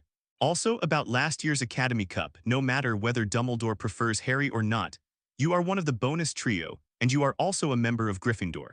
Totally heartless. But being told by Xuan, Ron really didn't know what to do, and at the same time betrayed his college and friends and framed Dumbledore. Xuan, don't be angry. There's no need to be angry for such a person. Here, Penelo followed Xuan closely. When she just arrived, it happened to be when Ron was talking to Harry. Before she went to sit down next to Xuan got up and left after eating, and she stood in the crowd of onlookers again. Xuan didn't notice that she was normal. Penelope looked at Xuan's serious face just now, thinking that he was really angry, but of course Penelope could hear the little trap in Ron's words just now. Even if Xuan didn't take the initiative to stand up and retort just now, she was ready to speak. Like pouring dirty water on Xuan in front of her face, it would be nice not to reward you to faint. Hee, I'm not angry, the appearance just now was just pretending. Li 323, Xuan stopped and said to Penelope beside him, looking at the smile on his face. He didn't look like he was angry in the auditorium just now. Just now in the auditorium, it was all faked, and Ron really thought that he was easy to mess with if he didn't fire up. Xuan. Before Xuan could say a few words to Penelope, Hermione ran up from behind. She wasn't in the auditorium just now, so she didn't know what happened. All I know is that Ron's words made Xuan angry, and after asking the direction Xuan left, he quickly chased after him. It's okay, don't listen to those people. I'm just pretending to be angry, it's rare that you all came here. So let's go for a walk together and tell you something. Xuan looked at the time, there was still some time before class. It was enough for him to clarify things with Hermione and Penelope. Xuan told Hermione and Penelope his recent observations and guesses. Penelope is fine but a little surprised. After all, according to Xuan, even the red-haired Ron Weiss is the secret room chosen by Salazar Slytherin heir. But so what? It has nothing to do with me. Penelope has confidence in his own strength. Coupled with the red-haired Weasley, Penelope didn't have a high opinion of Weasley at all. After all, it was Percy Weasley who kept harassing him very much. Fortunately, the relationship between myself and Xuan got better and better later on, and the other party could see that it was impossible, so he gave up. Otherwise, Penelope would definitely still have a headache now. Also, last school year witnessing the birth of a Norwegian Ridgeback pup at Hagrid Lodge, see what Ron Weasley has been up to. You said that if Xuan has any conflicts with him, it is understandable to do so, and it is even worse than Harry and Demiguise, two people who love and kill each other. But Xuan didn't have any conflict with Ron. Xuan's temperament is a typical Donghua character, relatively modest and indifferent, so Penelope really couldn't figure it out at that time. If Xuan hadn't stopped her, she might have brought Martha and Hermione directly to the door to beat them up before questioning them. Don't look at Penelope's cold temper, as if he is out of the world, but Xuan and Hermione, who have been with her for a long time and know her well, know that this appearance is external. After all, it is not so cold, there are always some flies flying around. Bother, the most important thing is that we don't have the key evidence to prove it, and it's useless for us to say more. Dumbledore will not search a certain student because of someone's suspicion, just like Ron Weasley sued Xuan last year. In addition, because of what Ron did last school year, Hermione certainly didn't have a good impression and sense of him at all. She dared to frame Xuan, unlike Penelope, who wanted to beat him up because she was in the same academy. For the sake, the role of wisdom has changed, so Hermione's impression of Ron and Harry can only be considered average or even bad. The previous sentence was said by Peen 4.3 Luo, and the latter sentence was naturally said by Hermione. But look at what Ron and Harry are doing. If they don't make a name, they will become a blockbuster. Every time they get into trouble, Gryffindor's college points will drop a lot. Usually there is no such thing as adding points, but they are definitely indispensable for deducting points. It can only be said that Hermione was still young and naive. Before Xuan could speak, Penelope spoke first. Hermione, it's useless, all of this is just Xuan's guess. Although there are 9 times out of 10 it is like this, but we have no substantive evidence. I let him go last school year, but I didn't expect it to come again this school year. I'm afraid it's really itchy and I want to be beaten. Other Gryffindors are also mischievous, such as Ron's big brother George and Fred, but they are mischievous. But they will take the initiative to take responsibility for things and try not to affect Gryffindor Academy as much as possible. But when you get along with Xuan, Hermione, and Martha in private, you will be a normal girl, and your temper will be a little bit hot. Especially if the person or thing you care about is questioned or hurt, then you will definitely go directly to her. Go to the door. So Ron Weasley is the chosen heir to the Chamber of Secrets, and he is also the murderer who controls the basilisk to kill people. Don't look at the savior Harry Potter, the light of Lon Crow, and Xuan's reputation is not small and even spread throughout the academy, but Martha is the real hidden character, and she typed it out bit by bit. Not to mention the Academy Cup champion at the end of last school year, Hermione and many Gryffindor students felt that this championship was very hot. Xuan suspected that Penelope was spoiled by Martha and influenced by her, because in terms of temper, Martha was definitely like a powder keg. Xuan, let's quickly tell Principal Dumbledore and Professor McGonagall about this.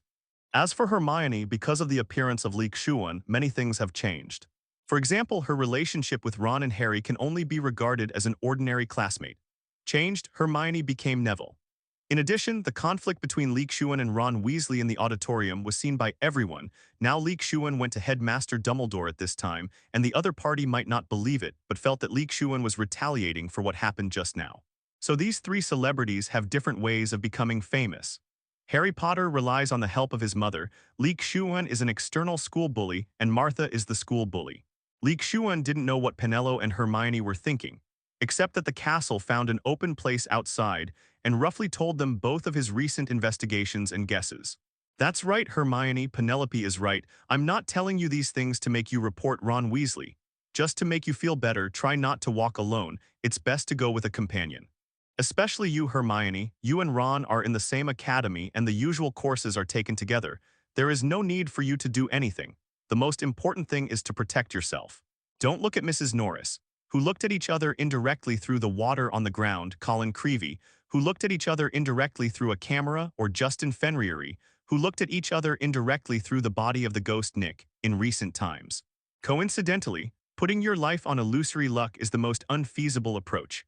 After all, the Eye of Death of the Basilisk is really unsolvable at present, and you like me are muggle-born wizards. The possibilities are amazing.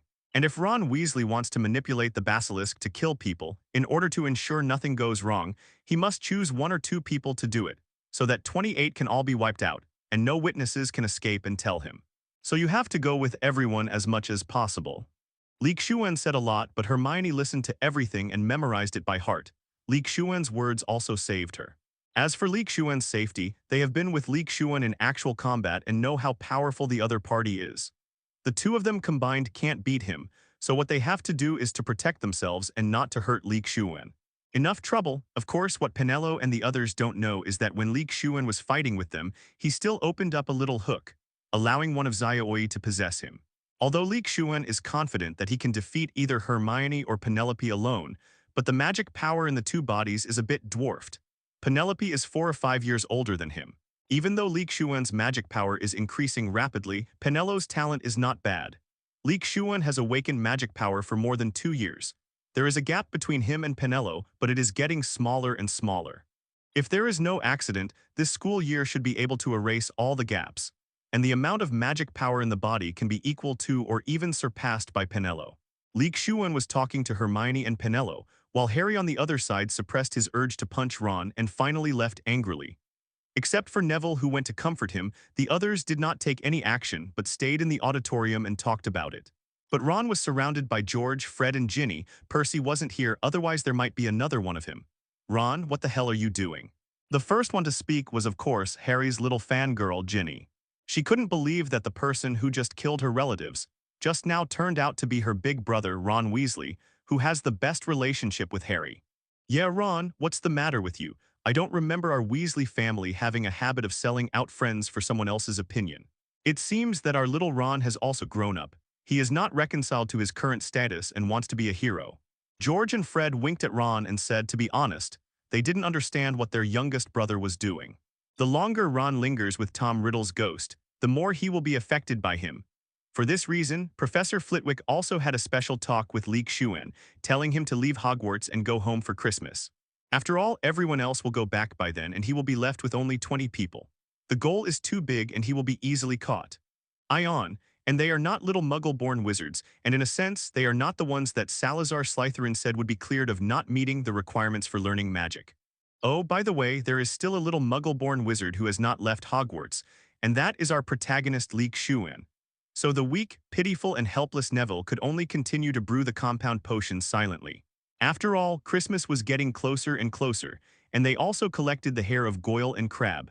Professor Flitwick doesn't want his most proud students to be petrified by basilisks like Colin and Justin. Later, he found out that Lee was determined not to go back, and told Xuan to be careful and pay attention to safety when he was in school. That's why when Harry knew that Della and his 2 followers, Goyle and Crabbe, didn't come home for Christmas, he felt that Della was more suspicious. All the parents who knew about the basilisk attack sent their children home for the holidays. After all, Hogwarts is a dangerous place now, and many elders of little wizards have experienced the same experience for 50 years. Harry and Neville, who left angrily, came to the secret base they were familiar with, But the original trio became 2 people, and Neville didn't know what to say for a while. The few little wizards who stayed at Hogwarts for Christmas were all from pure-blood or mixed-blood families. They basically stayed because they couldn't go back. It's just that Ron was still standing there listening to the words of the three of Fred, and in essence, his mind had drifted away for a long time. In such a severe situation, Della is not forced to go home, which means that he must be planning something, maybe just like Harry's own guess. Della is the one who opened the secret room. Of course, Xuan readily accepted the love and care of his own dean. After all, he was the only elder who genuinely worried about him. Because of the recent basilisk attacking little wizards in the academy, the number of little wizards staying in school for Christmas this year is only 1/10 of previous years.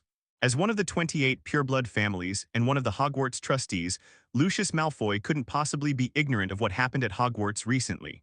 Of course, all of the above are phenomena that only occur in pureblood families or mixed-race families, but those little muggle-born wizards all left school for their own lives. After all, Colin Creevey and Justin Creevey, who were attacked before Finley, was muggle-born. But Xuan stayed here to meet with Ron and find out the basilisk. What Professor Flitwick didn't know was that maybe the basilisk should pay more attention to safety, but Xuan had his eye on it.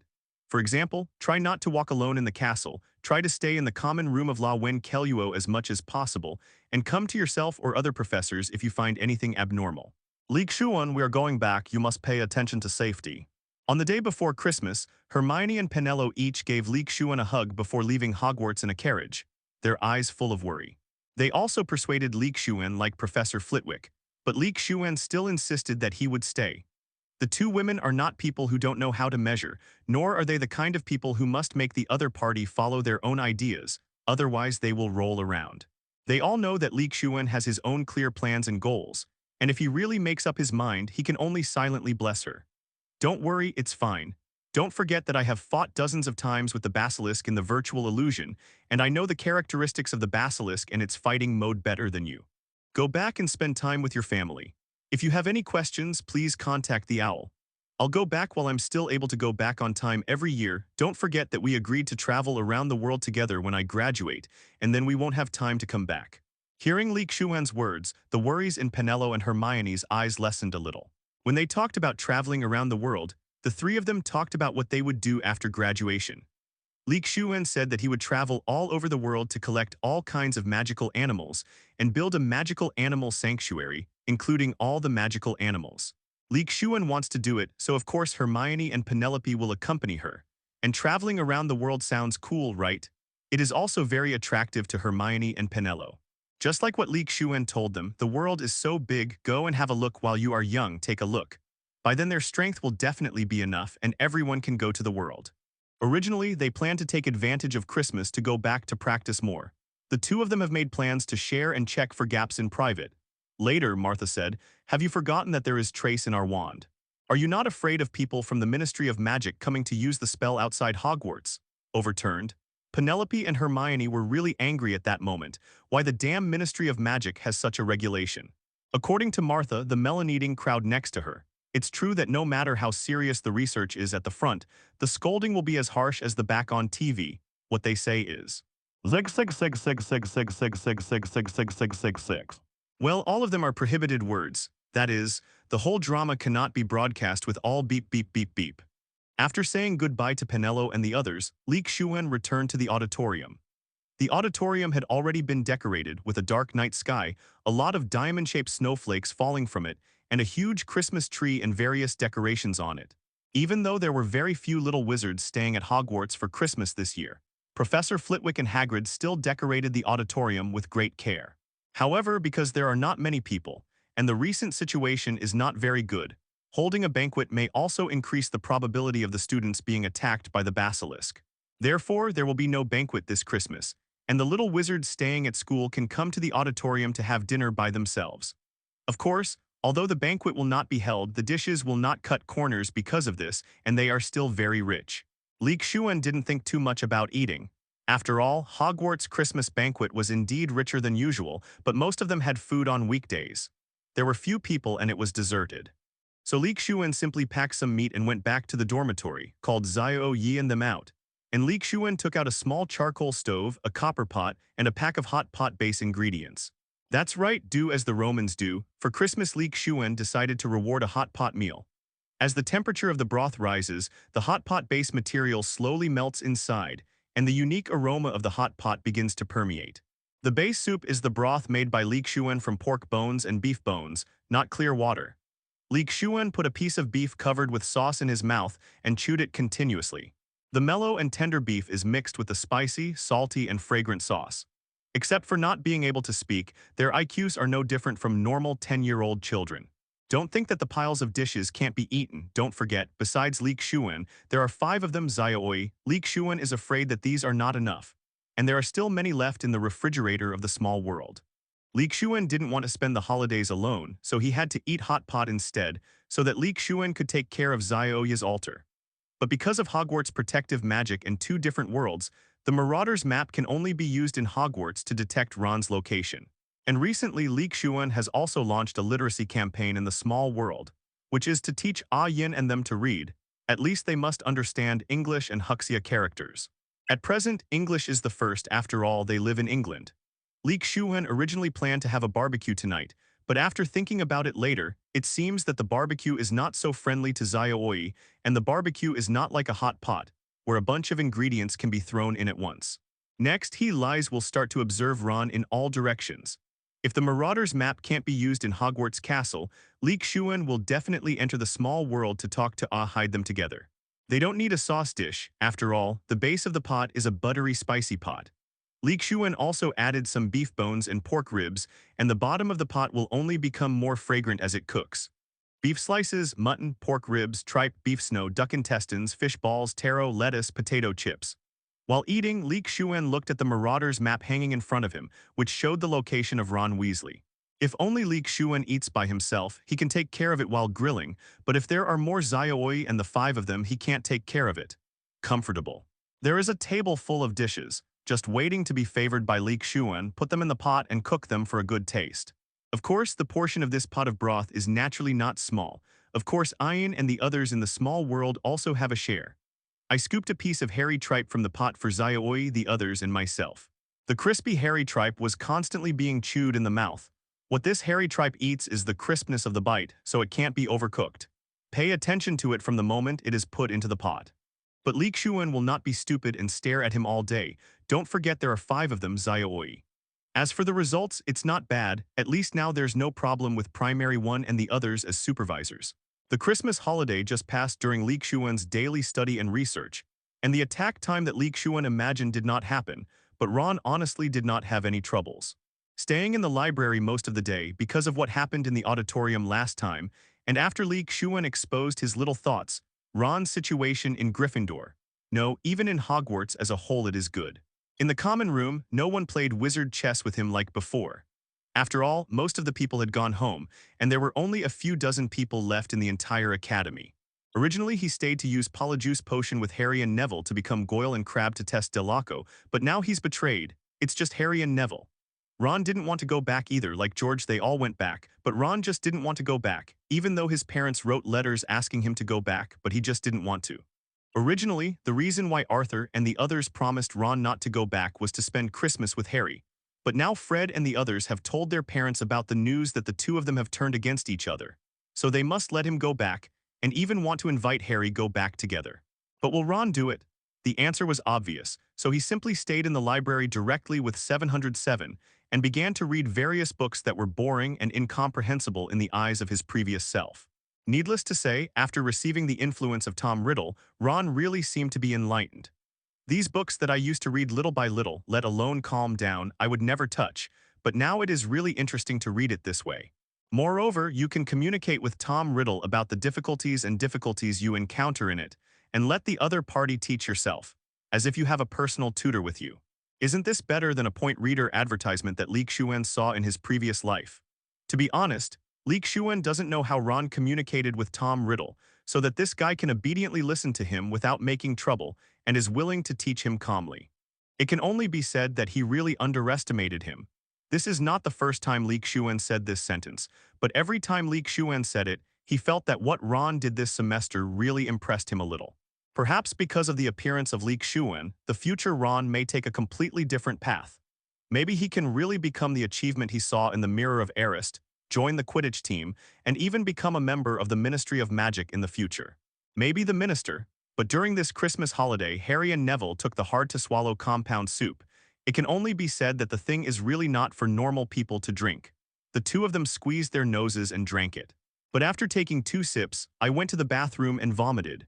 Fortunately, the compound decoction took effect after the entrance, otherwise the two of them would have to suffer another round.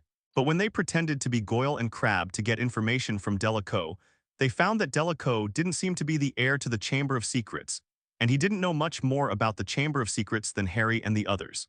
Of course, Harry and Neville didn't learn nothing. At least they knew who the person who opened the secret room 50 years ago was, or who the suspect was, and that was Hagrid, who Harry had the best relationship with.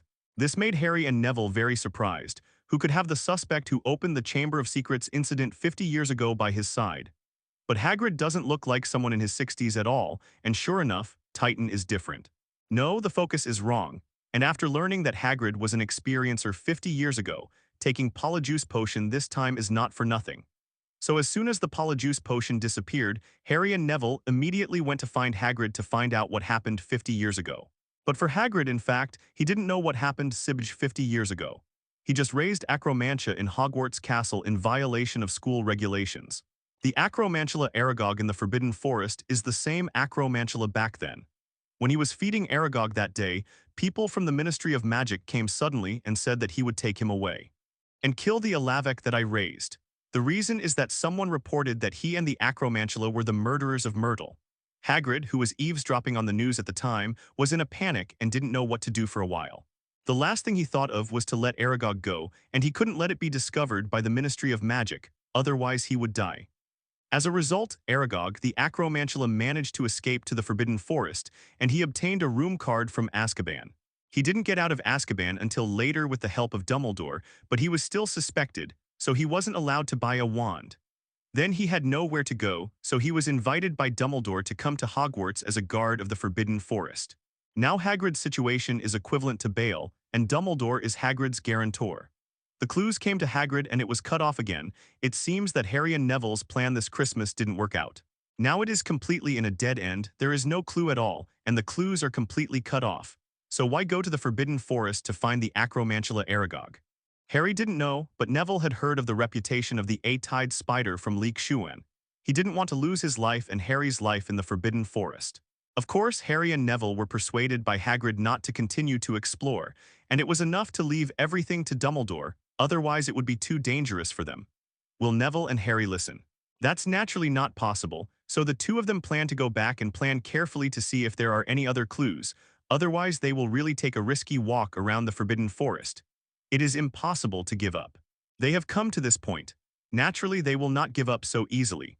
What's more, because of what Ron said in the auditorium, although Xuan interrupted him later, it still had some influence on Harry, and some people still dare not talk to Harry.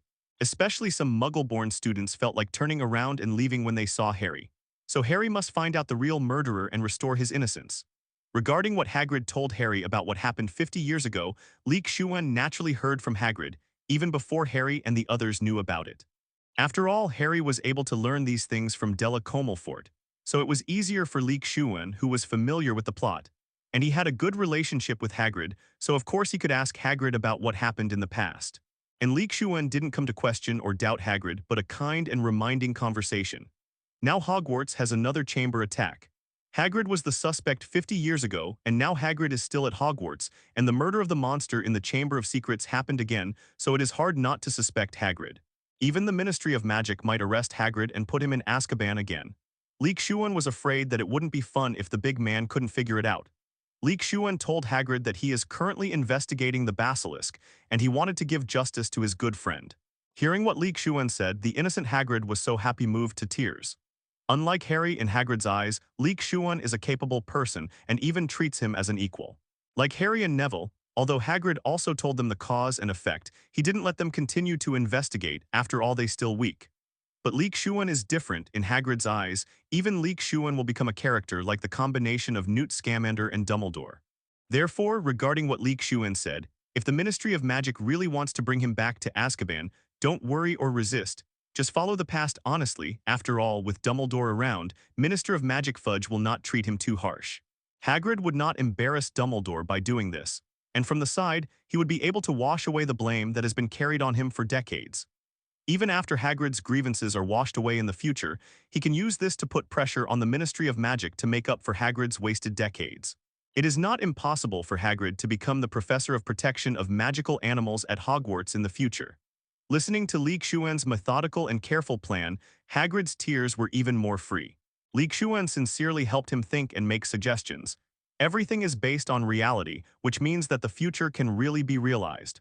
One of Hagrid's wishes is to be the Professor of Protection of Magical Creatures at Hogwarts. If it really works, Hagrid doesn't know how to repay Xuan. And judging from the current plan, Xuan said, if Hagrid finds Dumbledore and Professor Kettleburn to intercede, then the success rate is not high. Guaranteed to say 100%, but 90% is no problem. In the end, Xuan left under Hagrid's tearful eyes.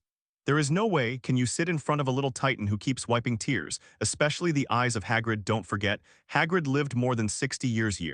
A man of Voldemort's time, why did Xuan do this and he didn't have too much interest in it? To be honest, apart from Hermione, Penelope, the younger brother Neville, by the way, and Luna, in Hogwarts you can count as Xuan.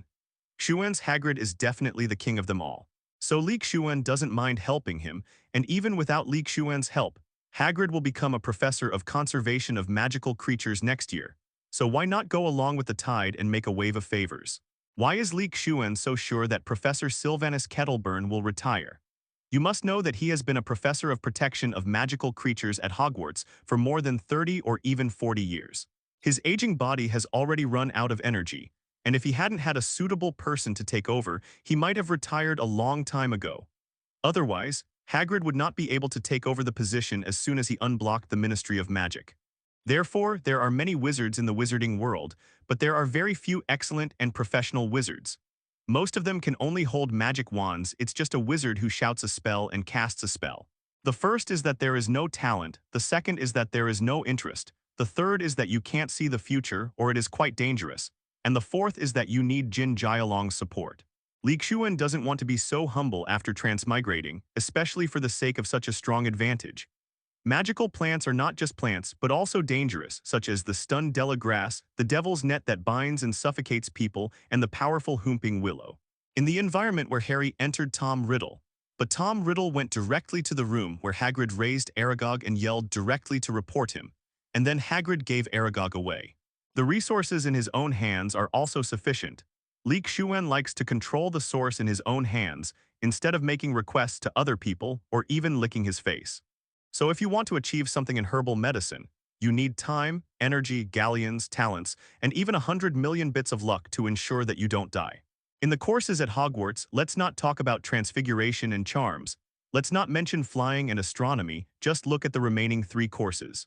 The same is true for potions and the protection of magical animals, both of which require talent, interest, money, luck, and time to settle down, and even these 2 are more rewarding than herbalism. If herbalism wants to reach the level of Professor Sprout, it is essential to settle down to practice, accumulate, and explore the characteristics of various magical plants bit by bit. However, the seeds and planting process of various magical plants require galleons, and even some magical plants require special fertilizers, such as blood. The fight between the 2 of them later attracted other students and professors, and eventually Hagrid was sent to Azkaban. After all, herbal medicine is planting and farming, and it is still possible to follow the steps. But Xuan was thinking about another thing, that is, what Hagrid said 50 years ago was different from the movies Xuan had seen. Rot, but potion brewing is not the same. All kinds of appropriate amount and a few words in it will make you collapse, and the more advanced potion takes more time and energy. Therefore, Xuan didn't know which one to believe, and he was more inclined towards Hagrid in his heart. After all, Tom Riddle's environment is completely up to him. What you see may not be true, but what the other party wants to show you, it's just soil. Therefore, in these special fields, there are very few talents. Xuan is also aware of this now. In order to avoid not having such talents in his hands in the future, he has now started to cultivate them slowly. Why do magical animals say they need talent? That is to have enough affinity so that they can dispel the vigilance of magical animals. Xuan, we're back. Xuan, who received the letters from Penelope and Hermione in advance, of course waited at the gate of Hogwarts in advance. and estimated the time it would not be too early or too late. The Christmas holiday came to an end quickly amidst Li Xuan's busy schedule, which made Li Xuan a little uncomfortable for a while.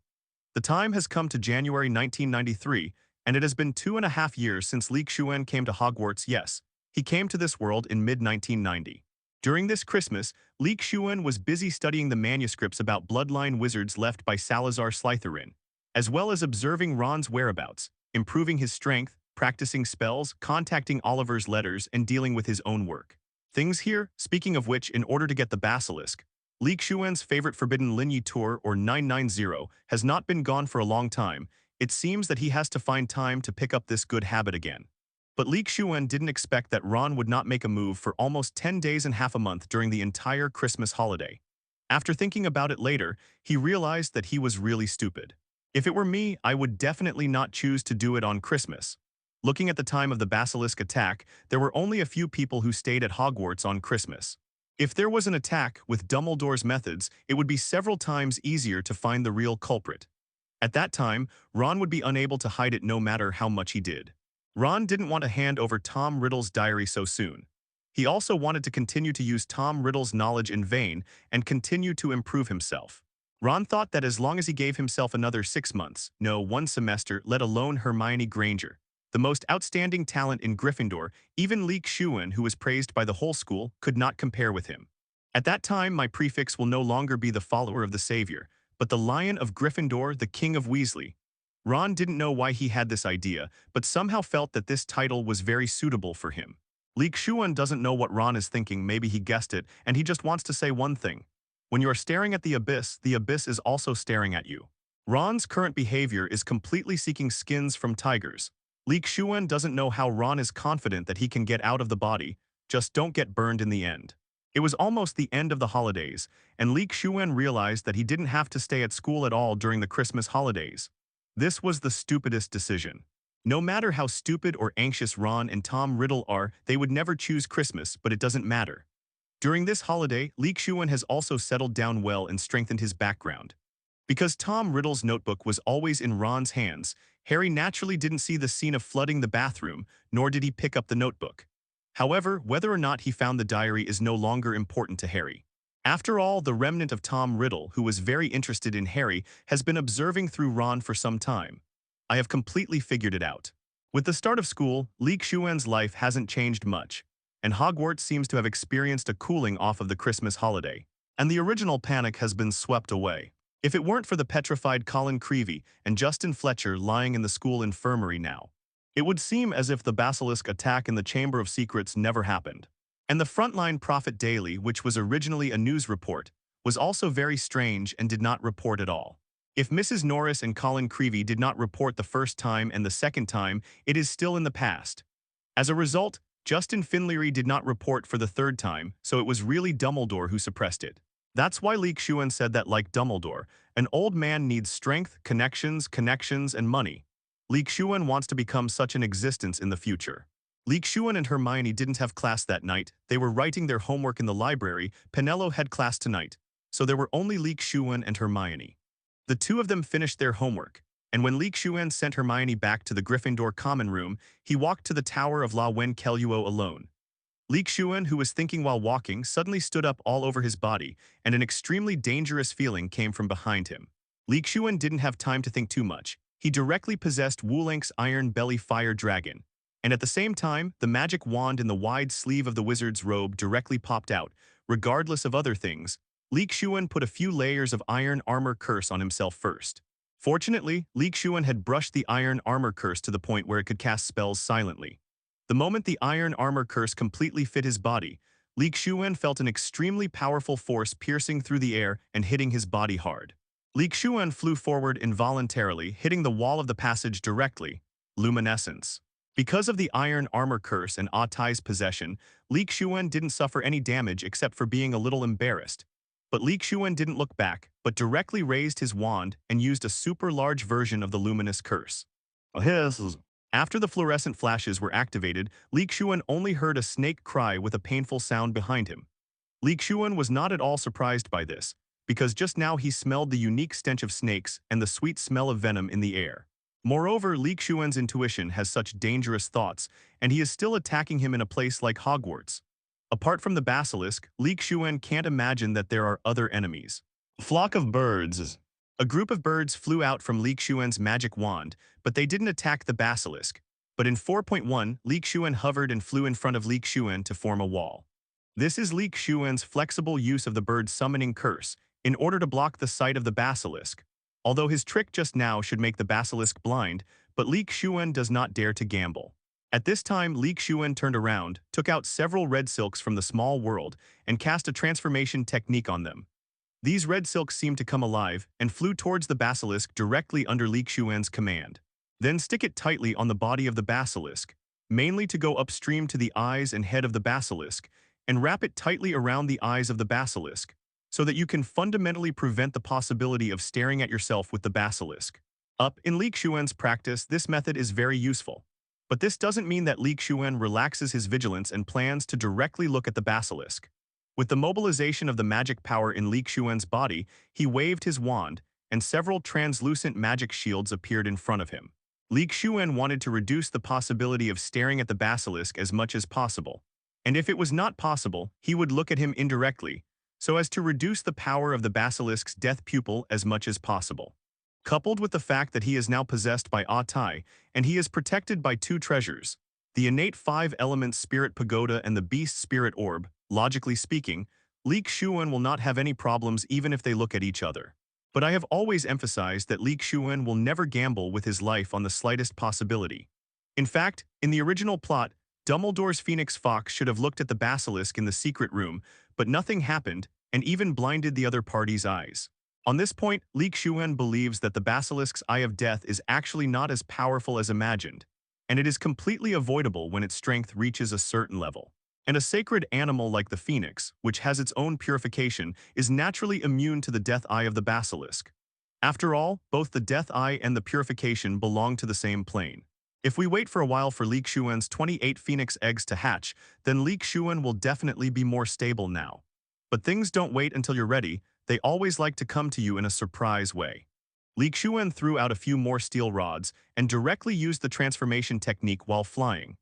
These steel rods instantly became like mercury, and after being enlarged according to the size of the basilisk, the two ends were directly inserted into the ground, firmly restraining the actions of the dead basilisk. Looking at the S-shaped basilisk still struggling on the ground, Li Xuan breathed a sigh of relief. Even though the basilisk is restrained and its eyes are blindfolded now, Li Xuan has not completely relaxed. Walk up from the side and prepare to bring the basilisk into the small world.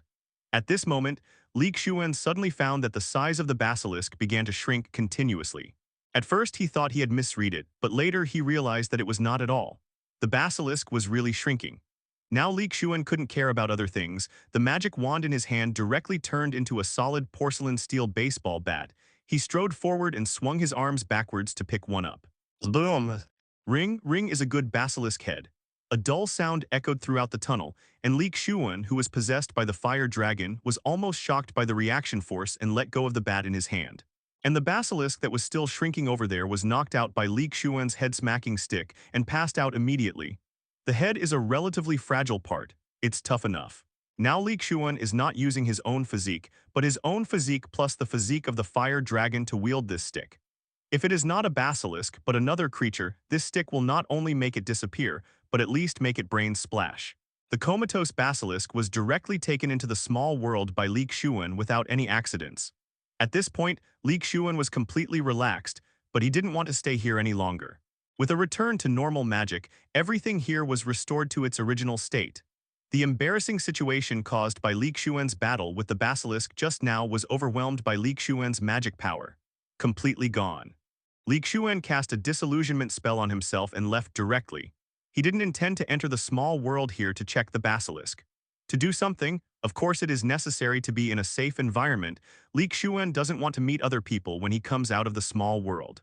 And although Li Xuan didn't sense any signs of someone around him, Li Xuan didn't think Voldemort had the means to hide it from him, and he didn't want to receive a shot of Avada Kedavra as a gift. In an unoccupied passageway away from the La Wen Keluo common room, Li Xuan lifted the disillusionment spell, and he had to let others see that he had returned to the dormitory. As expected of Tom Riddle, he has done a lot of research on magic patterns that have been lost for a long time in the eyes of the outside world. He is a genius and we praise him. After capturing the basilisk to the small world, a lot of doubts were solved at this moment. Just now Xuan made the basilisk to the smallest extent, who can turn a giant python more than 10 meters long into a body similar to an ordinary snake, more than 1 meter long, about the thickness of a child's arm. But it's not surprising when you think about it. After all, Voldemort will be able to thoroughly understand Horcrux technology to create Horcruxes in the future. And of course Horcruxes must have some knowledge of magic patterns. Xuan thought of the body-shape transformation of the basilisk that was completely out of its own ability, and guessed what these painted lines represented. And because of the passage of time, there is less and less knowledge and inheritance about the magic pattern. Xuan can recognize it thanks to the rich and comprehensive collection of books in the Hogwarts library, plus the fact that Xuan the ability to memorize erudition. Otherwise, I really wouldn't be able to recognize it. Xuan was busy fighting just now and didn't notice it. Only now did he discover that there were some dark patterns on the basilisk's body, which were obviously drawn or engraved by someone and had already been carved into the basilisk's flesh and blood. It's no wonder that Xuan can be found. Therefore, it is very difficult for Xuan to find the shape of the basilisk that can freely change in size. Except when the basilisk regains its shape when looking for food in the Forbidden Forest, Ron makes the basilisk change at other times. Small, that's why Xuan found traces of the basilisk in the Forbidden Forest but couldn't find him. Xuan did not go to the villa area but came to a specially reserved cave, which is the home where Xuan settled for the basilisk. Is this a magic pattern? But he doesn't want people like Xuan or Nobeta to forget the horror of the basilisk after they get used to it, and to stare at each other foolishly in the outside world and other places. It's really a shame to lose their lives because of such ignorant reasons. The most important thing is to laugh off the big teeth. The so-called magic pattern is actually like the talisman seal in Oriental Taoism. Through various patterns, 233 ways to achieve various magical effects. Just like the teleportation array in the Salazar Slytherin Chamber of Secrets is also a kind of magic pattern. Xuan, who returned to the dormitory, didn't say much and directly entered the small world. Tai, who had been possessed all this time, finally released his possessed state. After all, the basilisk is different from other magical animals. Its eyes can still cause damage to magical animals. Xuan can naturally block it, and he did so.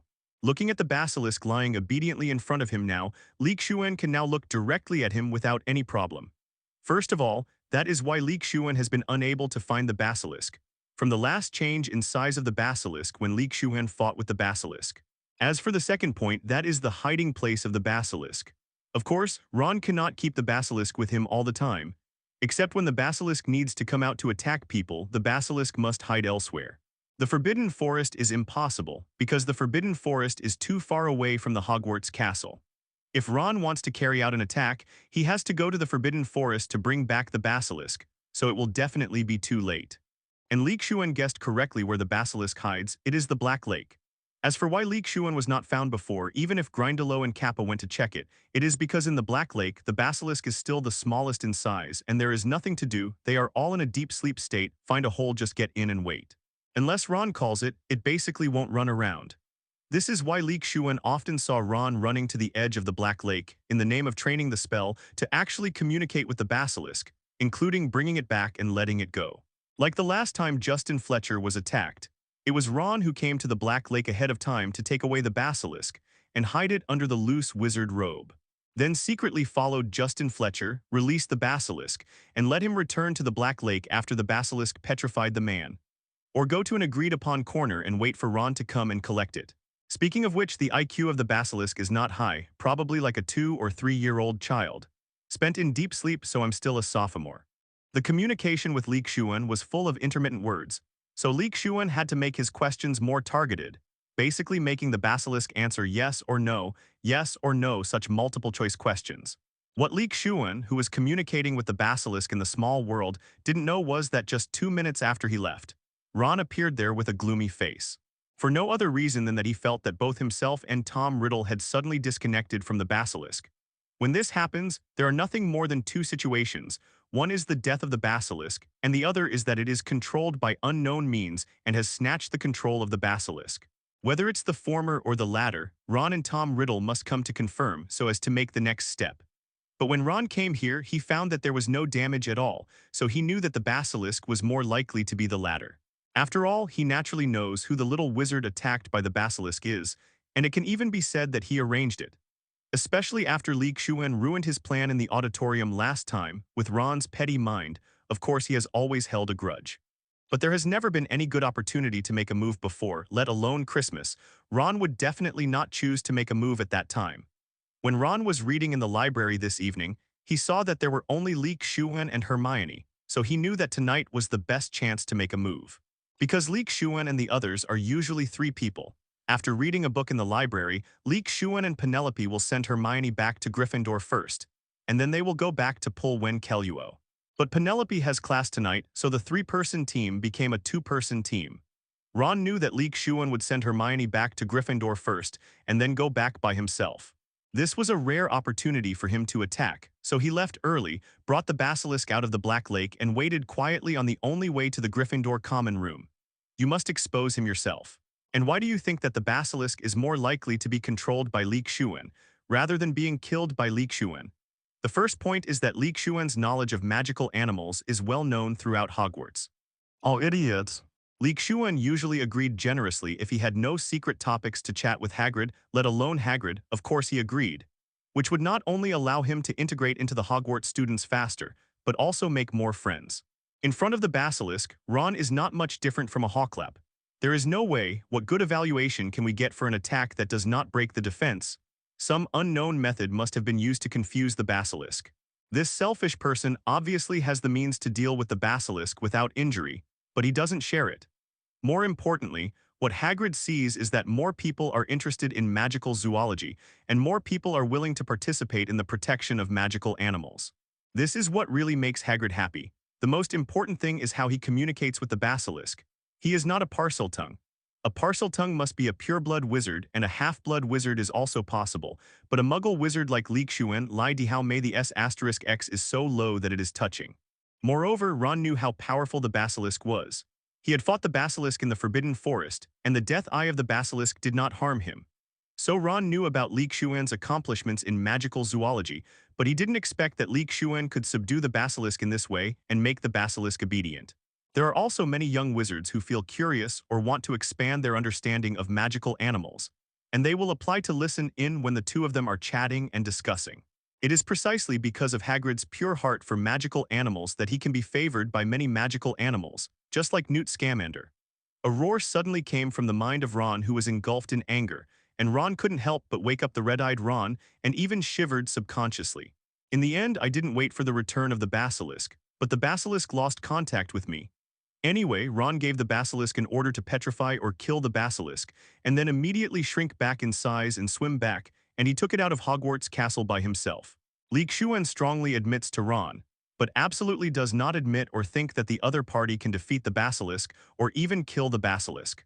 Seeing Xuan leave from the Gryffindor common room, Ron quickly followed, and released the basilisk after waiting for a suitable place, commanding the basilisk to go there, while he himself was looking for a place to hide, waiting for a while before going to take the basilisk back. Whether it's the usual chats or Professor Kettleburn's praise of Xuan in the protection of magizoology, and everyone has also seen that Xuan has a good relationship with Hagrid, the keeper of the Forbidden Forest, and they can often see each other chatting about fantastic beasts. Idiot, you want to expose that kid's behavior now, but have you ever thought about how you can explain that you know that the other party was attacked by the basilisk? Could it be that you ordered it, or are you planning to say that you just stood aside? Zog. Tom Riddle's angry voice sounded in Ron's mind. He thought this guy was a bit interesting. Although he was weak, he still had a bit of scheming. As a result, after meeting this muggle-born Oriental kid named Xuan, he completely lost his mind. Tom Riddle wanted to replace Ron a little bit. How could there be such a stupid person, even more stupid than the last person who got the notebook, which was his sister Ginny Weasley? Tom Riddle didn't know what Ron was thinking, and he didn't even need to delve into his thoughts. It was almost written on his face. It's nothing more than seeing Xuan's excellence and handsomeness, surrounded by beautiful seniors, classmates at the same level, and even a lively junior who favors him. Look at yourself again, whether you are high or low, you have no money, no power, no wisdom, even your appearance is average. And even because of the last slug curse, completely lost the right to choose a spouse. The previous attack and this attack all stemmed from the jealousy in Ron's heart, which was even magnified by Tom Riddle. 510. As a result, he completely lost his mind and was swallowed up by anger. If Tom Riddle couldn't find a better puppet like Ron, who was so obedient and easy to control, then he really planned to replace him. But the current situation is unlikely. If he is picked up by others, it is more likely that he will be handed over to Dumbledore. What greets him is the exorcism flame of Phoenix Fox. Ron didn't even think about it. The saying that he commanded the basilisk just mentioned must not be said, so he can only say that he saw it from the side. Ron thought so and planned to do so, but does this hold up? A classmate was attacked by a basilisk. It makes sense not to come forward to help, but it makes sense not to call the professor to save him.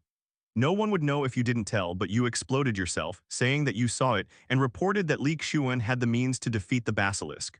Everyone knows the grievances between Ron and Xuan. But this is not a reason for you to do nothing but add insult to injury, and there is another shortcoming.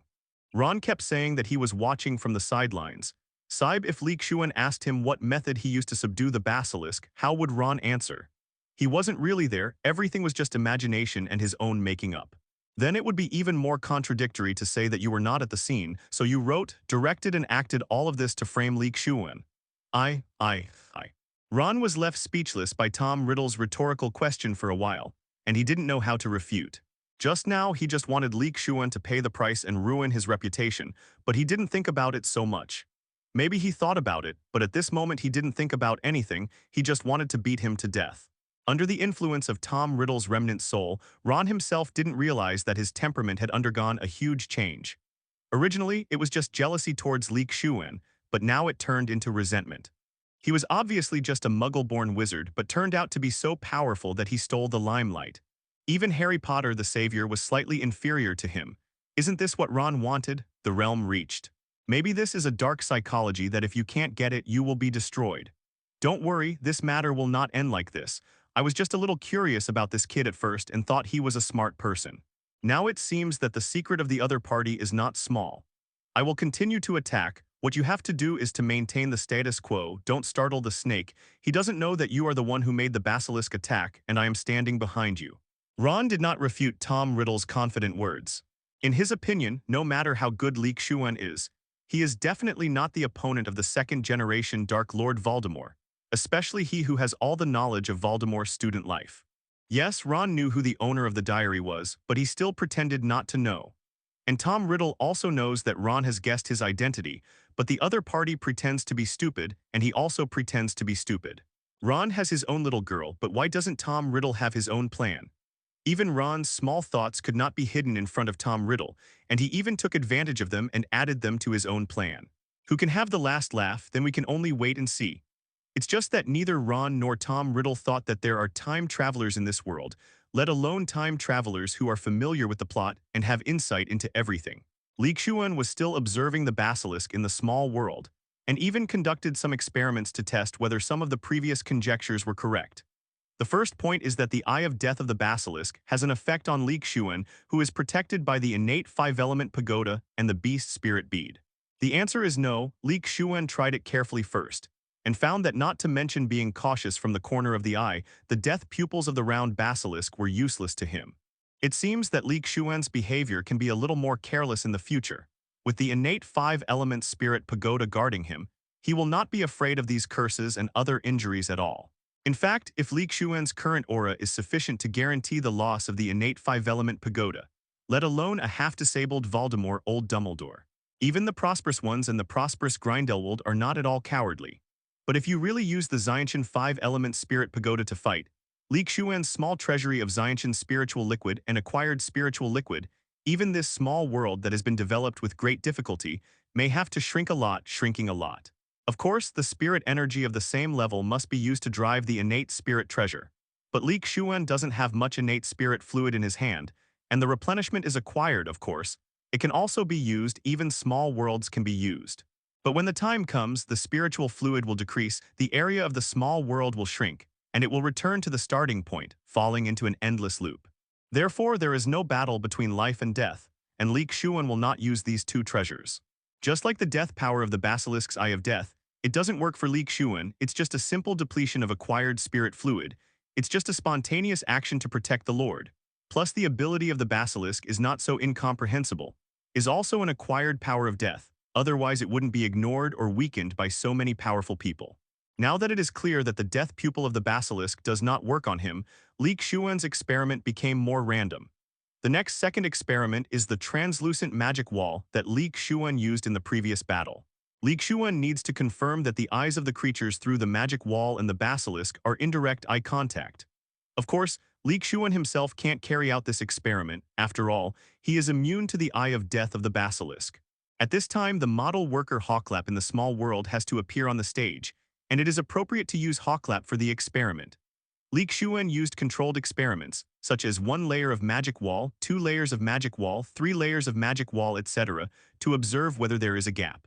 Facts have proved that Xuan's guess is correct. Looking at the basilisk through the magic wall will not trigger the instant death effect, but will only trigger the petrification effect. And only 1 layer of magic wall is needed, and the more the number of magic walls, the better the effect. Of course, it is not infinitely superimposed, and it will be the highest when it reaches the 3rd floor. Any more will make 10 wishes with Wang Kang. How Xuan came out of the experiment, of course, depends on the noble spirit of Hawklap, who is willing to dedicate himself to research. Through exposing these Hawklaps, it was discovered that Hawklap, who was only separated by a magic wall, could be said to have completely petrified his whole body, including skin, flesh and blood, internal organs, etc. And 2 layers apart, there is only skin and flesh and blood, but the internal organs remain normal, and 3 layers of magic walls are separated, leaving only a thin layer of petrified skin outside. The inside of the body has not been affected in any way. Xuan even thinks that if Hawklap is replaced by a wizard, maybe there is no need to take the Mandela potion in the case of a 3-layer magic wall. Given a certain amount of time, the magic power in the body is constantly running all can kill the power of petrification. At that time, he will be able to get rid of the petrified state. As for the length of time required, Xuan does not have experimental data at hand, but one thing is certain, that is, the stronger the strength, the shorter the time required. After this was confirmed, Xuan began the second experiment, which was the effect of distance on the death pupil of the basilisk. After the success of the previous experiment on the effect of the magic wall on the pupil of death, Xuan's confidence also increased a lot. He felt that there should be no problem with this idea.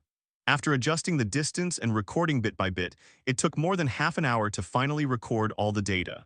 Looking at the basilisk at a distance of 50 meters from the basilisk, just like looking at each other indirectly through a magic wall, will not trigger the instant death effect but petrification. And in the interval from 50 meters to 100 meters, if you look at the basilisk, the farther the distance is, the weaker the petrification effect will be. From 50 meters, the whole body is petrified, to 100 meters, only a slight layer of petrification on the surface of the body. 100 meters seems to be a checkpoint. Even if it is only 101 meters, if you look at the basilisk, you will just be a little dazed for a few seconds. In other words, the eye of death of the basilisk is not invincible, and distance and obstacles will become the key points to hinder it. In fact, speaking of these, Xuan prefers to think that magic power played a key role in it. The magic wall was created by Xuan through the magic power in his body. Of course, there is magic power in the air.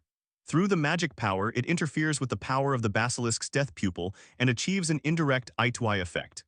Xuan thinks it is his own, the key to the success of the two conjectures. Even Xuan can continue to think and develop along this road and find more ways to restrain or even eliminate the basilisk's death pupil.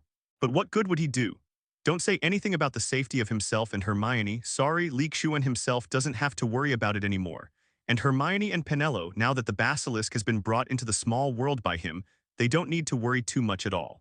In addition, Xuan will tell them the 2 results of the experiment just now and run away if they can't win, and then let Hermione and Penelo fully master the proficiency of the floating spell. When encountering the basilisk, there will be a few flocks of flying birds, with 3 magic walls in the middle, and then a floating spell to make him leave quickly. In fact, if one learns to apparate, it would not be so troublesome. But it is a pity that Xuan still does not know this magic spell, not to mention Hermione, and neither does Penelo. Otherwise, there would be no need for so many plans. And the advantage of using the levitation curse is that the basilisk cannot fly. As long as you fly up and don't look at it, it can't do anything to you. Ask for flowers is... Needless to say, there are other fake big empty words that benefit the wizarding world. Xuan never thinks that he is such a noble person, and basilisks are very rare in the wizarding world. What's more, now that the basilisk is in Xuan's hands, Xuan is looking for a way to deal with the basilisk. Isn't that just making himself uncomfortable and weakening himself? Xuan would never do such a thing that harms himself and benefits others. Maybe the basilisk will become Xuan's trump card in the future. After thoroughly researching the basilisk, to be precise, he verified his two assumptions. Xuan left the small world without the threat of the basilisk, or in other words, the basilisk will not pose any threat to him in the future. Xuan felt that the pressure on his body was reduced a lot in an instant. Can sleep well tonight. Won't the attack just now cast a shadow on Xuan's heart? Of course not. For Xuan, only those who are not under his control will be cared about in his mind, completely in his own hands, and if he can be rounded and flattened by himself, then it will not be a problem. And the attack in the evening, to be honest, the fighting intensity was not that great if it wasn't for the defense against the basilisk's Eye of Death. And to capture the basilisk, Xuan directly used full firepower to turn the basilisk into snake soup. At the same time, Xuan had more or less expected in his heart that Ron would order the basilisk to attack him. First of all, the conflict between myself and him is not a day or two, and I don't care, but it doesn't mean that Ron can be as generous as himself. Especially when he stomped his face hard on the ground in the auditorium. And at the same time, under the influence of Tom Riddle, Ron's inner negative emotions will definitely be infinitely magnified. Coupled with his pure muggle background, he completely meets the standard of a basilisk attack, so there is no need to find any other reasons and excuses. He was always on guard, otherwise he wouldn't be so nervous and looking for a way to deal with the snake melon. In the end, he really guessed it right, and I can only say that everything was as expected. After Xuan brought the basilisk into the small world, everything seemed to return to normal. Of course, this is only in Xuan's own opinion. Except for Ron, other people don't know that the hidden danger of the basilisk has been eliminated by him. During this time, Ron and Tom Riddle tried more than once to reconnect with the basilisk, and even ran to Xuan to observe to see if they could find any clues. For example, how Xuan used the basilisk for his own use, and where did he hide the basilisk? Did he keep it in his bedroom? How did Xuan solve the problem of feeding the basilisk? Should he bring the food back to the dormitory by himself, or let the basilisk free him, or should Xuan come with him? The appetite of the basilisk is clear to Ron. In order to satisfy the basilisk's June 13 appetite, Ron and Tom Riddle spent a lot of effort. In the end, it can only reduce the size of the basilisk to enter a dormant state when it is free, so as to reduce consumption. Xuan is just a little muggle-born wizard, so he definitely doesn't have the talent for parseltongue, so he can't communicate with the basilisk. In Ron's view, it is only necessary to ensure that the basilisk eats, otherwise it will get backlash. Ron tried to find the basilisk again in this way. As long as he could get in touch with the basilisk. Ron no. It should be said that Tom Riddle was confident in taking the basilisk back from Xuan and regaining control of the basilisk. As a Parselmouth wizard, Tom Riddle has absolute self-confidence. It's a pity that talent is not equal to cheats. Ron and Tom Riddle would never have imagined that Xuan has a small world where basilisks can be raised and the ability to forcibly recognize the master. In the small world, not to mention whether you can eat enough or not, you can eat enough every day. No matter how big the basilisk's appetite is, how big is the appetite of Autai? Now the area of the small world is even bigger, reaching 560 square kilometers, and after replenishment the species in it are more and richer, not to mention one more basilisk. 10 more basilisks can be raised. So it's futile for Ron to try this way, and does he really think his stalking is perfect? It's not that Xuan said that although he has also learned the illusion curse, his half-baked level and his stature are not completely hidden. This is not the case during the daytime. After all, there are so many people in the school who are still using the half-caste illusion curse during the daytime. I am afraid that they are not mentally ill, and they will be reported directly in the next second. It's no surprise that Xuan didn't notice it. In the past, let alone meeting him often, he would turn his head to avoid Ron when he saw him. Now let alone 2 or 3 times a day, 4 or 5 times a day is not surprising. Breakfast, lunch, and dinner must be seen in the auditorium. The library can also be seen, and the corridors of class and get out of class can also be seen. And sometimes it can be seen in the La Wen Keluo common room. It is simply 300 taels of silver here. It's no wonder that Xuan didn't doubt it. Even Hermione and Penelope noticed something was wrong. By the way, the common room of each college is not limited to the students of this college. If invited, students from other colleges can also enter. With the exception of Slytherin College, students from other colleges are basically not allowed to enter their common room, which is extremely xenophobic. and even if you enter, you will receive some bad treatment. This has also become something like an unspoken rule. That is, no matter how good the relationship is with Slytherin students, they will not invite students from other colleges to enter the Slytherin dungeons, and no matter how curious the students of other colleges are, they will not go to Slytherin. Common room, unless it is the request of the professor to call someone or inform, but it is usually to tell the Slytherin students outside to let them inform. Xuan also knew at 3.8 that they desperately wanted to take care of the phoenix eggs because they wanted to hatch the little phoenix as soon as possible. It can only be said that no matter whether it is a human or an animal, they don't want to be the smallest, even if the smallest is the most favored, but they don't care about this. It can be said that it is not an exaggeration to say that the person who looks forward to the birth of little phoenix the most even surpasses Xuan and Norbetta, who is looking forward to the little partner. But when the child grows up and wants to show off, Xuan will not deny the opportunity. Isn't it the same when he was a child? In this way, they can have one more playmate, especially for Xiao Yin, who originally thought that her status as the youngest would last for a long time, but she didn't expect to be an older sister so soon.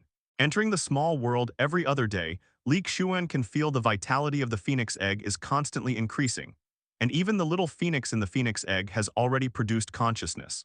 Now the responsibility of taking care of the phoenix eggs is handed over to the hands of two little guys, Nobta and Xiao Yin, which they strongly demand.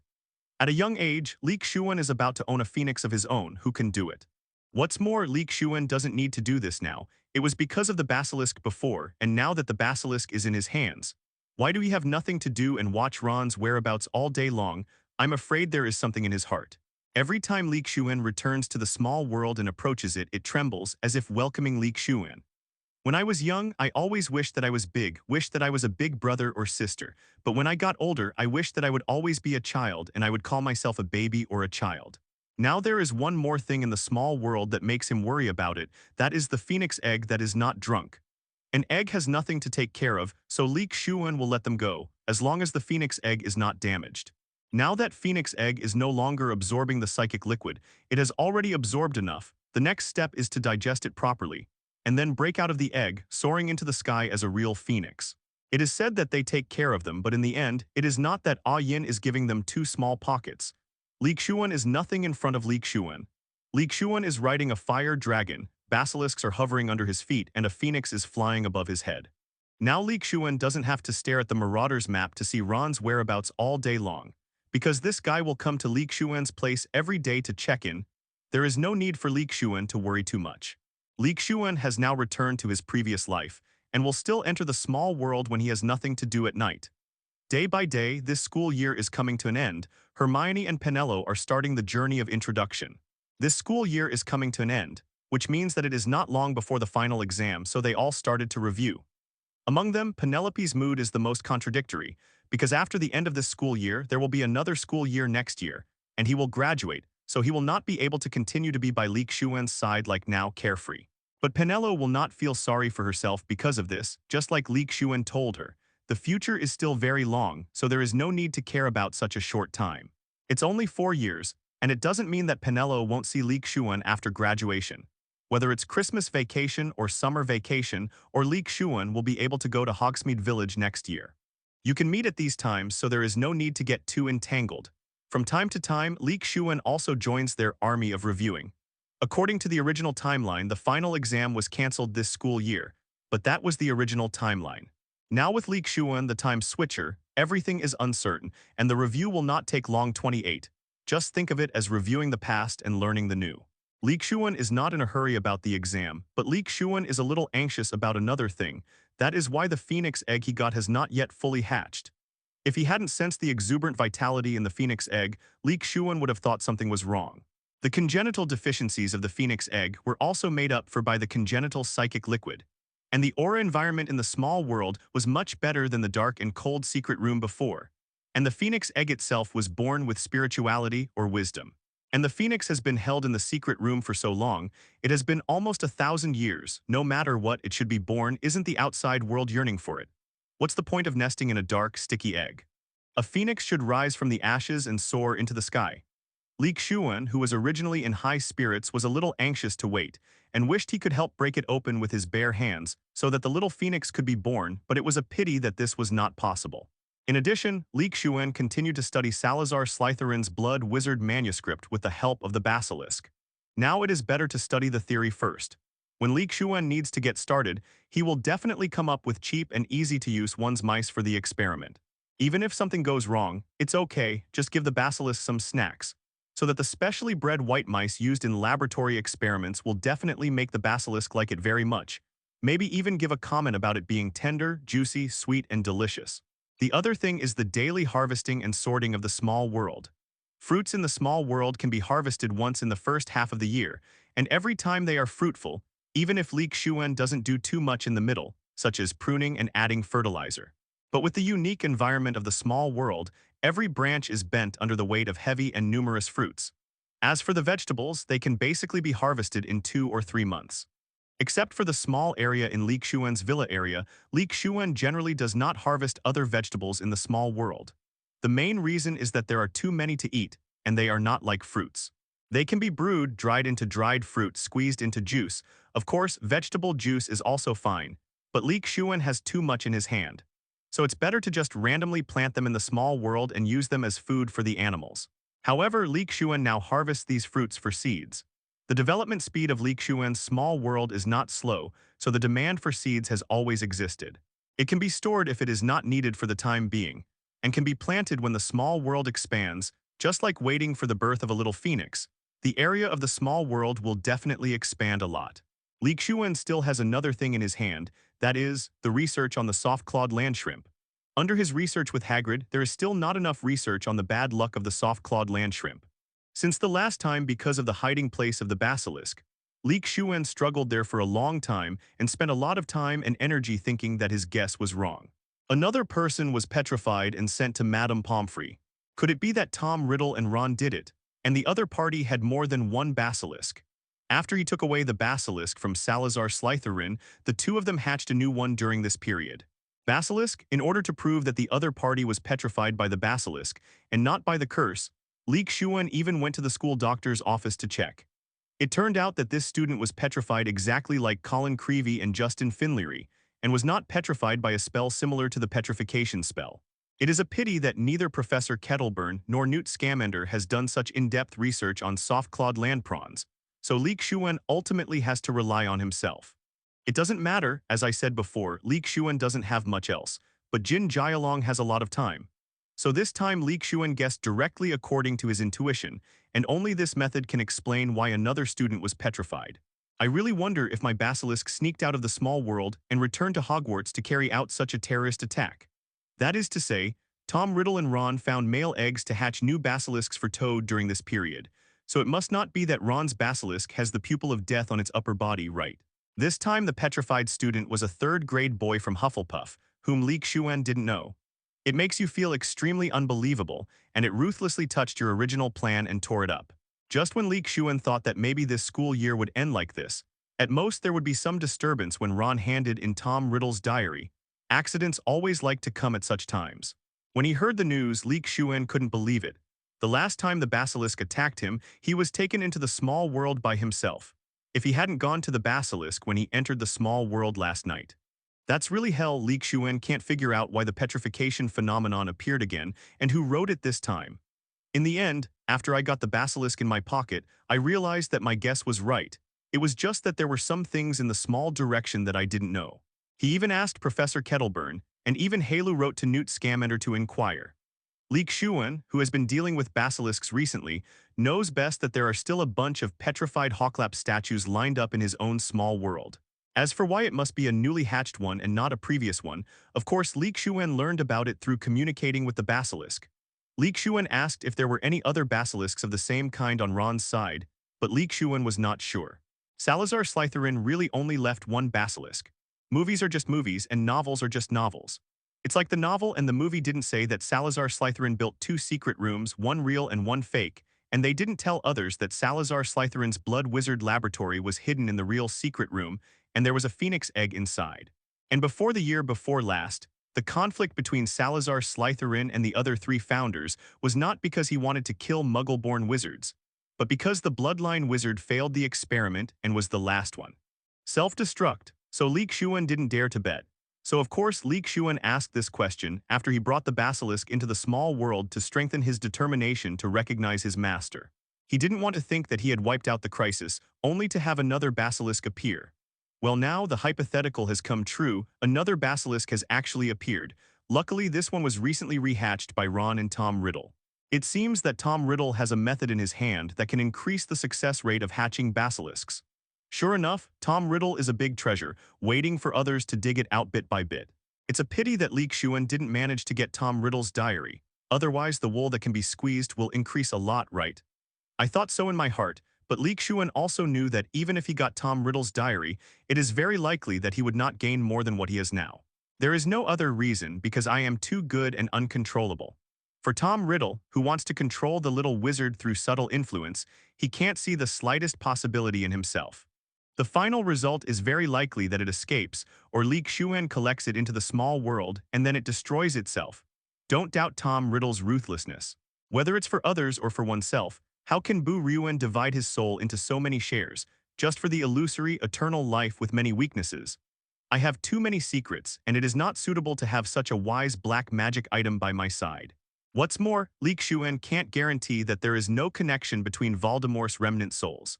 Voldemort has no means left behind to allow remnant souls to transmit information to each other. Perhaps the various Horcruxes are independent, but it is not certain that they are completely independent. Looking at the connection between Harry and Voldemort after Voldemort's resurrection in the future, we will know that both of them can perceive each other's situation. So the Horcrux is not as simple as imagined. Li Xuan has never refined it, and with Tom Riddle's caution, he must have left nothing. It is certain that some information can be sent out at a certain price. Li Xuan does not want to be known that he has a whole card like a small world. Especially since this person was still his own enemy, a character like Voldemort. Fortunately, after I captured the basilisk, I didn't publicize it. Even Hermione and Penelope Li Xuan didn't tell them that the basilisk crisis was over.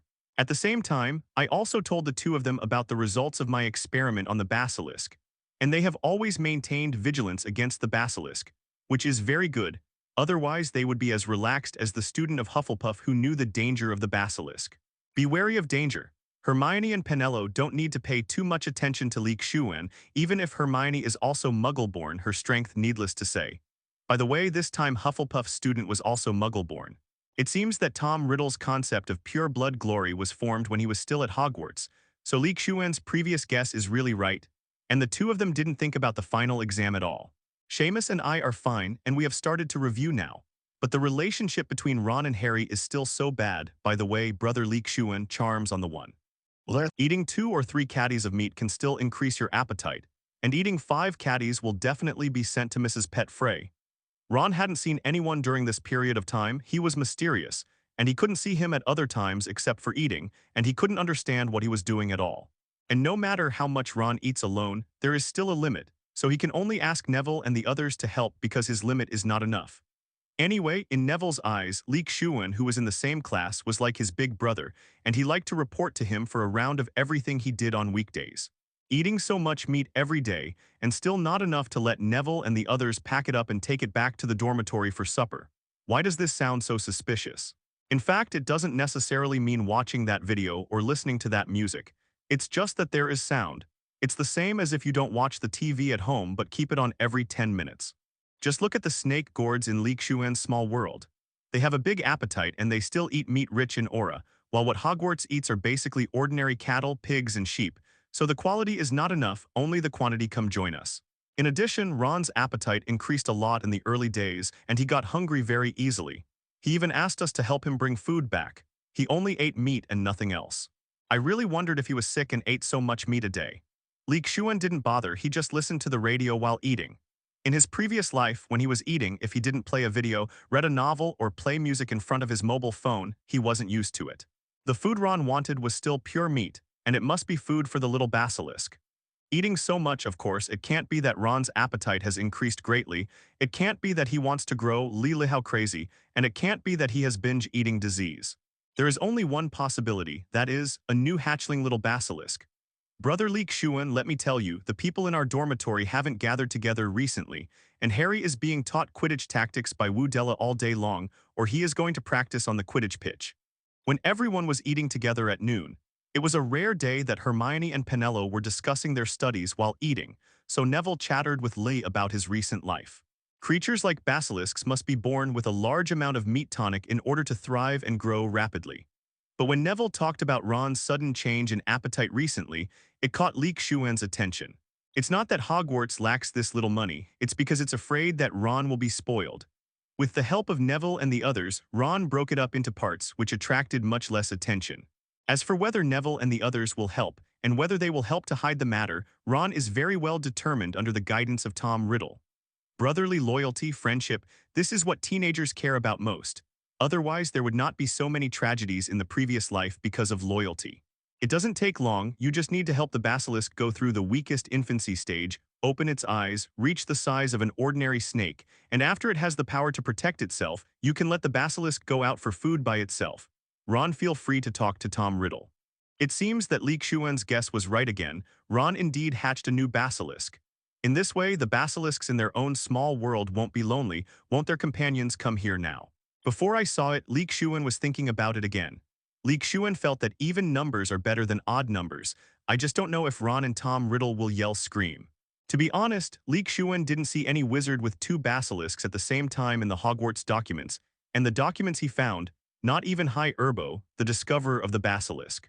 Xuan doesn't know why. Is it an unspoken rule 247, or is it that the two basilisks will fight together and they will fight to the death? But Xuan believes that after bringing the basilisk into the small world, even if the basilisk wants to work hard, he can suppress it. This enmity doesn't have to be so far away, it has to cross tens of kilometers and fight to the death. One thing Xuan is very curious about is similar to the joke in the previous life. Using the venom of a poisonous snake to kill a poisonous snake, will the poisonous snake be poisoned to death by the poisonous snake? To extend it, that is to look at the basilisk with the eye of death of the basilisk, so will the basilisk be petrified by the eye of death of the basilisk? If it is not petrified, the pupil of death must have played a role, but if it is petrified, will the whole body be petrified, or can the eyes of the basilisk be preserved? Well, Xuan's little head always has all kinds of weird ideas. What's the use of tangling them there? It's like when you were in the 4th and 5th grades of elementary school, where you were struggling to decide whether to go to Huaking or Dabe when you grow up, and the result. Right, there are some things that don't need to be entangled too much, just let it take its course. And when Xuan gets another basilisk, don't you know what's going on? After the appearance of the third victim, the original calm of Hogwarts was broken again. And it can even be said that this time the response was more serious than before. Professor Flitwick had just left when Claw's common room to read some decisions about Hogwarts. In view of the recent events, the following new regulations will come into force immediately. All students must return to the common room before 6 p.m. All students must be accompanied by professors in class, without exception. These are the original words of Professor Flitwick. For this reason, even the class time of Hogwarts has been adjusted. The last class in the afternoon was originally an hour and a half, but it became an hour. 1 hour for everyone to eat. The original evening classes were also cancelled. Those that could be transferred to the afternoon, and those who couldn't could only be cancelled. Among them, the astronomy class was sad, as it was only available in the evening. So for the next period of time, unless the culprit of the attack is caught, our Professor Aurora may have to rest all the time. I don't know what she thinks anyway. If it's Xuan such an above-board paid vacation, it will naturally be happy and happy. There are also some other small adjustments. Our careful Professor Flitwick explained, such as the temporary cancellation of Quidditch training and competitions, etc., and asked everyone to raise their own doubts, and left after getting everyone's thorough understanding that there is no problem. Presumably at this time, the deans CI of the other 3 colleges also conveyed instructions to the students of their respective colleges. Speaking of which, we haven't seen our Professor Lockhart for a while, and I'm really not used to it. Lockhart, why doesn't it count? As for the curfew issue, it doesn't matter. Don't forget that Harry has an invisibility cloak. Recently, apart from attending class, I just nestled in my office and replied to my loyal fans, so I didn't make any fuss. That's right, there is nothing wrong with letting the professor lead the students in class. The question is Lockhart a professor? Isn't he a liar? They're just complaining now. It's impossible to really violate the school's prohibition. It's really a try and die. Hogwarts is as fun as going home. Everyone here is talented and they speak nicely. Not only are they disgusted by their parents when they go home, but they don't even have anyone to play with. It's boring. In fact, everything else is fine. Even if it means returning to the common room at 6 o'clock in the evening, the little wizards can bear it. Coupled with the responsibility of the savior that was slowly cultivated after the Quirrell incident last year, this made Harry even more eager to find the culprit. The most unbearable point is that freedom is restricted. You have to follow the professors in and out of class, and you can't run around at will. Compared to the cold attic on Privet Drive, Hogwarts is the real home for Harry, where he has friends he can talk to, teachers who take care of him, and a Quidditch stage to show himself. When the time comes when we really encounter a basilisk, we still don't know who will protect whom. But the sound was very vague and weak, making Harry think it was just a dream and auditory hallucination. But now it seems that it is not. The previous 2 petrification incidents were also accompanied by this sound. Harry firmly believed that the culprit must have something to do with the strange sound he heard. Speaking of which, recently, Harry could hear a sound ringing in his ears every night when he was in a daze. Especially in Gryffindor College, Professor McGonagall said at the end that unless the culprit is caught, Hogwarts will be closed, which stimulated Harry very much. What can I do unless I drop out of school or take a long vacation? Of course, it is impossible to drop out of school, and of course it is impossible to take a long vacation, even if they know that this is to protect themselves. But the little wizards who are active and lively by nature don't want everything they do to be under the noses of the professors. After a while, the voice reappeared and the petrification incident reappeared again. Harry decided to find out the connection. Everyone was discussing in the common room, but Xuan sat on the sofa beside Penello and didn't participate. And one thing that most young wizards in Hogwarts still don't know is that after the heads of the 4 major colleges announced the new regulations, Hagrid, who lived on the edge of the Forbidden Forest, also welcomed Dumbledore and Minister of Magic Fudge. The reason for coming to Hagrid is naturally very simple. That is, this time Hufflepuff students were petrified, which caused a big mess. Hagrid and Hogwarts didn't know about it, but Fudge, who was the Minister of Magic, knew it, and many people put pressure on him. Don't think that the Minister of Magic is the most powerful. Most of the time, it depends on the color of the person, just like the leaders of the beautiful country. They are all just money transactions under the banner of blood boiling. It doesn't matter how authoritative you say he is often hindered, just like Fudge now. Facing the situation that he was going to return to Azkaban, Hagrid did not make as much noise or resistance as Dumbledore and Fudge imagined. On the contrary, they are very cooperative. What they say is what they say, and it seems that they have been expected, which makes some of the countermeasures Fudge prepared in advance completely useless. The first point is naturally Dumbledore. Let Dumbledore bring himself. One is to let Dumbledore also know about this matter. After all, the other party is the headmaster of Hogwarts, and he is also one of the supporters behind him. Hagrid is actually a member of Dumbledore, so he wants to ask Dumbledore to help him persuade him. Dumbledore is naturally aware of what is going on outside, and he won't hold on to it.